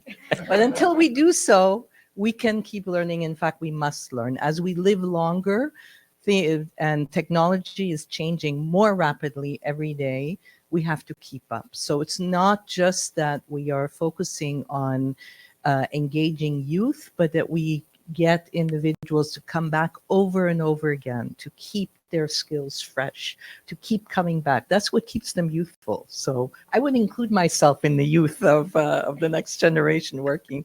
And we do that through a variety of different ways. As I mentioned already, some of the courses that we have that are very technical, very applied in project management, in data analytics, in applied cybersecurity. We're working quite closely. We have an initiative with that we call the Sustainable Supply Networks and Mobility Initiative that is working with providers and companies along the entire supply value chain to ensure that the next generation of workforce in this space are properly trained, that they are agile, that they are resilient, but that they also have the core values necessary. I think our colleagues from B2Gold mentioned earlier the importance of thinking about the community. We work quite closely with Indigenous communities across Canada, and that experience has informed our work in Africa as well. So it's one way in which we do that quite clearly. Another example that I want to show, which is right now a local example that we are taking global, it's our SEED Fellowship, which is the SCS Experiential Empowerment and Professional Development Fellowship, and it is supported and in fact was seeded, hence the name, by Scotiabank's Scotia Rise initiative, and we're most grateful. We have representation here in the room also by Ms. Sophia Dula Singh. Thank you for joining today. But this initiative is one that takes individuals who are in income insecure situation, some of the marginalized populations that Dean Chan also mentioned earlier, women, individuals with disabilities, forcibly displaced individuals, refugees, newcomers to a location, and provides them with the academic credentialing that they need to be able to freshen up their knowledge, but also have a credential from an institution like McGill University, combined with language programming if they need it, as well as these wraparound services that help what Liz mentioned earlier, that self-confidence. And we've done some evaluations, some accompanying studies which have shown that the two biggest impacts of programs like this is that, one, it reintroduces capital into the local communities because we seed new businesses, we seed new efforts for employment, which can introduce, just in 2 years alone, we generated a net new income of more than 100,000, I think it was about $140,000 Canadian in this case, in local communities, simply by having 20 to 35 individuals participating in a cohort of programming. So the Seed Fellowship is something that could be scaled up. We're now taking it into a blended format with online that we could replicate in many other communities. We work closely with companies in the fintech space, another important area. How do we, if we listen to the presentation we had earlier, how do we move money effectively? How do we manage all the changes? And these are the kinds of practical skills that extend from a traditional university-based curriculum that we try to bring forward. So I know we have short time, but just some examples. The key is really that universities try to do this across the entire lifelong trajectory. In our school, in fact, we also have the McGill Community for Lifelong Learning. My oldest student is 104 and still learning and still coming to school, but they also serve as mentors. Many of the participants in MCLL are former CEOs. They're presidents of foundations of companies, and they are coming together with our MasterCard scholars to share their experience and mentor the experiences that they have while they are at the university. So that network building starts while someone is still in school, while they are still in university, and it stays with them for an entire life. Thank you. Thank you so much. Diane, we've obviously covering as we look forward, thinking the thousands of new ventures that will be underway in Ghana and elsewhere. I wanted to take a moment and look at you in your role leading the fund for alumni startups in transition. Could you share one or two success stories that are among your favorites, just to give us a sense of these businesses? Thank you for the question. Honestly, I have so many stories because there's so many brilliant young people. The MasterCard Foundation Scholars Program dedicated 100,000 scholarships by 2030, and we're over halfway. So a number of our alumni are doing really some fantastic work. I think something that comes to mind, of course, Liz is right beside me, and we have others in the room. Thank you for opening your doors to them. But one that comes to mind is a young woman from Uganda. Her name is Farida. We first met Farida in high school, what we call secondary school in Africa, through our partner BRAC Uganda. And she comes from a very rural part of Uganda called Fort Portal. Not even Fort Portal. Fort Portal is a bit of a city in that district, but further, deeper. And she went to secondary school through our scholarship and then found herself in medical school. That scholarship was a different scholarship. And then started a clinic in Fort Portal called AC Clinic. And because of her clinic, she was able to alert the district of a measles outbreak. And it inspired her to go back to university. She's now doing a master's in public health. So and she applied for the FAST. The FAST is the Fund for Alumni Startups in Transitions, and we have two pillars. One is the idea stage for all of our alumni. They can apply. The idea stage, it gives grant funding of up to $5,000, and the build phase gives grant funding of up to $15,000. But it's a holistic program. It also provides business training, mentorship, access to networks, and wellness programs. So because she had been in business for a few years, she applied for the build phase and got it, and is now in implementation of the program. So she's, I think, in the second cohort. So that's just one that comes to mind. She's really so fantastic. We're so proud of her, but she's one of few. It's not a dime a dozen. There's so many really who span the continent, who come to established institutions like McGill and go back home, or even if they contribute from Canada. I think to see how far they've come, we're just so proud of them. Thank you so much. Liz, this is a question particularly for board members of the chamber who are watching, and you'll probably get an invite to join the board any moment now. But you've come through and you've seen all the different vantage points, the MasterCard Foundation, McGill University, and being within the chamber at its heart through the program several years back. What do you think the role can be that we can play as a chamber now going forward with all these insights, continuing this collaboration? If I were to say to you as a consultant, what would you recommend? Any thoughts on how we go forward? Yes. Great. I'm always excited when that question comes because there's a lot that can be done, Gareth. And the work that can be done is done through people.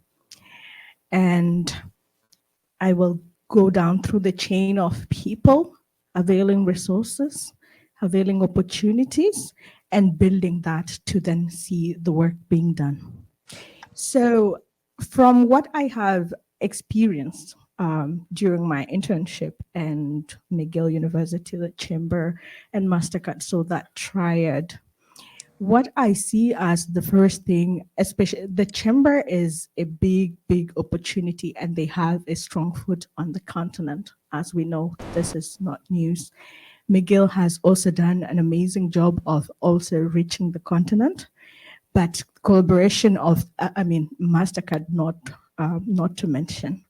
Collaboration of these three is powerful in terms of ensuring that the young people are actually doing something.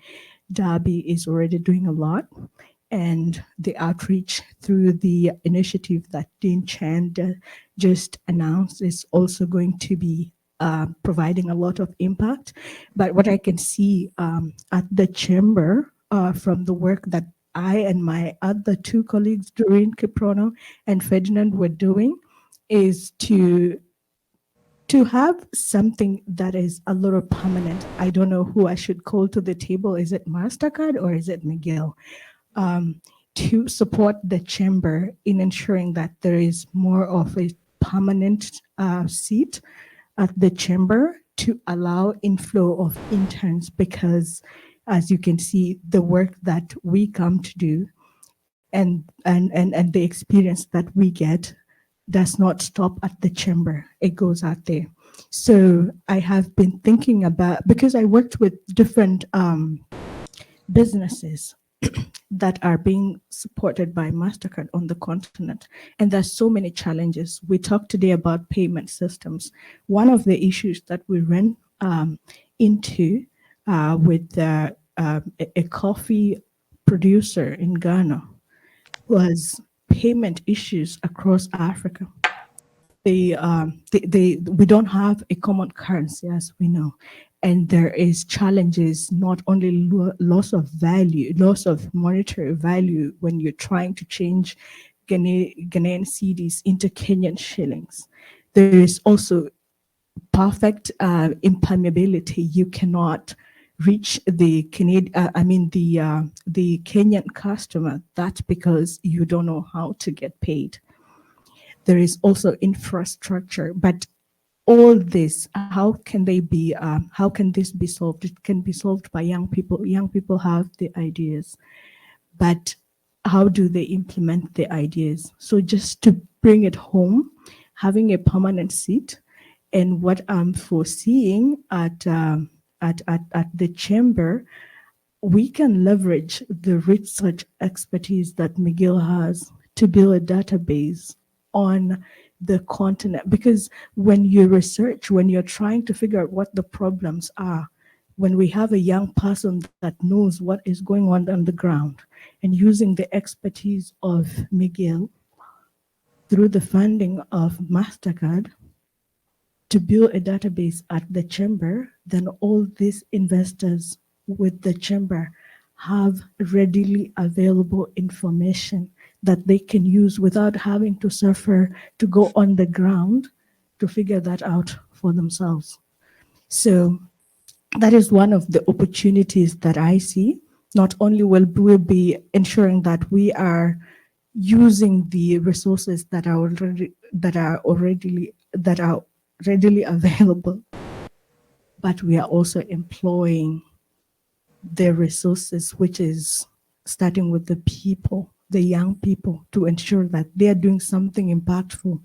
I imagine a young person who has built this database, not just in mining, but in different industries, going back to the continent and see the impact of what they have done and the pride, and how many more people they will try to push to do the same kind of work. So this is one of this is one of the ideas. The other is to just ensure that we don't stop at the three of us that were here. Bring more people to the table. Let them. Somebody mentioned today, I forgot his name, but I can see him over there. Yeah, young people, let them be on the table. Let them talk about what they want to do and support them, go with them. So have more people coming. If you need me to go pull them out. Brilliant. Thank you so much. And Liz, just reflecting on your points, and Diane, coming back to all the work what's been achieved so far, I want to put the onus on the Chamber, or indeed in any organization in this room that would seek a partnership or is a partner to the MasterCard Foundation. What do we need to keep striving to do every day and to do better so that we can play our part in light of everything that you've already done so far across the continent? I think Liz, I told you the youth have the answers. Yeah. I think Liz has answered for me, but I think, in practical terms, what we can do tomorrow is really sign up for the Associates Program. The MasterCard Foundation Associates Program is a one-year internship, right? That we can partner with the foundation, and all of your business members can. So because the employer network, that's what we need. We need them to get experience, and we call it the Associates Program because it really should serve as an entry level, right?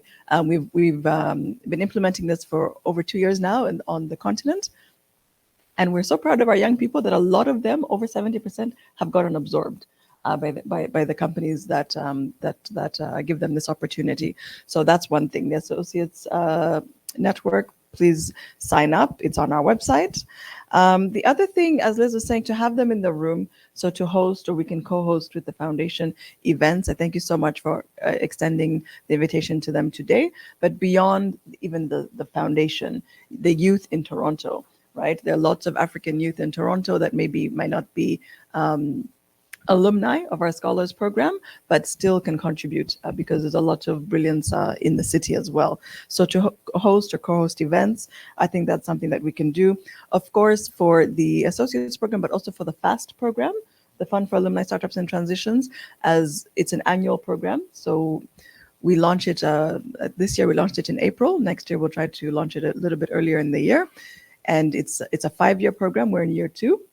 We're always looking for mentors across different sectors. So agriculture, education, technology, like forestry, there's so many different, in fintech, as we heard earlier. So really mentorship would be of extreme value. And I'm happy to have a follow-up conversation with yourself and with your members.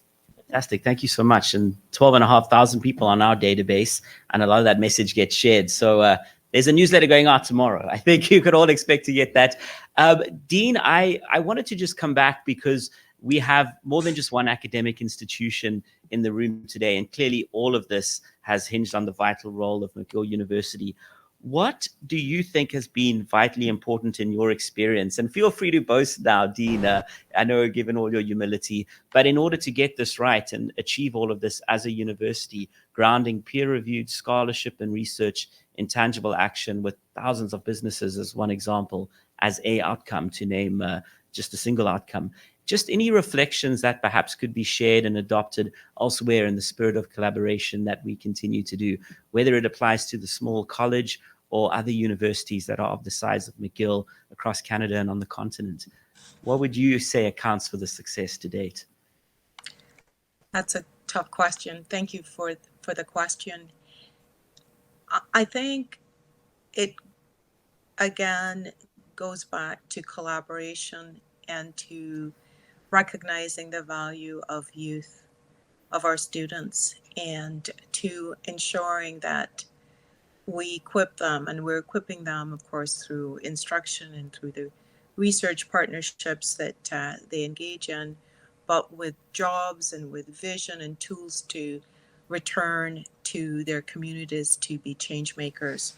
And if I could say that what McGill does really well is it creates vision, and it allows our students to, I think, Liz, you said that the chamber helped you see yourself differently. Our goal is that our students see themselves as leaders, And through initiatives, it could be SGI, it could be the Dobson Center for Entrepreneurship, but the environment that McGill has, that a community college can have, that certainly other universities can have, is to encourage students to dream and to lead and to launch initiatives like DABI, and to be mentored by faculty and to be connected with alumni and industry networks. So McGill has over 300,000 alumni all over the world, and students from Africa who come here get connected to these alumni, and wherever they are, wherever there's African diaspora, we have alumni who can assist. And I think that that's a big part of the magic or the solution.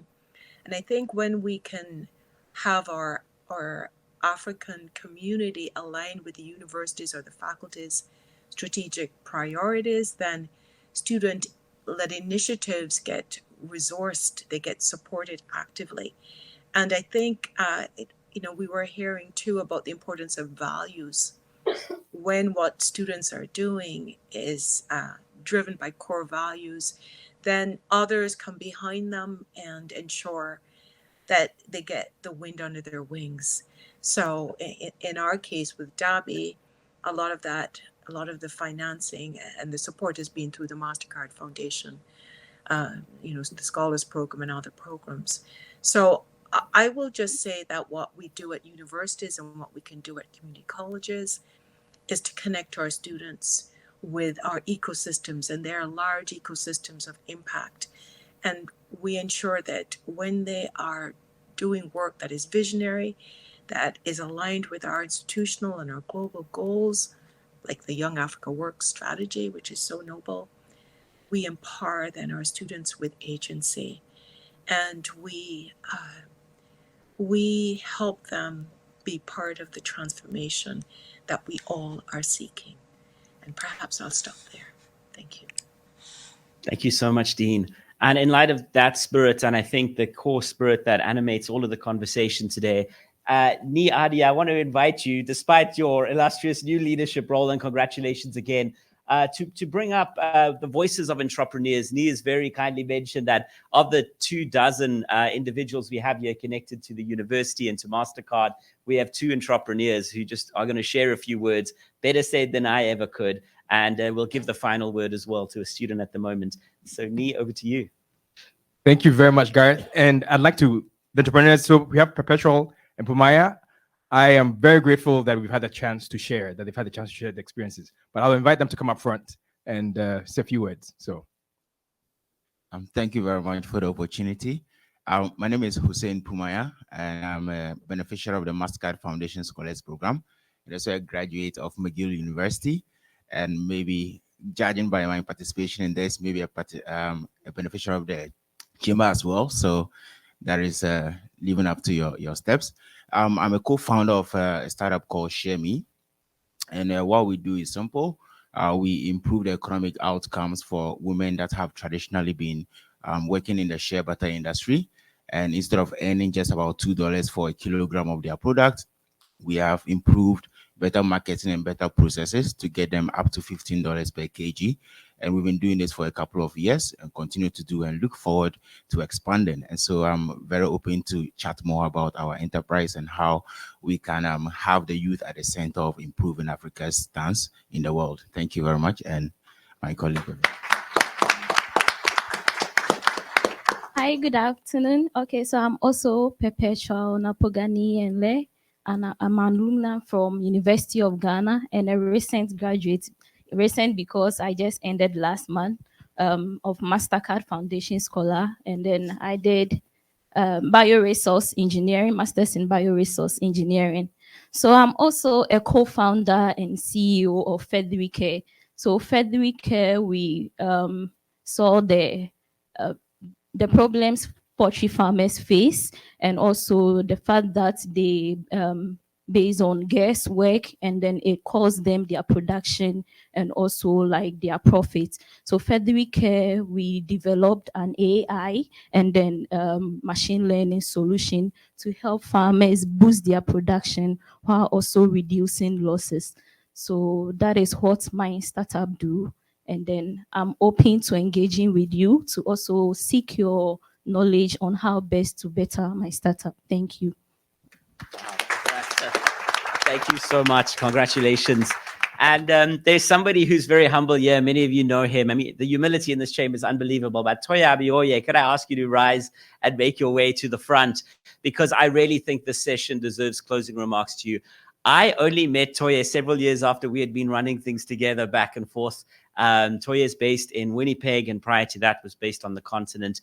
And when we said, let's start this program, someone had to have faith in someone, and that was the board of the chamber, in you and my ability to really come on board in what was, I think, a support role to your leadership on everything we see today. So Toya, I'm going to invite you to close the program, and I'll give a final voice or message from one of our students as we follow and break for lunch. Toya Abioye. Thank you so much. Thank you. Wow. Thank you very much. First, good afternoon, everyone. And I want to say thank you to Gareth. Let me start off from there, for believing in this project. I think it was we had a meeting at the National Club, if I'm not mistaken. We just had, I think it was meant to just be a lunch, a passing lunch. And he had mentioned that we could speak to Dr. Nia. I said, okay, well, why don't we come up with 1, 2, 3 things that we could put together in this regard? And of course, as we all know, we talk about the population of Africa, where the bulk of it sits, especially with young people. And what the chamber provides is that ecosystem that hasn't been maximized for a while. And so through the chamber, under Garrett's leadership and also the board, we thought, okay, well, we'll give it a try and see how it works. And my heart was racing, say, if this doesn't work again, I'm an entrepreneur also at heart. I know that it's either you succeed or you don't succeed. So why don't you take a chance at succeeding? And so we got this going. Initially, it was meant to be a 3-month, 4-month program, went on for much longer. But I also want to thank the McGill University through Dr. Nee for believing in this and coming to the party and having this encouraging conversations with the first set of interns that we had. I remember having those different sessions and moments with Liz. What exactly was this going to be about? And Gareth asking for updates. You know, we've got to be able to show that things can work at this level. And especially when you come into a chamber that has a 30-year history, that has businesses like B2 Gold, that has those well-established businesses. But it was just a natural format for me to say, how do we grow the next generation of young Africans? If we talk about even the population of Africans that come into Canada, you have businesses that are established in Africa, some established in Canada, and then you're trying to build a bridge. Now you have students who are Africans who eventually become Canadians or study here. And that's just a natural bridge even to work together and to be able to go back. And we started discussing about, how about getting the students to do R&D for you based out of South Sudan? You don't have to spend that money to go to South Sudan to go and find out what's happening. They know what's happening on the ground. They've come in on this side even to be able to work in that regard. I want to thank the MasterCard Foundation Transitions Project even for that. And so that journey has been a very encouraging one. And I also want to thank Liz and her fellow interns, or they're no longer interns now, in the past interns. Always a thing of joy to be able to see what young Africans can do. Then definitely that collaboration and providing that ecosystem for young Africans, young businesses, even to be able to grow whatever their thoughts or their skills might be. Now, part of that challenge for us is that we started, Liz and Co started Afrivate, right? And she talked about the challenge that we had speaking to the Ghanaian business people, getting the coffee beans even here to Canada, right? Again, you have a young graduate out of varsity. How much time do I have to start running a business or chasing the monies, the payments and all that? And I still have to pay my bills. So now you find people who are entrepreneurial, willing to do new things, but then the realities of everyday living show up again. So we we tend to just lose them, quote and unquote, into the world of work, which is great. But then how do we sustain that even as a business, as a chamber? And that's why I look forward to the chamber working with the SGI. So what did you call it, Dean Chan? The SGI Sustainability Africa thing. Sustainable Growth Initiative. Sustainable Growth Initiative is like, how do we make that a reality? Even the think tank around it. But like you said, Jan, the young people have the answers. So I'm very confident that working with the young people, we will find those answers, and the chamber will be able to do another 30 years under the great leadership of people like Gareth. I know he talks about stepping away, but it's not yet time, not yet. But at least we'll have to grow even this. But I really want to thank you all for that partnership between the academia, the business community, and also the young people and the enterprise that comes into it. And of course, Canada being that welcoming environment where such initiatives can thrive. I've been around doing work across different countries, but I haven't seen an environment like that of Canada that facilitates and makes it happen. And to that, I want to say thank you. So thanks a lot. Thank you. Thank you so much. Oh yeah, I really appreciate it. And, you know, we're all in their respective roles for as long as we can play those roles, but the space is growing, the organization has to grow. And indeed, the future leadership is right here with us. This initiative has spurred a number of other initiatives. So when I point out leadership, it's not always one's own project. It's what each one of you have led with other organizations and other programs. So while I draw this particular session to a close, and as we head out to lunch, we're going to be hearing from other great individuals such as Wendy Harris and Steve Tipman. So looking forward to that session covering the Africa strategy. And someone who's just interned with Wendy, who's CEO of Catalyst Plus, is Victoria Chitende. And so I think it's not my voice that should close the session. It's that of Victoria, a second-year student who's got a message she's just recorded for us between classes. Victoria, over to you. So good afternoon or good night, everyone. My name is Victoria Chitende. I am a student at University Center in Nova Scotia, and I'm doing a business administration major. And I'm glad for being for you guys giving me the opportunity of speaking to you today and being a part of this experience, being a part of the Canada Africa Chamber of Business is really for me a great opportunity because I had the opportunity, the experiences of participating to some events that the chamber has organized, and in behalf of my father and also with him as well. And I'm really thankful for that. The reason why I believe in Canada, Africa doing business together is because in both continents, there are many opportunities, both in Canada and Africa. There are such many opportunities to create wealth, to improve life, and you know, to create a better future. And I've been here. I've been living in.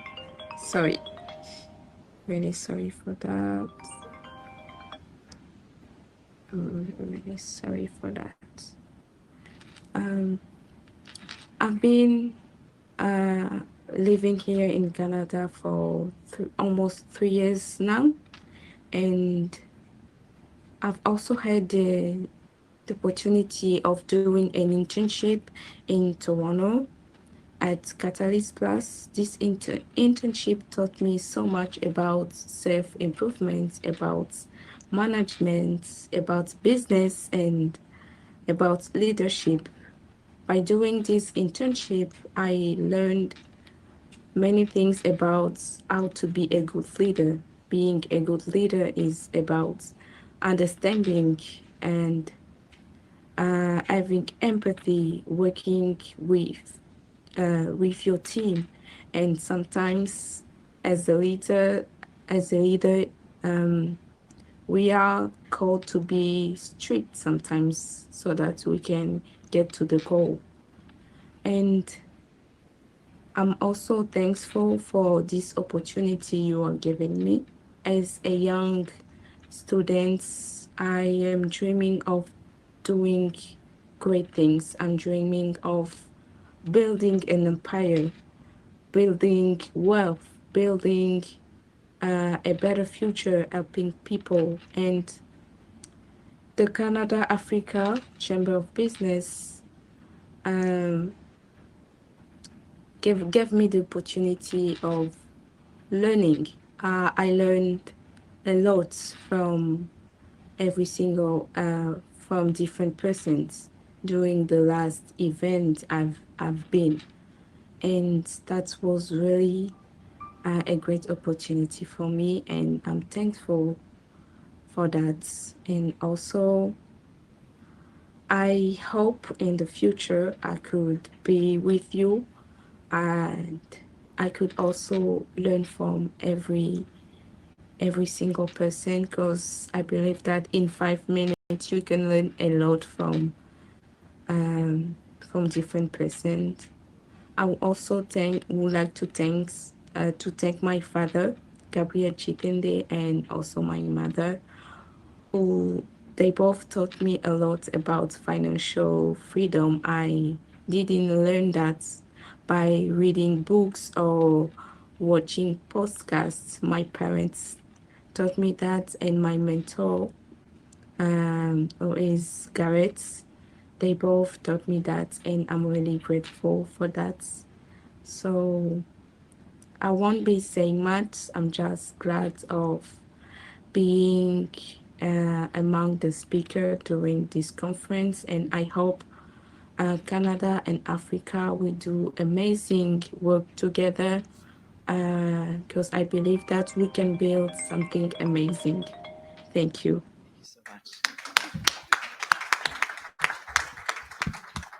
Thank you very much, everyone. I know that lunch is served, but Neil Reeder has, he's just opened the mine and he's got to go off to another engagement. So instead of a post-lunch wrap-up, we would love to see every single one of you in Namibia, if we're not already seeing you in Zambia. And so, Neil, I'm just going to afford you the floor before we break for lunch. And thank you again for your support today and making this happen.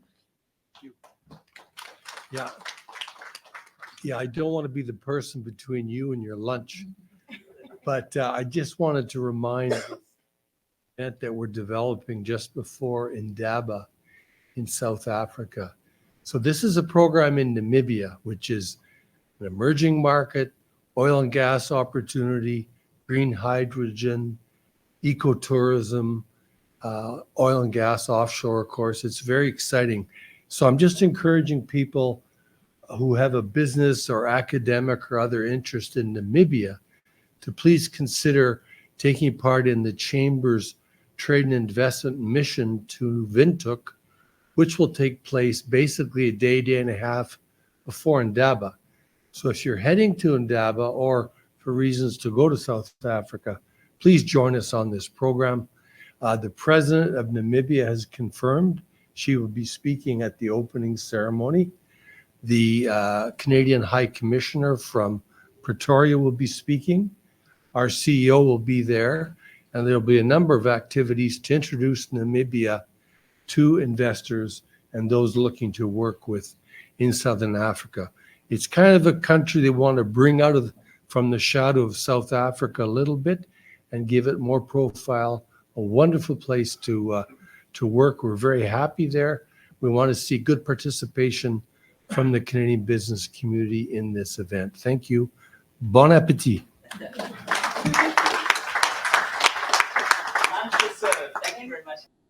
Well, good afternoon to those joining us late into the evening from across the African continent. Thank you so much for being with us. From those in Mauritius to those where it's slightly earlier over in Nairobi, Harare, and of course in Lagos. This afternoon, we're going to be focusing on the think tank role of the chamber and those champions who are looking at the Africa strategy, who've looked at the strategy and are saying, here's our response and the plan of action that we have underway. We'll then be following our session on the Africa strategy with an assessment of Nigeria and the incredible opportunities that lie there. For those who are still standing, I invite you to take your seats as we are live. And just to remember that the particular angle that we have in front of us, if you could take photos, please do, but just not within the camera for those who are watching live for the live broadcast. Our following panelists I invite to join us up now for the next session. Steve Tipman, a warm welcome, followed by Wendy Harris and Susan Namolindwa, who's joining us too. Thank you very much. A warm welcome to each of you. And as each of you make your way up, I'd like to acknowledge your respective roles in the chamber and for your seating order as you decide. You know, being a president of this chamber, one of the responsibilities that's given to me by the members is to say, well, you've got to take on the surety, make sure that the dreams and the visions are backed up by the supporters. And they're those who finance this chamber to realize those goals and, who help share that risk in putting this together and continuing to do it. And then there are those who provide the power, the strategy, and the ideas, and that's equally important. And I look at each one of you there for that great contribution that you make to this chamber.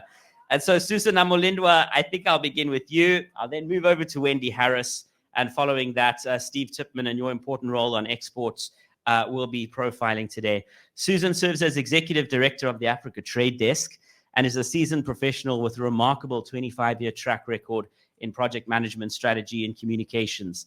And as a social innovator and thought leader, she's been involved in numerous projects. More often than not, I call Susan and she's on the continent. Oftentimes, thankfully, at our events, joining us in Zambia in just 2 weeks' time. But of course, you were with us in Kenya, South Africa, and elsewhere over the past year. I'll then be inviting Wendy Harris, CEO of Catalyst Plus, to speak. Wendy's, the impact of the work she's doing was mentioned by Victoria in a video just a moment ago before we broke for lunch. But that's one story of many. And Wendy, we're so glad you're signed up to join us in Namibia. So your presence on the ground, not just here in Canada, is deeply applauded and deeply appreciated as well. And then Steve Tipman, focusing on the role of exporters, specifically small to medium-sized companies, and playing that role of export into Canada. Very often we hear about the reverse. So excited to discuss all of your respective realms of work with reference to the Africa strategy that has been alluded to several times today. And so I'm going to invite each of you for opening remarks. And I know, Susan, you had requested to have your opening remarks with a few slides. So I'll give you the option to run through those. And then we'll move on to Wendy and to Steve. Good afternoon and good evening. Your microphone. Thanks so much. You want me to manage both?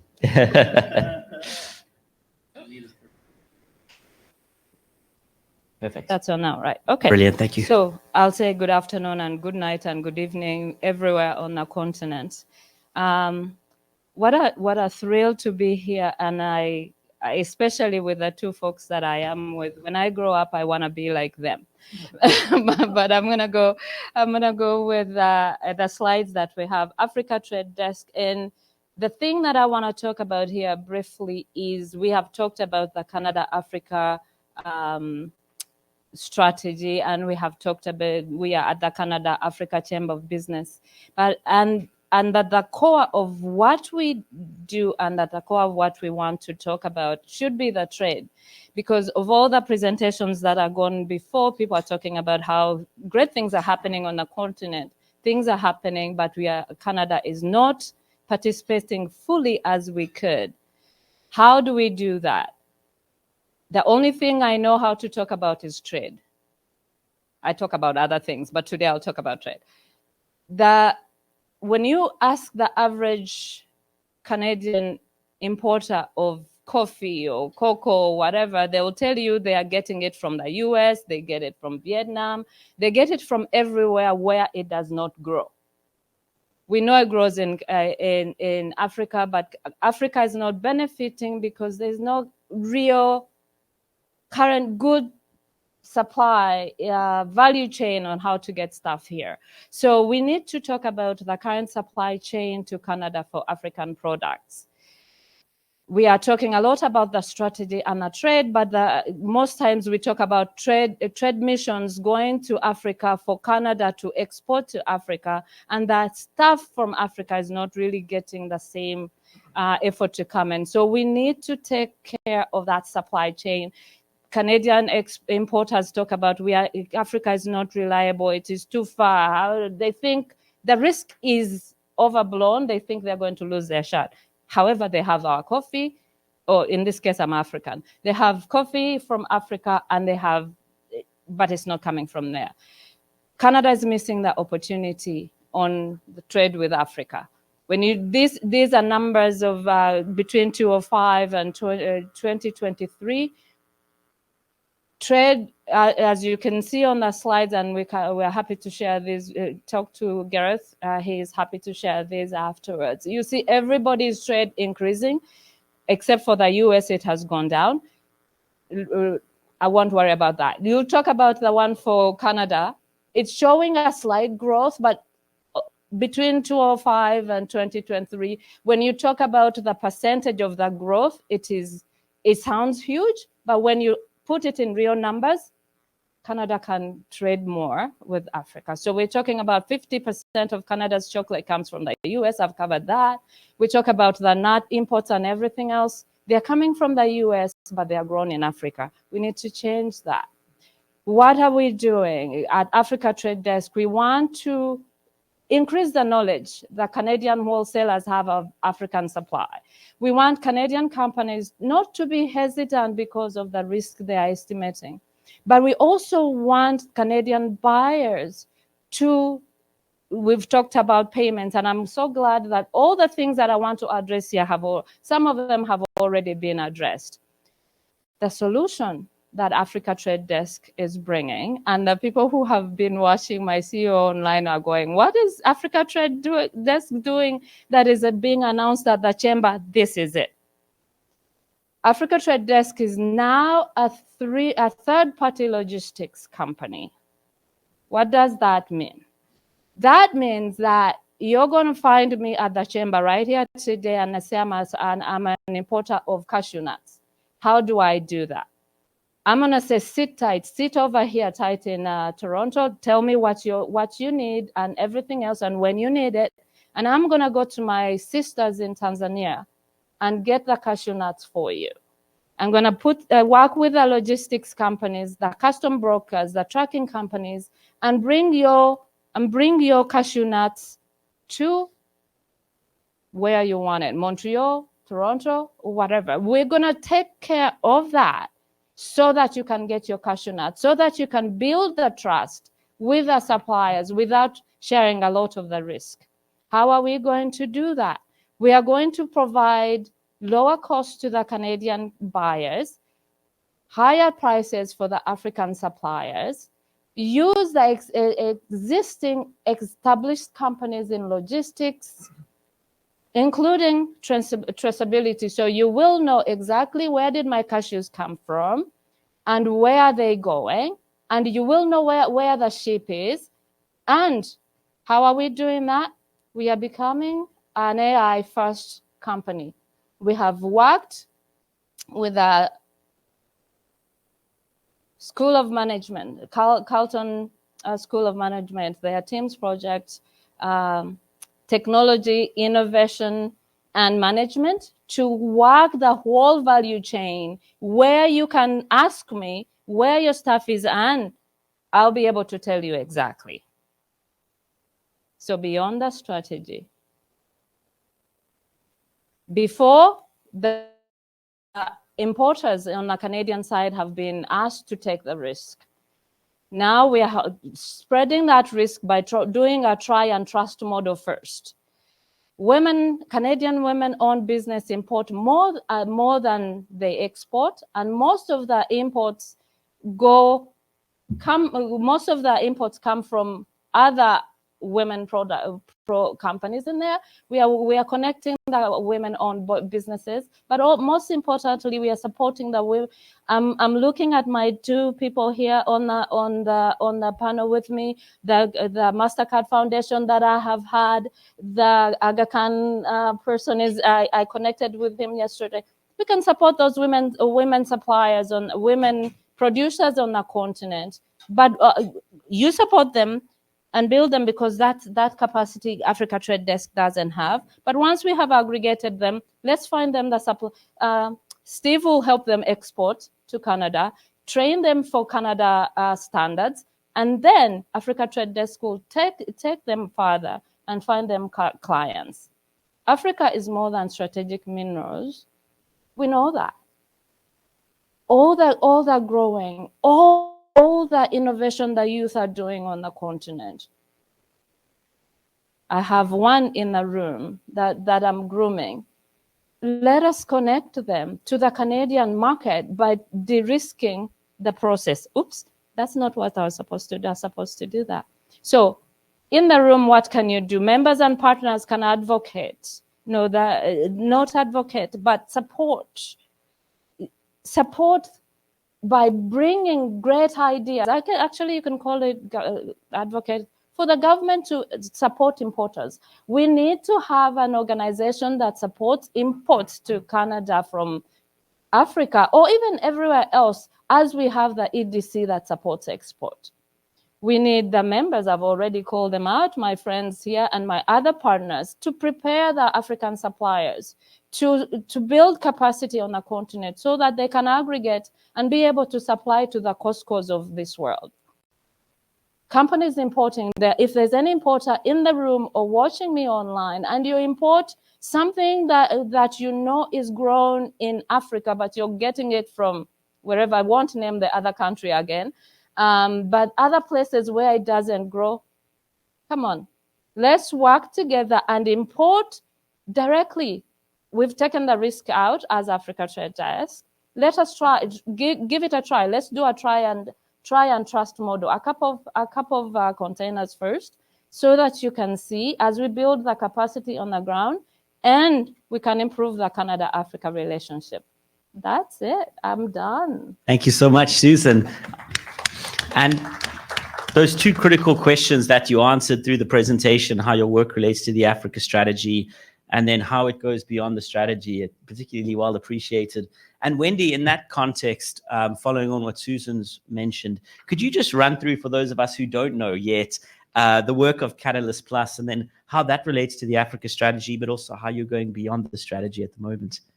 Is it on? Yeah. Perfect. Okay, I hear it now. Thank you, Gareth. As always, it's a pleasure to be here. It's nice to see everyone. Catalyst Plus is a global hub for economic development, advice, and support.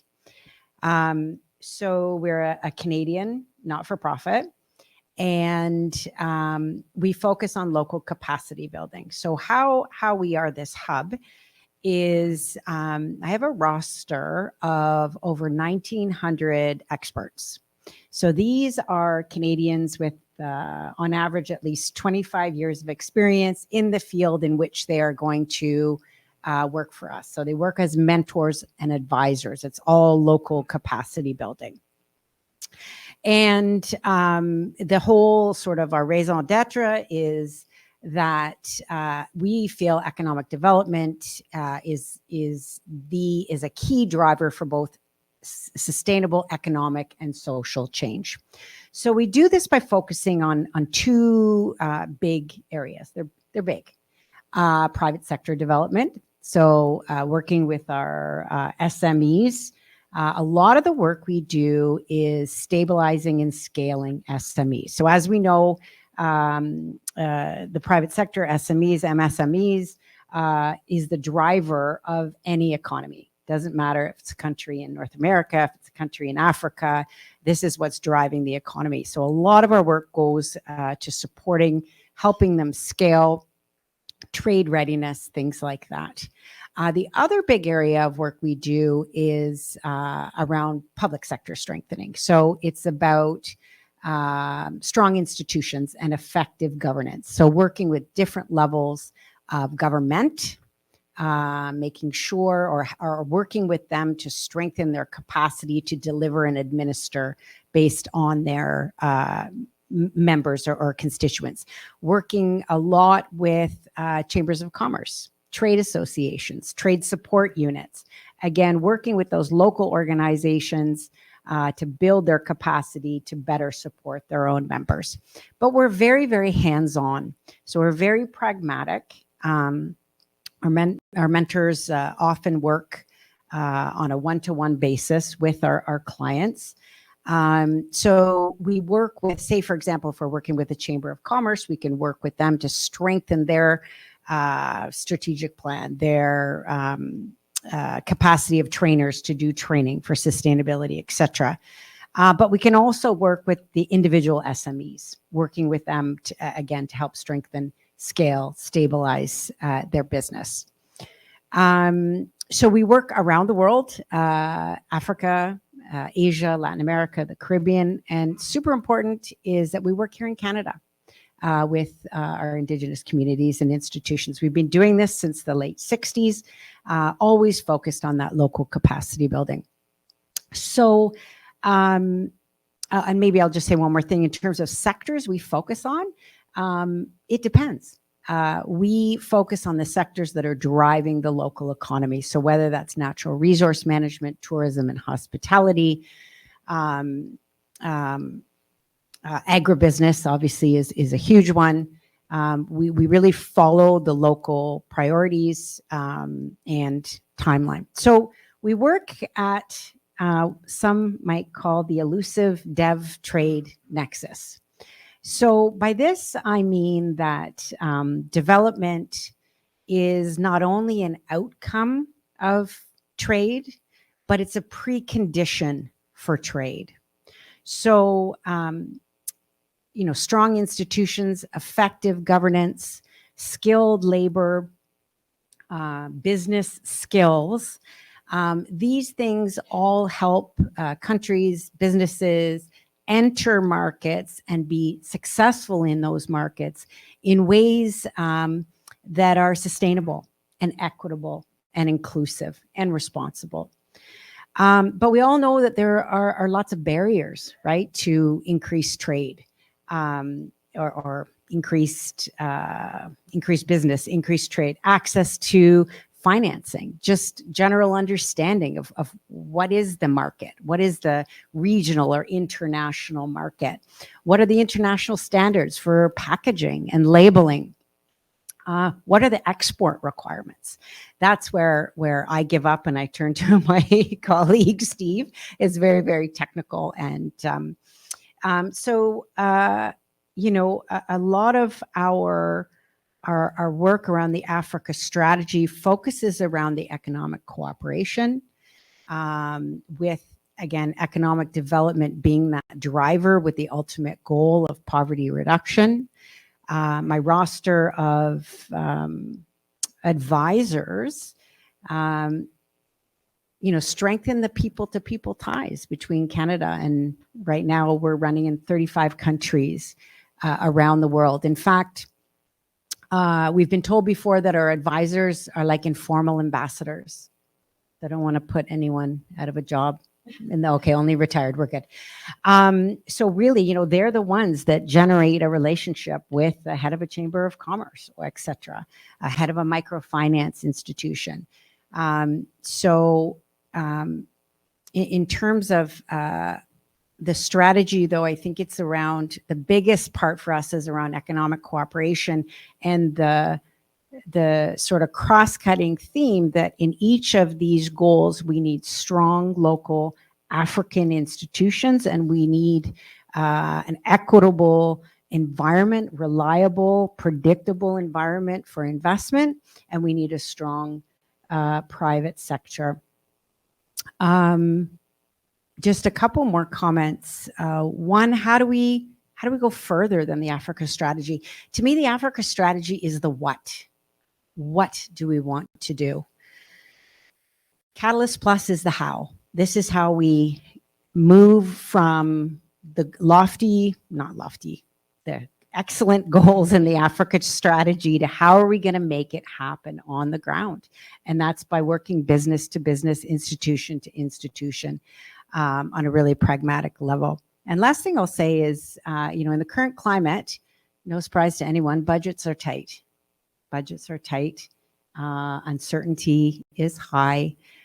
With our model of expert advisors, there's really good value for money because our advisors actually volunteer their time. So we do the work on just a cost recovery basis. And it's all about working ourselves out of a job, right? Building that local capacity so our local clients don't need us anymore. Thank you. Brilliant. Thank you so much, Wendy. Steve Tipman, you've been in the space, I know, as an executive for over 20 years of experience, making sure that technical piece on the exporting is done and done well. Could you speak a little bit about what that looks like in your day-to-day work relating to the strategy?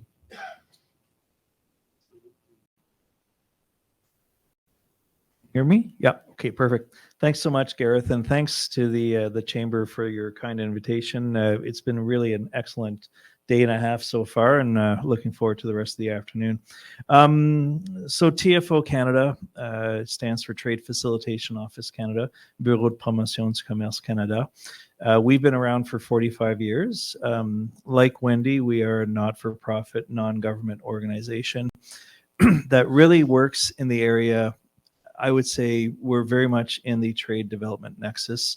And given the current environment around the geopolitical situation and trade in general, we're also very anchored in looking at trade diversification to really support not just Canadian importers, but other countries in terms of some of their diversification strategies as well. Because let's face it, it's not just Canada that's overly reliant perhaps on the United States. There are other countries that have very strong trading relationships that might be looking, say, oh, we should maybe look at, you know, other strategies to diversify some of our markets that we're looking at. So as an NGO, we work in the area of supporting small and medium enterprise, helping to build their capacity so that they're able to export their products or services to foreign markets. So Canada can be a target market, but in other cases, it might be, you know, a neighboring country selling within a region, Europe, you know, Asia, etc. Really, it's about achieving development impact through trade. And some of that development impact is we look at things like, are businesses growing? Do they have repeat orders? Are they you know, employing more people? All of these things are really important indicators for us, because then that tells us that, yeah, the SMEs are actually contributing to their local economy. There's a lot of excellent community development that happens because we have more people that are gainfully employed and being able to provide for their families. So the knock-on development impacts are there. Like Wendy's organization, we also work with many institutional partners. And so for us to be able to achieve the work that we do, we work with trade support institutions. You might know them as, you know, chambers of commerce, sector associations. We also work with a lot of public institutions. So they're often referred to as trade promotion organizations, and they are part of a government's Ministry of Trade. So in Zambia, for example, we work with the Zambian Development Agency. In Kenya, we work with Kiproba. But then again, there's other countries in Africa, for example, in Nigeria, where we work with the Abuja Chamber of Commerce and Industry. So we do have that kind of blend. And what we're seeing more and more is these become kind of the lead implementing partners. And then with that, we work with other various stakeholders. If I think about the development impact, and this is very much related to Canada's Africa strategy, we definitely work a lot on gender equality and social inclusion. And so we've seen in the Africa strategy that there is an emphasis not just placed on economic development, but there is a, you know, more of an emphasis placed on the underrepresented groups, with women entrepreneurs in particular, as well as the youth. I think somebody earlier today referred to the youth bulge. Well, this is an area that we know is going to be of particular importance, because if we're working with young entrepreneurs and helping them to towards export success, then that's just going to continue on, you know, down the line, and we're creating a generation of, you know, successful young entrepreneurs in continental Africa. You asked the question, Gareth, about going beyond the strategy. For us, as I mentioned, it's not just about Canada-Africa trade relationships. In many cases, I know Global Affairs Canada has a whole strategy around their support of the African Continental Free Trade Agreement. And so for us, we've done many trade missions actually on the continent. So think of, having a trade show in Ghana where we're actually supporting entrepreneurs from Nigeria to come to a food show in Ghana, or another show in Côte d'Ivoire where we have entrepreneurs from Benin and from Burkina Faso that are going there. We've actually brought buyers. We do buyer missions. So think of buyers from South Africa going to Madagascar and meeting and having business-to-business meetings in Antananarivo. And so these are areas that I would say we want to continue to do.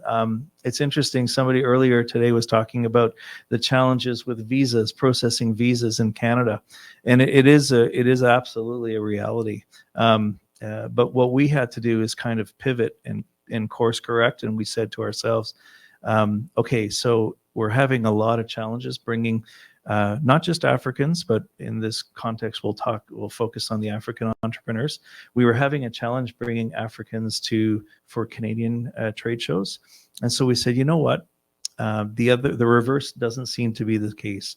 And so we've done more buyer missions. So bringing a cluster, say 8-10 buyers to Morocco, and meeting with dozens of entrepreneurs in Casablanca. And that's proven to actually be very effective, because the one thing I can tell you, for those of you who are perhaps buyers, this to be true, buyers tend to have a short attention span. And so when you have them coming on a trade mission, going to a country, it's like a captive audience, and they're there to do business. They're there to meet with as many entrepreneurs as they can, which is not always the case when you talk about attending a trade show here in Toronto, where, well, it's a 3-day show. Oh, I got this emergency I got to take care of, and so I'll go tomorrow to the show. Well, meanwhile, we've already scheduled 12 B2Bs for that entrepreneur, and now we have to redo it. So I'll stop there. But as you can appreciate, there's a lot of complementarity between our three organizations and what we're doing, because we are very hyper-focused on the SMEs. And I really like what Susan is endeavoring to do, because it is true that one of the main obstacles when we think about African trade with Canada is the logistics routes. It's the customs processes. It's the bureaucratic things that happen in country to get export permits and all of these things. And then, of course, trade routes. There's not a lot of direct flights to Canada. When you're filling ocean containers, it's easier to have them go to the port of New York as opposed to Montreal. There's all of those things that sounds like you're trying your best to overcome those. And so that'll certainly help us in our work to be able to bring more of these SMEs to the Canadian market for sure. So much. To each one of you, and starting with you, Susan, how right now, in terms of a call to action, can others get involved, either in supporting the work you do or as prospective clients, or both of the above? Next steps. I think that's the easiest one. Each one of us knows one. One person who is trying. I'll speak to the diaspora first. Diaspora and trade, and somebody who's trying to sell something, somebody who's trying to get into the Canadian market, somebody who is trying to get behind the Canada-Africa strategy, but they don't know how they can do that. So we can start by pointing them to these two first, so that they can so that we can get that training and readiness to enter the Canadian market, right? And then they can come to me and say, like, we are certified, we know what we need to do, how we do that. And then we get the partners who are already working on the ground and working with these groups. Let's come together. The governments, the African governments, we used to do very, very well with co-ops. Let us go back to those co-ops and bring people together because I'll use an African proverb, which is the same here. With my one tooth, I can't do nothing. But with that mouthful of teeth, I can bite the biggest steak that you can. Sorry, vegetarians, but I can bite a big chunk of food. So let's get together for the government institutions. I'm so glad that we now have an Africa Trade Hub at Global Affairs. Let us listen to the people that not only the experts that have the book knowledge that don't know what is happening on the ground, but let us involve the people on the ground, the youth on the ground, see how we can divert our aid dollars into development dollars, right? Put institutions in place. And for the buyers especially in here, I'm going to challenge each one of you to try to get one product directly from Africa. If you know it comes from Africa, try to get it from Africa. And let us build that supply chain. So much, Susan. Wendy, call to action. And I want to say, feel free to include where you see the chamber can be part of that call to action. Thank you. Because you already included that. Thank you. Thank you, Gareth. I think there's two things. First, and I think it's really been embraced by the people in the room and the wider network that's involved in the chamber, is to really make sure that the priorities for trade and development for Africa are locally driven, and that the Canadian government and all its different departments are aware of that and listening to that. So it's an Africa-led implementation, as well as a partnership in strategy. The second thing I would say is join the roster. What do I mean?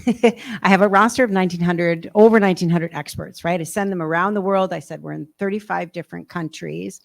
These are Canadians with a high level of expertise. I'm sure you yourself or people in your network could participate in the roster, whether it's working on a program to strengthen the public sector around natural resource management, whether it's more of a tech project, transitioning permits and licensing, business permits and licensing from sort of manual to digital, whether it's organizing, let's use the shea butter example came up, organizing individual producers into a cooperative so that they have power in the market, and accompanying them to increase their markets, regional, international, whether it's helping, whether it's institutions or small businesses get access to finance. A lot of times that's a barrier. So there's so much experience and skills that we have here in Canada that, partnered with the expertise and the ambition with our local clients, we feel like that's a recipe for success. So call to action, get involved, refer a friend, keep talking to government, and let's invest in Africa. Brilliant. Thank you so much, Wendy. Steve. Yeah, so I'd say, we've got a pretty energized group here, and I'm sure we have many, many online as well. We can all become advocates for this trade nexus, trade development nexus, and really, Wendy alluded to the return on investment. Interesting statistic that came out. It was done by the Center for the Facilitation of Imports to Europe. They're called CBI for short. They're actually part of the Department of Foreign Affairs in the Netherlands. And they did some research a few years ago that shows that an additional dollar spent on companies to develop and improve their exports can generate $87 worth of additional exports and a $384 boost to the gross domestic product. And so this is something that, we need to really position when we talk about helping to promote trade overall. Other things that come to mind is I mentioned, we're a relatively small office based in Ottawa, Canada. We work with partners all around the world. And so like Wendy, it's for us, it's a call to action. It's like we are always regularly looking for technical experts. We're looking for people for consulting assignments. We work with sectoral experts, access to finance experts, gender equality, social inclusion, all of these areas. And so we do publish these opportunities on our website and through social media channels. So invite you to all, if you're interested, keep an eye on our website, tfocanada.ca, and look at some of the upcoming opportunities that might fit with what you're looking for. And by the way, most of our consultants now are actually not based in Canada. They're more based in the countries where we do our work, the beneficiary countries.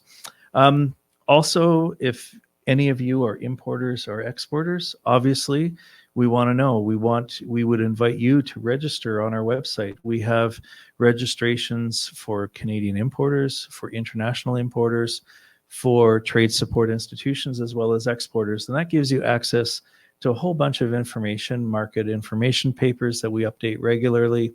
That gives you good firsthand knowledge on different sectors that are primarily the ones that are high demand products here in Canada. We'd invite you to do all of that because that's one way to be engaged with us to help us deliver on our mission. Gareth, you asked about the chamber itself, and so obviously providing TFO Canada this opportunity to talk a little bit about our work. There's tremendous alignment with the priorities and the values that you have as a chamber with what we want to deliver as an organization as well. So we very much appreciate these opportunities to be engaged with the chamber because it helps to get that word out to make sure that more people know about the important work that we do. Again, if any of you are exporters from African countries and you're looking to deepen your knowledge and maybe look at supports that we might be able to provide, register on our website and let's start the process. So much. And Wendy, you had a comment. I wanted to add the value of working with the chamber. I didn't cover that. So my team and I've got a couple people here. Maybe you can.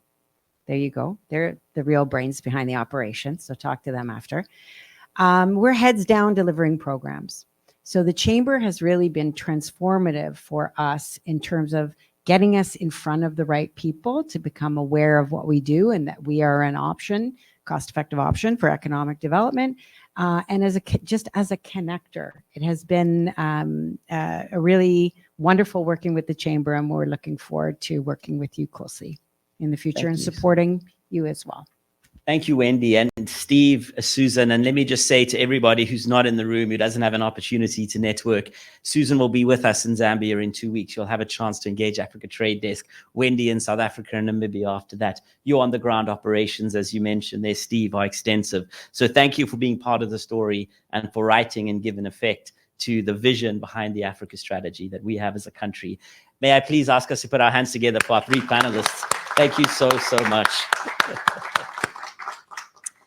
As our panelists make their way back to their seats, I'm very pleased to introduce the next session, but very importantly, in her capacity as Vice President of the Canada-Africa Chamber, Susan Namolindwa, one of our VPs, joined by Jacques Ntumbe, who's here as well. Vice Presidents of the Chamber are recognized not for what they do, but for what they've done in accelerating this relationship. And so, Susan, thank you for your service.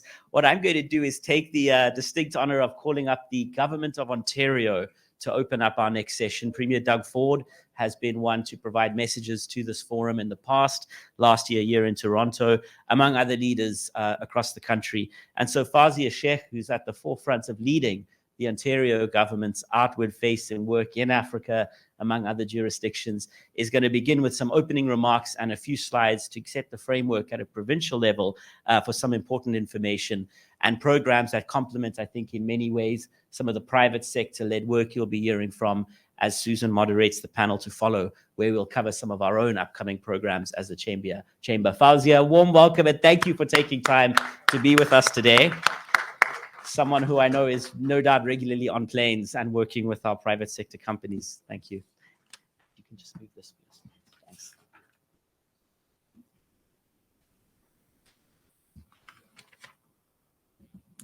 Good afternoon. My name is Fawzia Sheikh. I work for the Ministry of Economic Development, Job Creation and Trade, and the Trade Programs Branch. And in my role as a trade consultant, I help Ontario companies sell products, services, and technologies to different markets, including Africa. My colleague Iyad Kudzi and I share responsibility for this market. And in terms of how we work, we offer one-on-one consulting services, webinars, seminars, and incoming buyer delegations and trade missions to exporters. Domestically, our programs are focused on educating companies about market opportunities and sector opportunities in specific countries and doing overall business in Africa. We invite presenters from the private and public sector to speak, as well as country and industry experts and Canadian companies that have work experience in Africa. We also work one-on-one with companies. We provide an understanding of their objectives in Africa, and we help them identify demand for their product or service. We also connect them with Canadian trade commissioners and help them to meet potential partners and customers. But our outbound trade missions are probably the biggest part of what we do. If you're not familiar with these trade missions, what we do is we take a delegation of Ontario SMEs to a trade show, and they exhibit at an Ontario or a Canadian pavilion. We also organize individual meetings for the companies to help them meet with potential buyers or partners in Africa. And it's these B2B connections that are the biggest part of what we do at a trade mission. Sometimes we also provide speaking slots for companies at the conference or conference access, and we arrange site visits and technical tours to different facilities because this helps give companies a bird's eye view of what an industry is like in a particular country.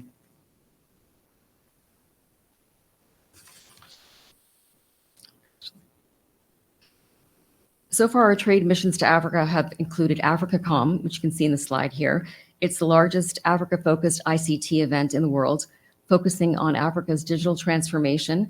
It attracts a lot of telecom operators in Africa, and it attracts people in connectivity, digital infrastructure, and data centers. This photo is from our November 2023 edition. 7 Ontario companies attended. They had dedicated exhibitor space. Business meetings were arranged for the companies at the show. And we also had an export cafe, which is something where we work with the Canadian trade commissioners and they meet individually with companies. And it's sort of like a speed dating type of format. And more recently, we took delegates to Africa Energy Forum in June. Africa Energy Forum is an annual event for major stakeholders on the continent's energy sector. It attracts high-level participation from governments within Africa, as well as utilities, regulators, development banks, commercial banks, power developers, and also engineering firms. The format of our Canada Pavilion was shared space. We had space for all of the 6 Ontario companies. There were no individual exhibitor pods, and that actually helped companies get out and walk around and meet with different African organizations. We also worked with the Trade Commissioner Service, who helped coordinate meetings for the Ontario companies. As part of the mission, we also had site visits, which I talked about earlier. We took companies to the Atlantic Special Economic Zone, which included an introduction to the lead tenant you can see in the bottom slide. It's a company called Everflow. It sells industrial refrigeration equipment. And the Atlantis Industrial Zone includes green tech manufacturing companies in South Africa, and it also promotes skills development within the surrounding companies. The second site visit was to Green Cape, an organization that supports the growth of South Africa's green economy. During this visit, insights were shared about the renewable energy space in Africa and also the policy landscape.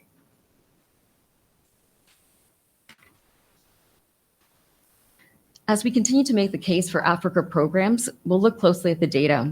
And according to our data, Ontario's exports to Africa have been about 1 billion to 1.4 billion since 2015. This is according to our internal stats, which don't include services, just products. Our exports to Africa are substantial and far-reaching. The key sectors are aerospace, agriculture, automotive, and clean tech.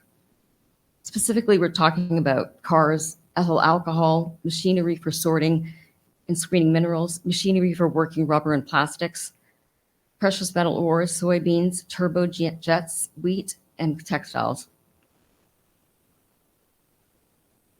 Our top export markets for Ontario include South Africa, which is the highest at about $156 million per year, followed by Nigeria, Egypt, Ghana, Libya, Algeria, Kenya, and Morocco, which is at about 21 million.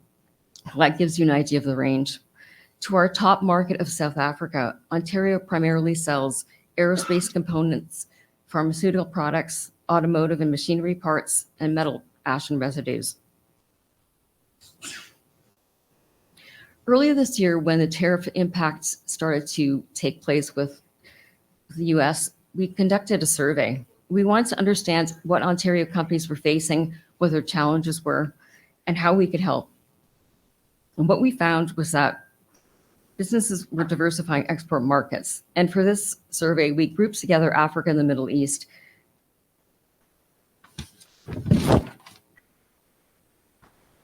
Africa and the Middle East account for about 9% of Ontario's exports. You can see how that compares to other markets around the world. It's similar to the interest level in Japan and Korea, for instance.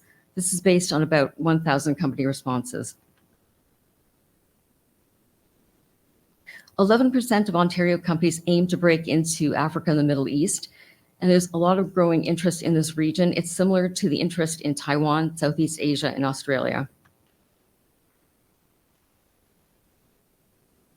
The industries that Ontario companies are targeting in Africa and the Middle East include manufacturing, which is the top industry, followed by environment and energy, ICT, life sciences, aerospace and defense, and agriculture, among others. And manufacturing may be the number one industry mentioned because in the case of Africa and the Middle East, there's a lot of expansion of infrastructure happening and industrial capacity. And this is creating opportunities for advanced manufacturing technologies, which Ontario has in abundance. As we develop future Africa export programs, we'll always consult with Canadian Trade Commissioner Service. We work very closely with them, and we try to organize joint missions whenever we can to help collaborate with our federal counterparts. This allows us to reduce our costs. It also gives us a stronger presence at our trade show and more resources available to delegates. Most of our trade missions so far have traveled to South Africa, but we're hoping to include other markets in the future and other outreach programs to different countries. We're thinking of Kenya, Ghana, and perhaps even Morocco. And Nigeria one day as well, too.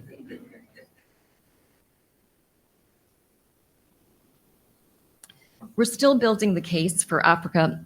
As you can see, we only have about 2 trade missions scheduled in 2025, 2026. But what we're trying to do is we see the region as offering more opportunities for Ontario companies. It's less saturated, less competition, higher growth potential. It has a young population, expanding middle class, and access to regional trade blocs. And going forward, we'll also look at how the Africa-Canada strategy evolves in terms of trade missions that we can join for Team Canada, trade resources that are available for Ontario companies, and funding programs. Thanks for your time today. This is a quick overview of what we do. If you have any questions about our Africa programs and what we're planning for the next fiscal year, we're going into that phase right now in the September-October timeframe. Please reach out to me. My contact details are there, and I'm sure the presentations will be circulated afterwards.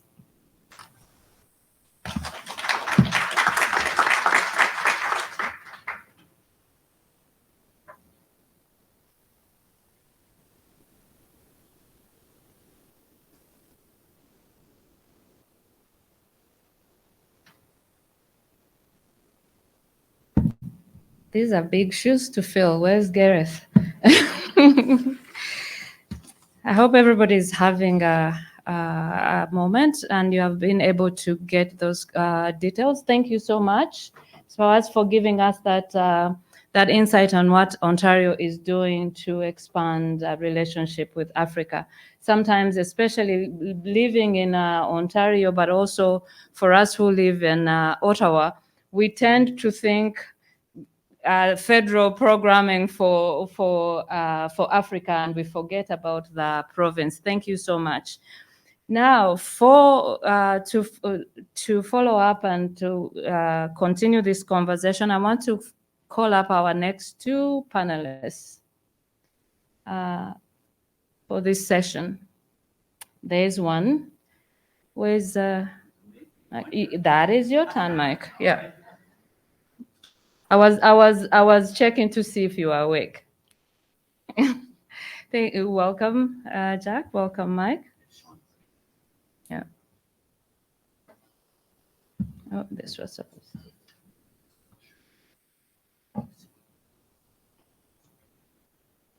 Good afternoon to each one of you. I'm gonna give you a chance to introduce yourselves to the audience and the kind of work that you do briefly before I ask you the hard questions. Good afternoon, everyone. My name is Jacques Ndutumve. I'm originally from Gabon, Canadian. I'm an engineer by trade, process and chemical engineer. I have a small company called EL Consulting that is basically me, only me.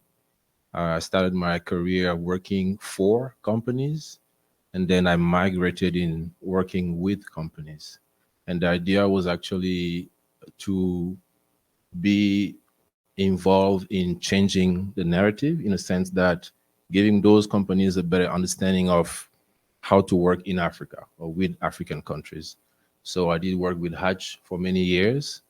I basically introduced them to the Central African market, starting with Gabon and a few projects. I also worked with a company called Apollo, which is the largest manufacturer of health and beauty products in Canada. And also with small companies, involved in water and wastewater. So the range that took me from extraction industry and agro processing is because I'm a process and chemical engineer. And for this reason, my perspective with the business or African, or how to better work with African countries will be more engineering focused or R&D. So yeah, that's about it for me. Thank you very much. Jack? Sean? Hi, can you hear me? Okay. Thanks for having me, by the way, everyone. It's been a pleasure to be here. So I'm the opposite of Jacques. I'm not an engineer. I'm in sales marketing, so completely opposite. He's probably more in the details, and I'm more in the, maybe trying to create the flair, if you will. But yeah, I'm a serial salesperson. I've done a lot of sales training. The reason I'm here today is my family and I have spent a lot of time in South Africa, about 11 years. I followed my wife's career that diverted there. And when I was there, I needed to figure out what am I going to do. So I kind of got plugged into the startup scene in South Africa, particularly Cape Town. So I worked with a lot of entrepreneurs. And I was there really as a mentor to try to guide these young, ambitious, bright young people who want to create a new business, to sort of pull themselves out of their situations and be in control of their own careers, their own financial desires, if I can put it that way. And so I was there working with a number of different companies on the micro level, or even some accelerator programs, delivering workshops and so on. So I was there from 2012 to 2023. So I've been back in Canada, where I'm originally from, 2 years ago. And I got to know Gareth a few months ago, and we found out we both had something in common. Both our children have been to the same high school in Cape Town. So that was a nice little surprise. But yeah, I'm here today, and I've been enjoying the session and happy to participate. Thank you. And the reason this is such a good platform is that we get a wide range of opinions and wide range of a broader view of the continent and of what the possibilities are. So each one of you, I'm going to start with you, Jack. I'm going to ask you, what led you to focus on Canada-Africa trade investment opportunities, and what are you primarily focused in your current work? Okay. I'm going to ask maybe the audience, who is the world leading producer of shea butter? Country? Nigeria, by far. If we talk about cocoa, who is the world leading producer of cocoa? is going to be Cote d'Ivoire and Ghana, right? And we have all of this in Africa and more, and a lot more. And I'll give you an example. I tried to work with a government in Africa that was producing palm oil. So we have palm oil in pretty much everything that we use, from cosmetic to oil. But the ton of palm oil in that country costs pretty much nothing. And to produce that palm oil, you pay people in those specific jurisdictions not a lot of money.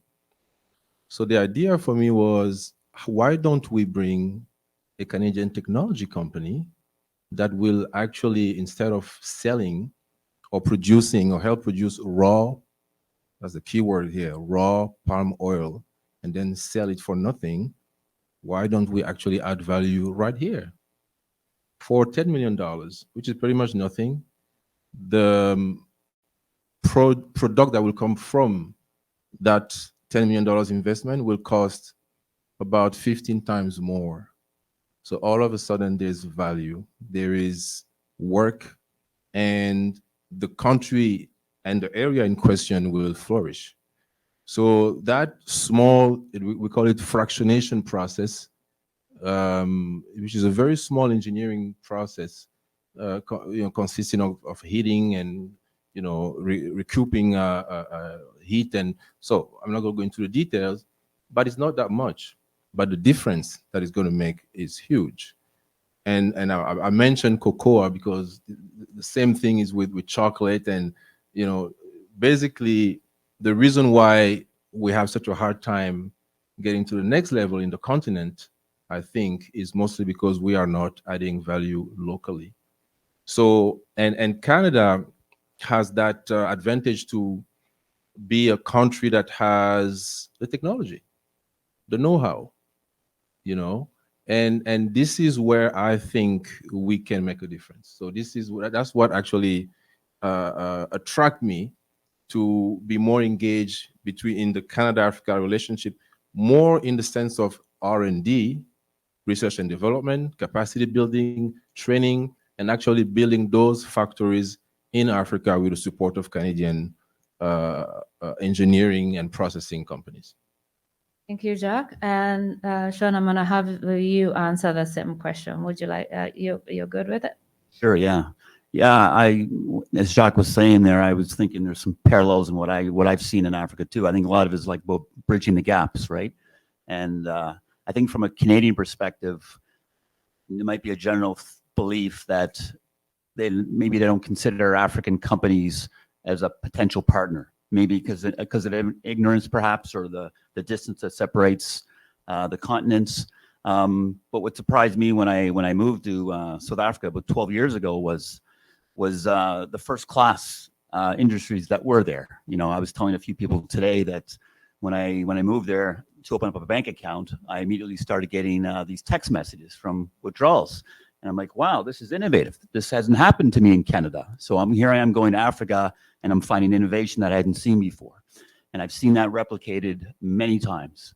And I've learned that all the financial systems in South Africa are first class. There's one bank, Capitec, relatively new bank, but not too long ago, it was named the best bank in the world, right? So the smarts are there, the brains are there.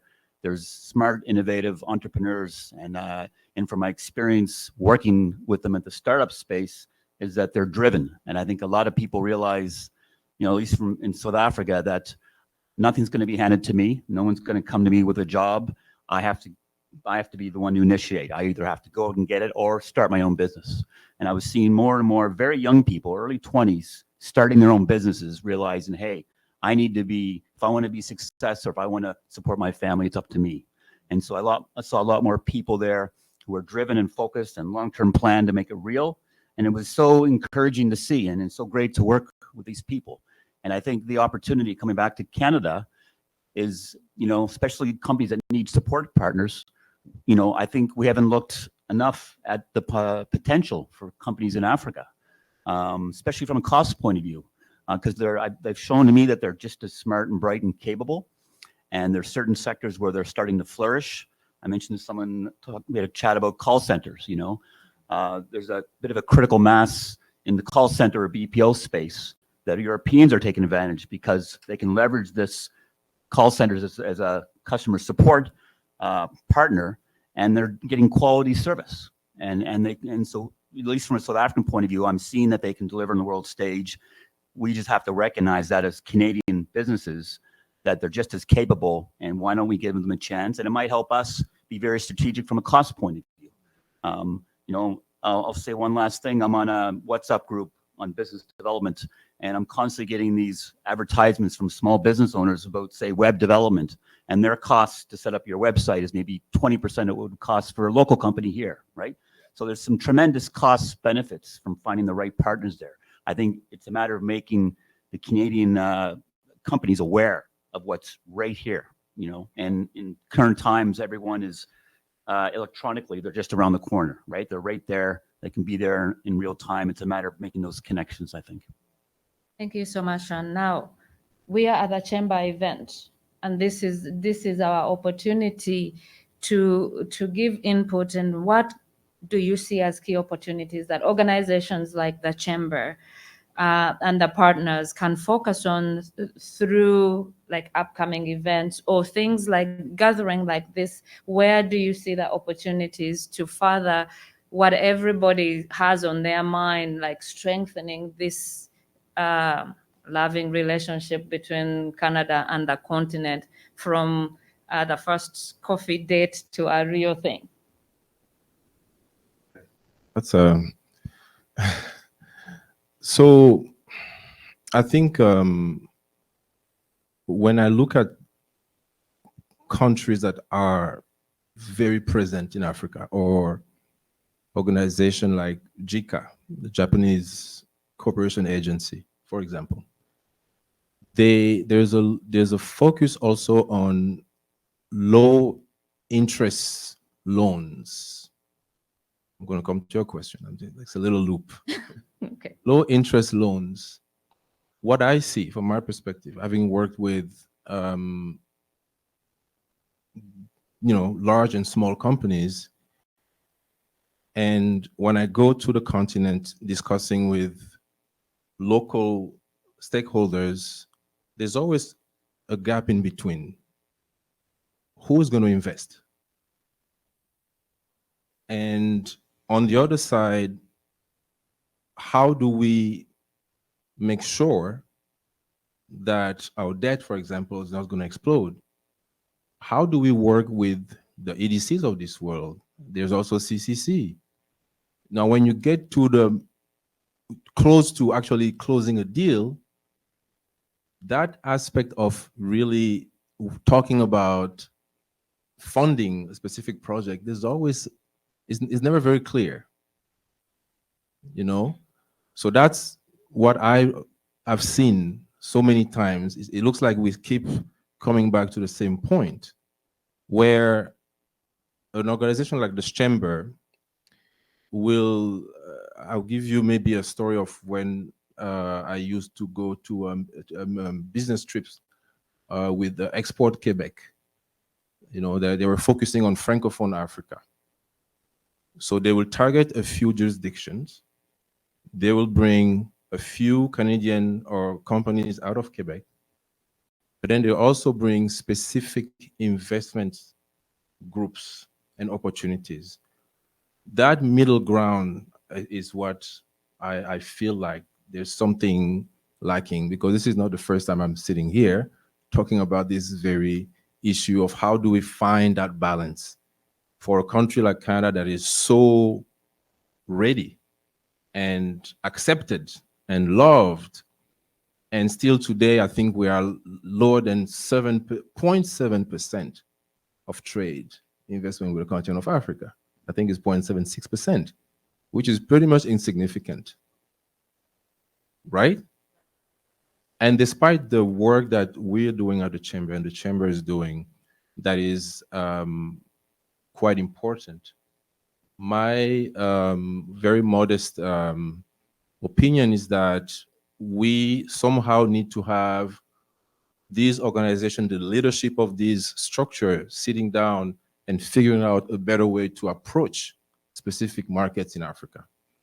because we have everything in the continent. I just came back from Kenya and Botswana, and I'll end with this short story. That was, I think, 2020. We had an issue with COVID masks here in, I think the US was blocking masks from being, shipped here in Canada. But did you know that one African country had, what was that, N95 masks, producing them by the hundreds of thousands? It was Botswana.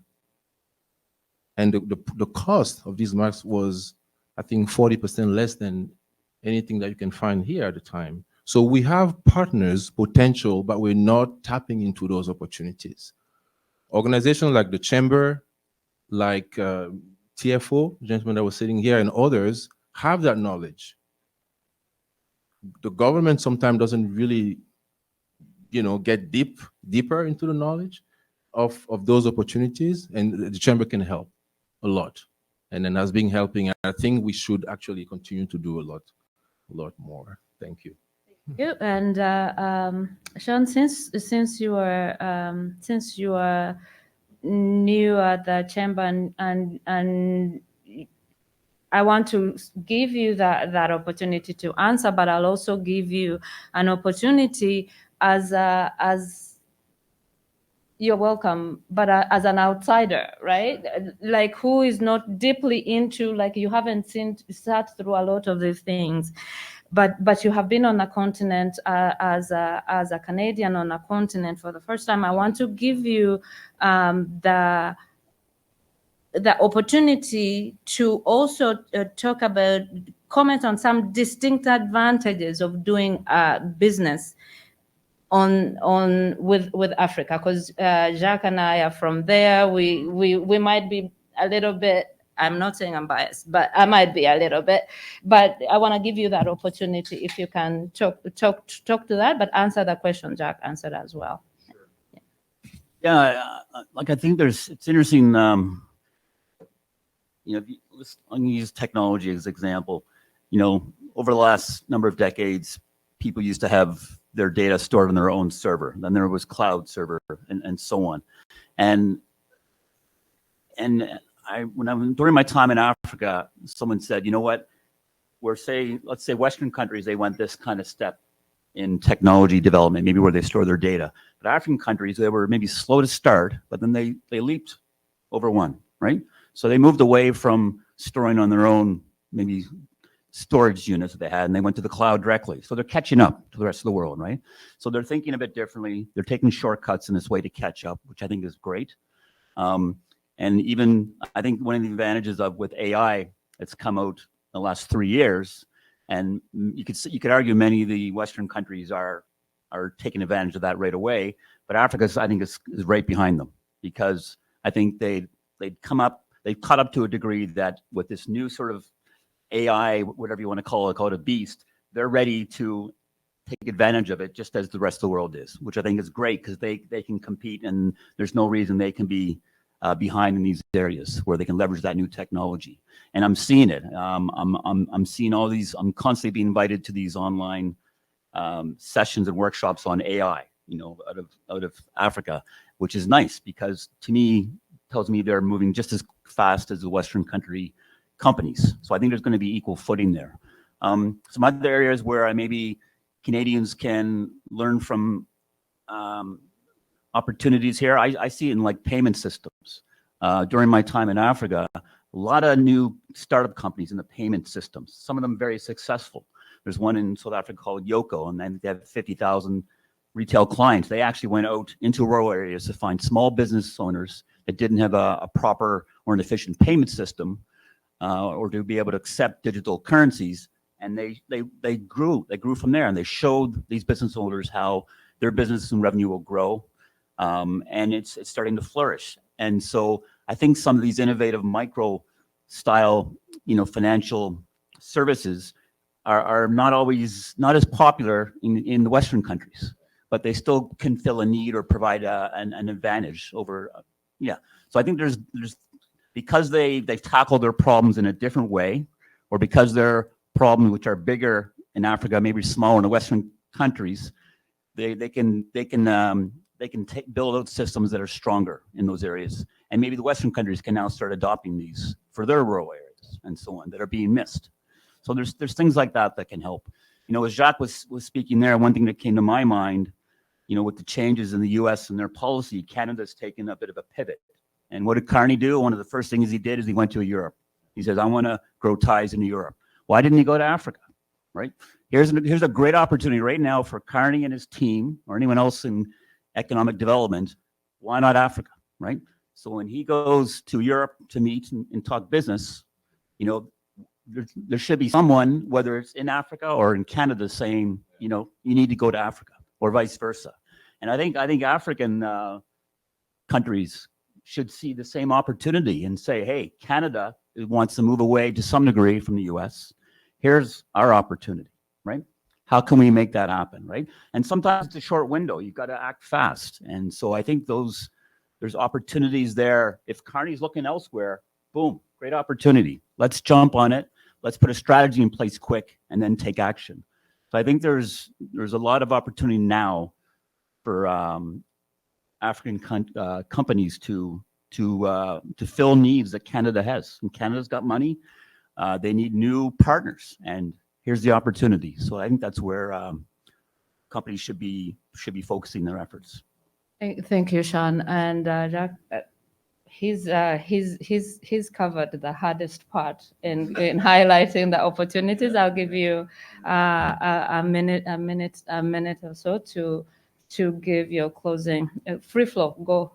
Yeah. Anyway. So I think 65% of the world remaining arable land are in Africa. That tells you a lot about where we should be going, I think. Agriculture, agro-processing, responsible mining as well around agriculture, because when you develop a mining project, 20 years, 15 years, whatever it is, people still need to have a life after the mine. I think on both sides, Canada is a top country when it comes to mining and agriculture.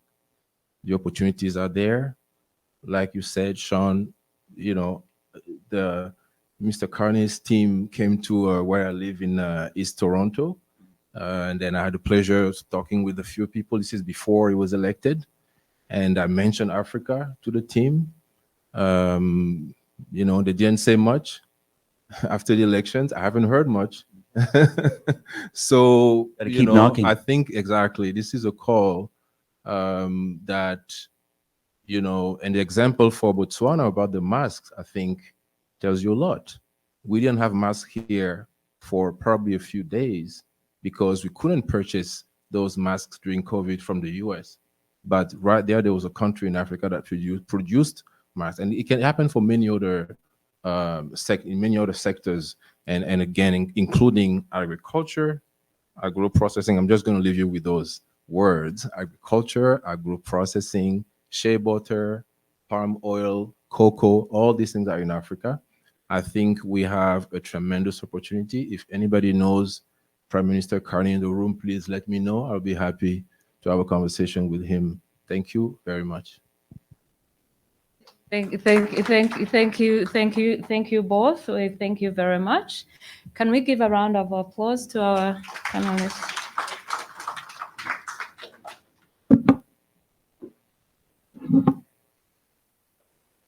And thank you so much. We're gonna quickly pivot to our next presentation, and I know everybody needs a bio stretch and all that, but I'm gonna call our next presenter who has give us a few remarks, and then we'll see what comes next. I'm gonna call up Patience Aber, who we had from earlier, but she now has a real presentation for us.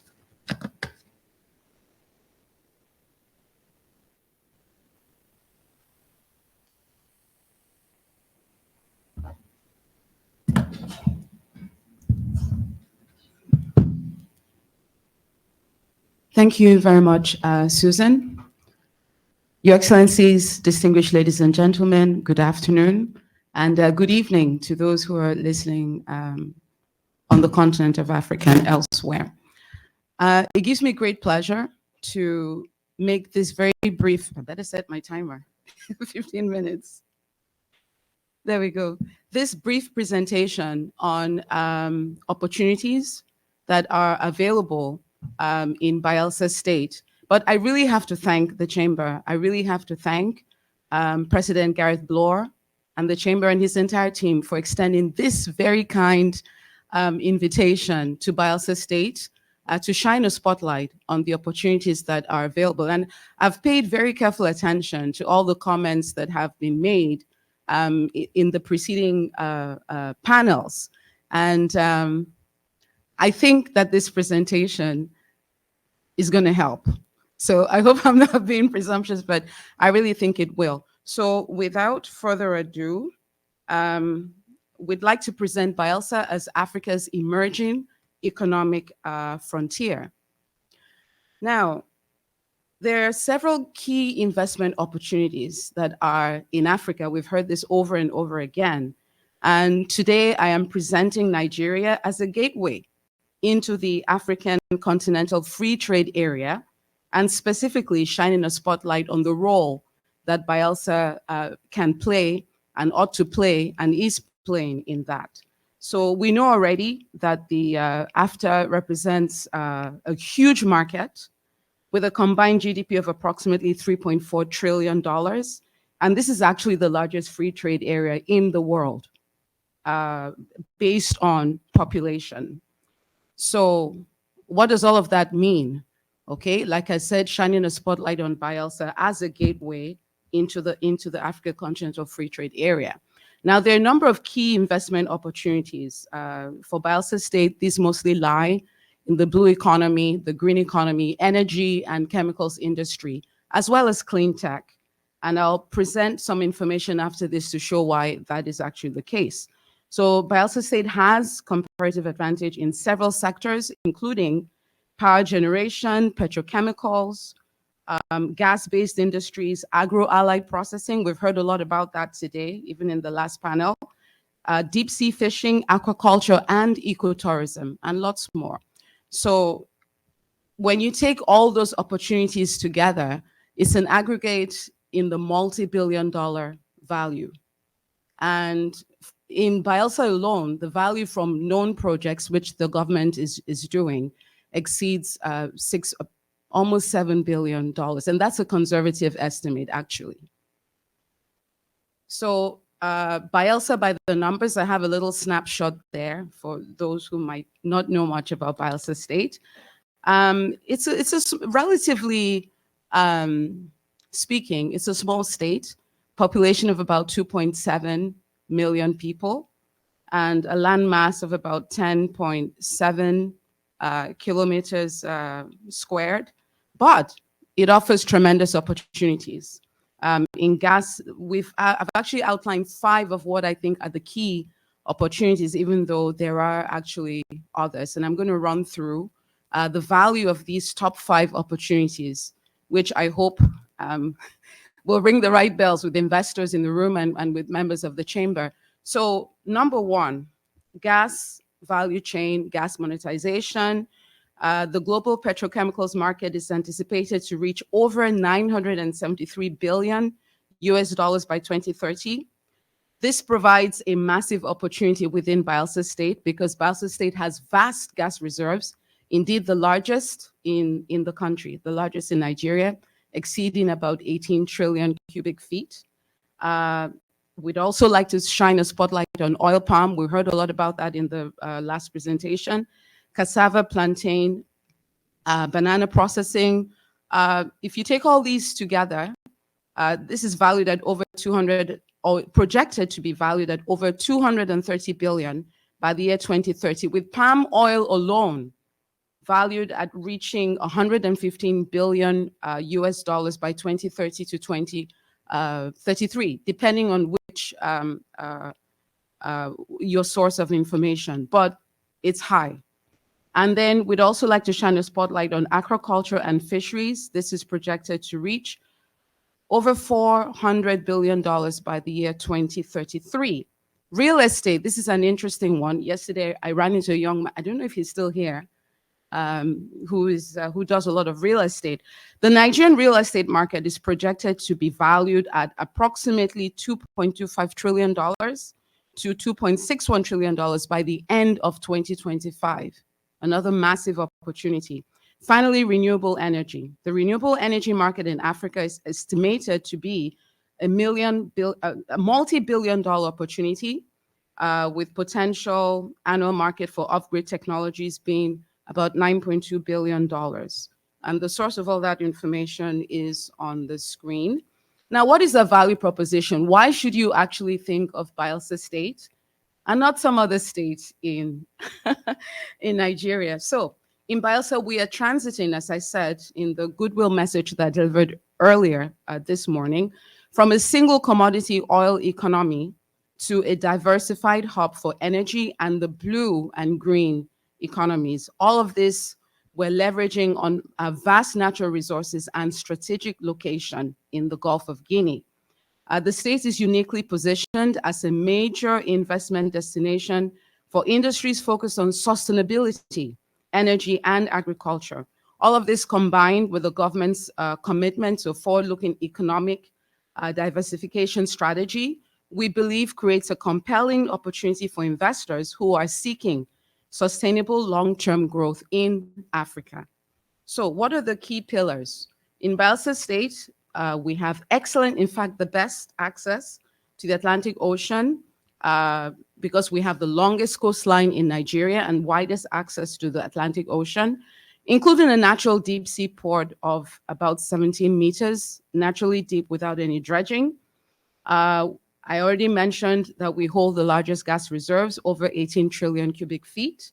We also sit on the third largest wetland and mangrove forests in the world, contributing to carbon sequestration. Now, the value of the carbon credit market, I know in Canada, there's a lot of talk about clean tech, is currently estimated to be around over $300 billion US. So Bayelsa is a great place for that if you're thinking about carbon credits or mangrove reforestation. It's a great place to do that. Bayelsa is a natural access point for international trade for West Africa, the Gulf of Guinea, and beyond. In terms of mineral resources, these include silica, sand, clay, gypsum, lead, zinc, lignite, limestone, manganese, I beg your pardon, and uranium. Bayelsa State has a low crime rate. It's rated as one of the safest states in the entire country. The last time the National Bureau of Statistics took a figure, Bayelsa State accounted for only 1.14% of total reported crime cases.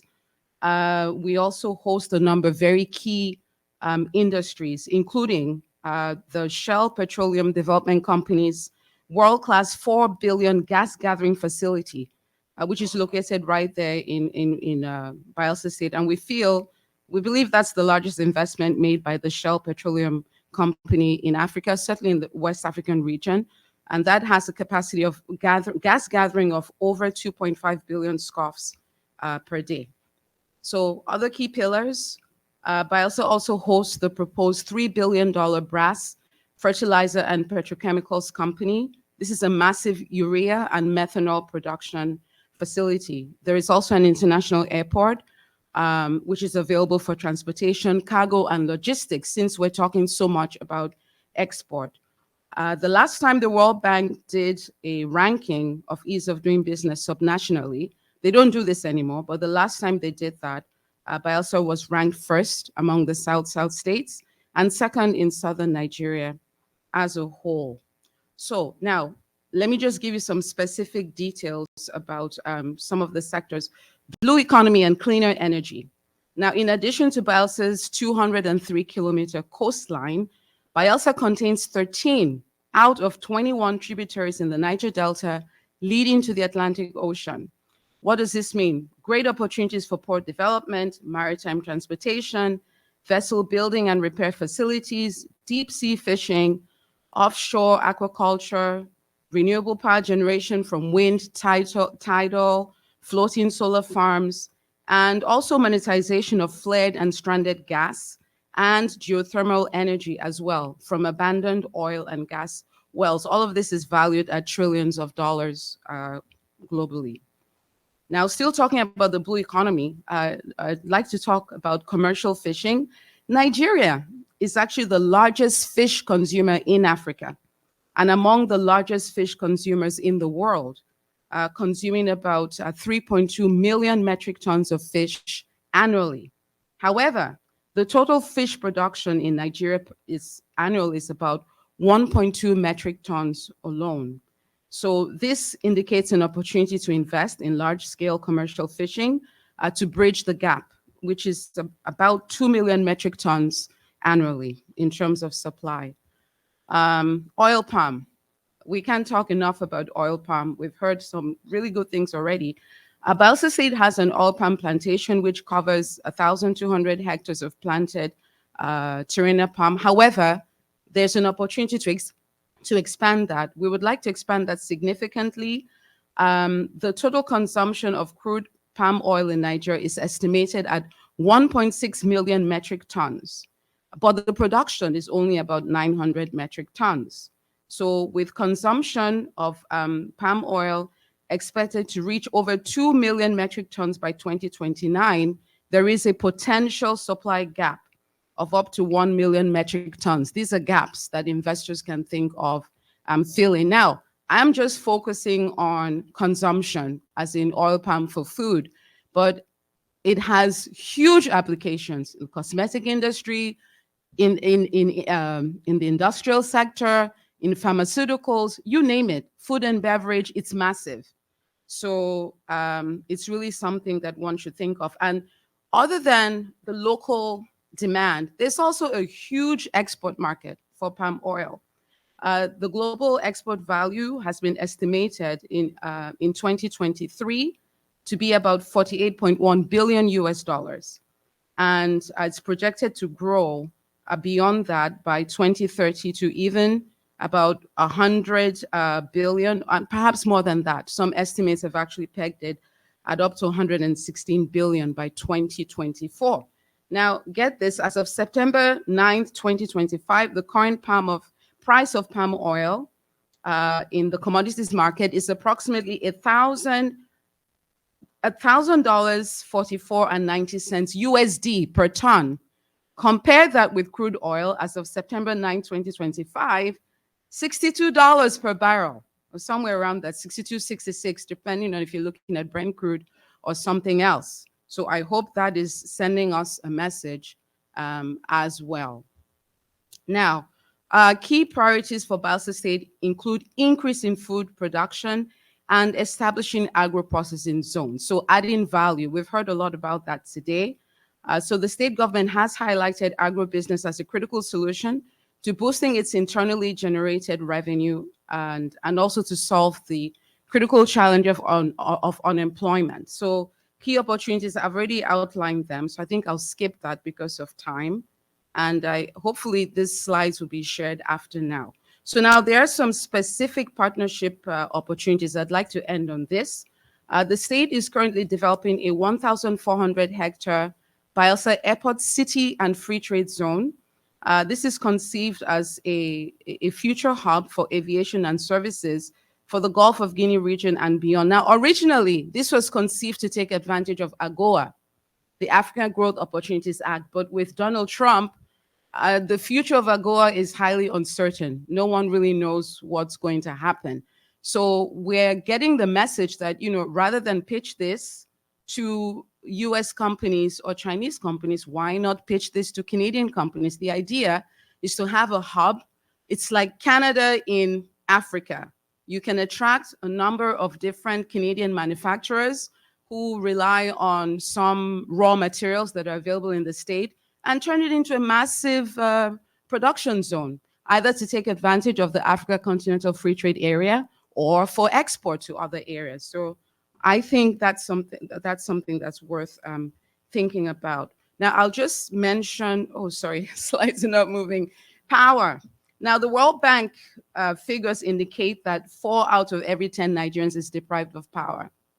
Nigeria is considered, because of our population and the inadequate generation of electricity, to be the most energy deficient country in the world.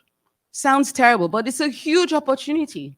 There's a huge opportunity there for people who want to get into power, especially gas to power. So we present Bayelsa State as a prime location for that because of our our great gas reserves. So the state has actually signed the electricity bill into law and created the Bayelsa State Electricity Regulation Commission to show a level of seriousness in making sure that we can play in this area. And the state government has allocated a strategic 220 hectare power hub site dedicated to power generation alone. Incentives, I'll end on this. So what are they? We can facilitate tax waivers for companies investing in priority areas, support to obtain licenses and permits, investor one-stop center for business registration permit, data support for feasibility studies, community relations support, very important. And we also have a dedicated investment promotion agency, which I head, to assist investors at all stages of investment, and aftercare and access to land is another incentive. So if you want to get into the power sector, you should know that you would qualify for a federal tax holiday, and there's a waiver of all import fees if you're importing power plant equipment into the country. So I conclude by saying Bayelsa State therefore has comparative advantage in several industrial sectors, including power generation, petrochemicals, gas-based industries, agro-allied processing activities, deep sea fishing, aquaculture, ecotourism, and so much more. So we invite you all to come see Bayelsa and invest. And I thank you very much for listening to it. Oh, there's a QR code at the registration desk. You can scan it and you can get more detailed information on partnership opportunities or any of the things that I just spoke about. It's also on my table, so you can come on over and scan it. Thank you so much for your attention. Thank you, Susan. Thank you, Patience. I feel like in your 15-minute presentation, you have provided so much opportunities. It's enough to make somebody's head spin. So, but that is Africa for you, and this is only one state. I mean, every other country in the room, be careful. Patience is in the building. Patience is still with us. Please reach out and find out more. Now, thank you so much for your attention. Did we appreciate you, Patience? I appreciate you. Can I have somebody help us move this so that I can invite our next moderator? Yes. Yeah, you can put it maybe somewhere where people can see the code to scan it. Yeah. Okay, all right. Yeah, so how's everybody feeling this afternoon? Can we stand up and shake our head, shake our shoulders if you need a minute before I call up our next moderator for the next session. I'm hoping that everybody's awake and you feel free in between these things to get up if you need to stretch or if you need grab a coffee. But we have a break coming up really quickly after the next session, and it is my distinct pleasure to call up Mr. Carlos Royes Aboa, who is going to moderate the next session, who is a Deputy High Commissioner from the High Commission of Canada and Nigeria. Okay.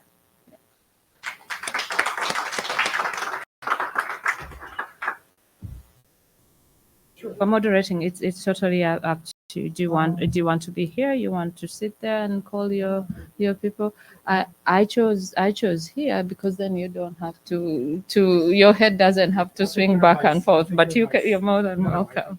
Yeah. No, you're welcome, and it is your session.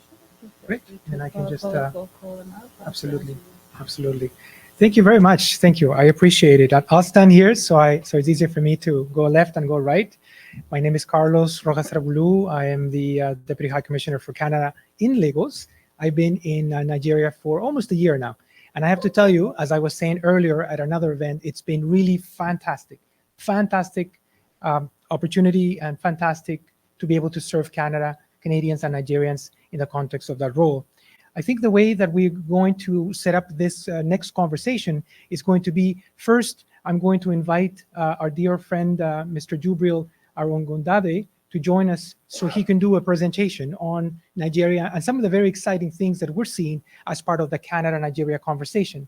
And followed by a bit of a panel session where I'll have a few panelists join us so we can discuss and exchange on and reflect on some of the things that Mr. Jubril will have said, and clearly how we're connecting the dots with respect to the current incoming delegation that is here this week to meet some Canadian companies and beyond. So if you're in agreement with that, why don't we get started? So I will introduce first and foremost our dear friend, Mr. Jubril Arongundade. He is the Managing Director for Aseli Consulting, who's the partner of the Deputy High Commission of Canada and Lagos in the organization of the incoming buyers mission, but also he is the Executive Director of CIG Motors, a very important automobile group based in Nigeria and in West Africa. Welcome. And Mr. Jubril, you'll have the floor to do your presentation, and then from then on, we'll carry on with the rest of the panel. Thank you very much. Good afternoon, everyone. And thank you very much, Mr. Carlos, for the opportunity to speak to these very amazing colleagues here in Canada. This is my first time in Canada. It's my first time in Toronto. Yes. And since we arrived on Sunday, we've been blown away, not just with the structure and the organization of how Canada is and the business environment here in Canada, but especially with the hospitality that we've received from friends here in Canada. And that would lead me to my presentation. My sister from Bayelsa State just finished, so I'm very happy that I'm taking the lead after her, because all I'm talking about here is Nigeria. And Bayelsa is one of the states in Nigeria, one of the best and amazing states in Nigeria, especially when it comes to oil and gas. Yes. So today we'll talk about the Nigerian trade and investment. For us, we'll be discussing about the strategic blueprints for industry, trade, and investment. I'm sure we have some Canadian friends here today that don't understand what Nigeria is, or what nation is Nigeria. You just hear of Nigeria, maybe you hear of Afrobeat, or you hear of our jollof rice. But trust me, we're more than just food and music. We're the business hub of Africa. We're the largest Black nation with the highest number of population in the world. So Nigeria stands to be a country with the highest number of population, Black people in the world. Over 200 million people, and we have diverse language, and that makes us very beautiful. And Mr. Carlos has experienced the beautiful Nigeria, and that's why he has dragged us here today. So I came on this mission with 12 top business owners, CEOs of top business organizations in Nigeria, and they are here to procure and also to invest. So for us, FDI is important for us to move the conversation on trade between Canada and Nigeria forward. But Africa and Nigeria, we're not looking for aid. We're looking for business. We're looking for investment. We're looking for industrialization. We're looking for employment for our young people. So for us, this is very strategic with the trade issues going on, tariff in the world, especially with United States, Canada has become a very important country for us to do business with, especially in North America. Let's, okay, so I'll move this myself. So I'll go quickly. I just have 10 minutes.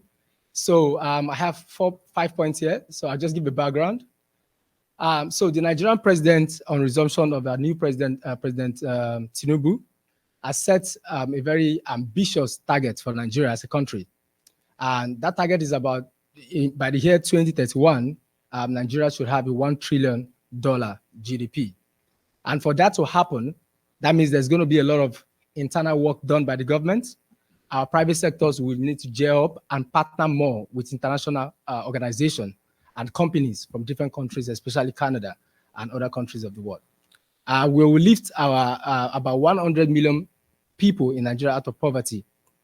And we also have a target to, develop about 50 million new jobs by 2031. Jobs can't be created by government alone, but jobs need to be created by industries. And that's why we're here in Canada, to look for those companies that we can take back home to Nigeria and develop our economy. So Nigeria, as beautiful as we are, as every nation, as you know, have their challenges. And these are some of the challenges that we have as a country.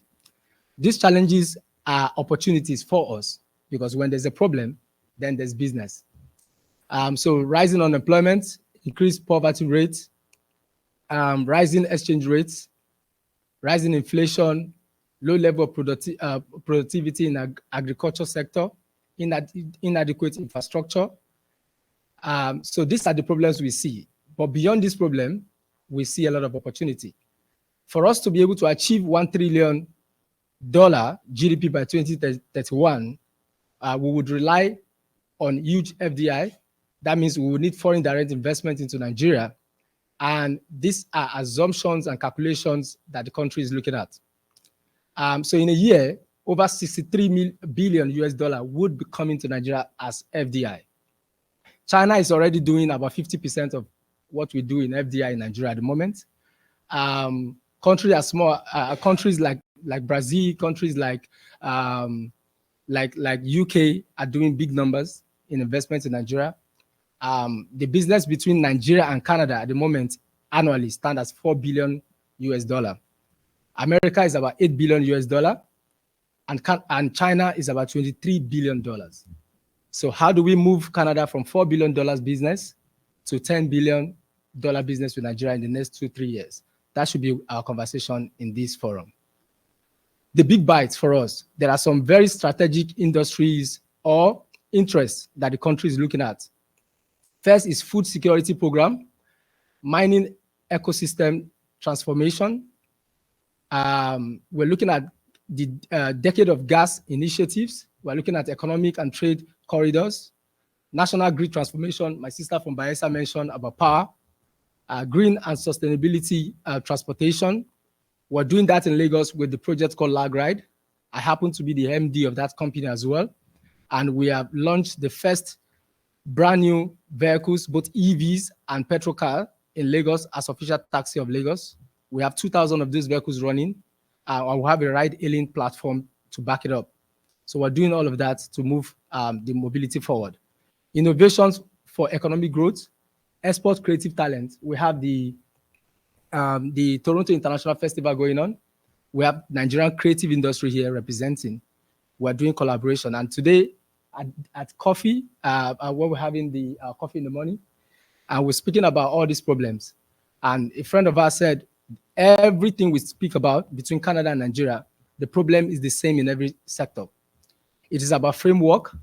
It's about the organization behind how we do business.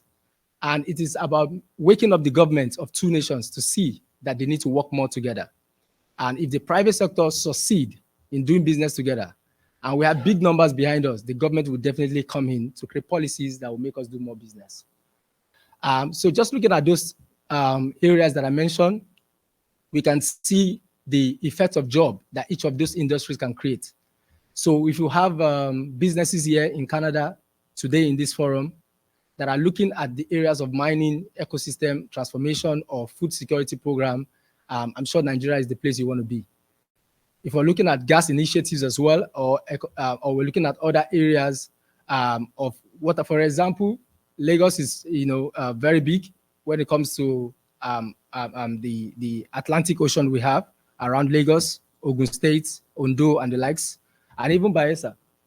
And then water transportation is also an opportunity in Nigeria that we need to look into. And Canada is successful in this business already, in this area. And I believe that we can have a city-to-city relationship where a city like Toronto can have an handshake with Lagos, and we can create projects that would move our relationship forward. National grid is a conversation. The Nigerian government is moving towards green energy. We are opening up opportunities to make sure that the country starts to talk about alternative way of power.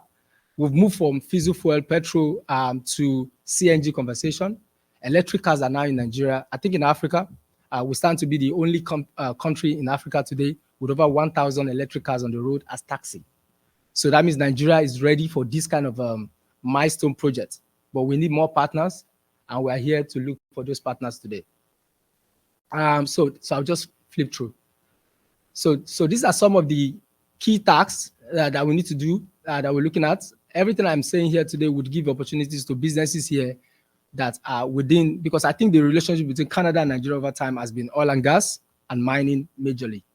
And that is like that's like just a fraction of what we can do. So much we can do together in partnering together. So looking at the approach, every nation, as you know, would create funding for big projects. In the UK, there's what you call the UK Future Fund. In the US, you have the US Small Business Admin Program. In Canada here as well, you have the Canada Labour Sponsored Venture. And in France, you also have different. Nigeria is also creating some program, especially with a new organization called MOFI, under the Ministry of Finance in Nigeria, to be able to push all of these projects forward. But my conversation this afternoon is that FDI, as we know, is not a new conversation in the business terrain, but we need to talk about foreign direct investment intentionally. So when you're going to Nigeria to invest, you should invest with intention to take care of a problem. If you're coming into the oil and gas sector, for example, your project should be able to create economic benefits for Nigeria, and then it will be a landmark project. So I'll use just to round up, I'll use a case study just to show you how vibrant Nigeria is. I mentioned in the beginning about our Afrobeats. I mentioned about our beautiful jollof rice, which is the best rice in the world, right? So, and I have a Ghanaian in the house. I have a Ghanaian in the house that just nod. After this session, I'm sure I'm in soup already. All right, so I want to introduce you to a movement that is going on in Nigeria in the past 2 years. It's called Dirty December in Nigeria. So in December every year, starting for like 2-3 years now, Lagos as a state in Nigeria, which is the 6th largest city or growing economy in Africa at the moment, Lagos attracts about 1.2 to 1.5 million people in December alone to come to Lagos for tourism, to see Lagos, to enjoy jollof rice, of course, and to listen to Afrobeat. So this is the number. I'm showing this just to give an idea of how important Nigeria is, especially to a nation like Canada. Canada is successful in tourism. I mentioned about water transportation before. There's so many opportunities you can tap into. And we can see that we already have a relationship between Nigeria and Canada. Of all the Bombardier airplanes that are in Africa, Nigeria have at least 85% of those planes owned by Nigerians. So we're already doing business with Canada, just that we're not doing business that is maybe have it like a big economic part that people can really talk about. I think the link between Canada and Nigeria also needs to be looked upon. When we do business together, state to state, companies to company, we need to advertise and push forward what we're doing. We need to show the world that we're doing these things. And in that way, we can move the narrative forward. We can see that Canada is one of the country that visit Nigeria the most in December. The first country is United States, and followed by South Africa, and Canada is number 3. So in this December that passed last year, so these are the numbers of how people came into Nigeria for the Dirty December. And this is opening up a huge conversation on travel and tourism industry, opening it up. We have airlines, we have train, we have travel agencies. I've met 2 companies here in Canada already that are in the business of hospitality. And I'm amazed about what they are doing, the technology that they have to be able to drive their business. So all of these are good initiatives and business that we can export to Nigeria. So we have some sectors that are very key for us. Entertainment, lifestyle, music, comedy, fashion, arts, and culture shows, like I mentioned, are one of the value touch points for those tourism people when they come to Nigeria. Sport-based events, movies, business and career, religion, transport, and parking and all of that. So there's so many things, so many opportunities that we can see. Some images of logos of companies here are companies that are doing business within the Dirty December, and they are making a lot of income. The hospitality business for the hotels, they recorded a revenue of about 22 billion Nigerian currency in 2 weeks in December in Lagos. And that number is going to grow maybe ×3 or ×5 this year, because the publicity of Dirty December is now huge. So this is just all I have to show you today. We'll take the conversation on the panel, I'm sure, with Mr. Carlos to discuss furthermore on how we should be doing business, Canada and Nigeria. And I think that for the past 3 days now in Canada, all the conversation we're having, there's always a bottleneck.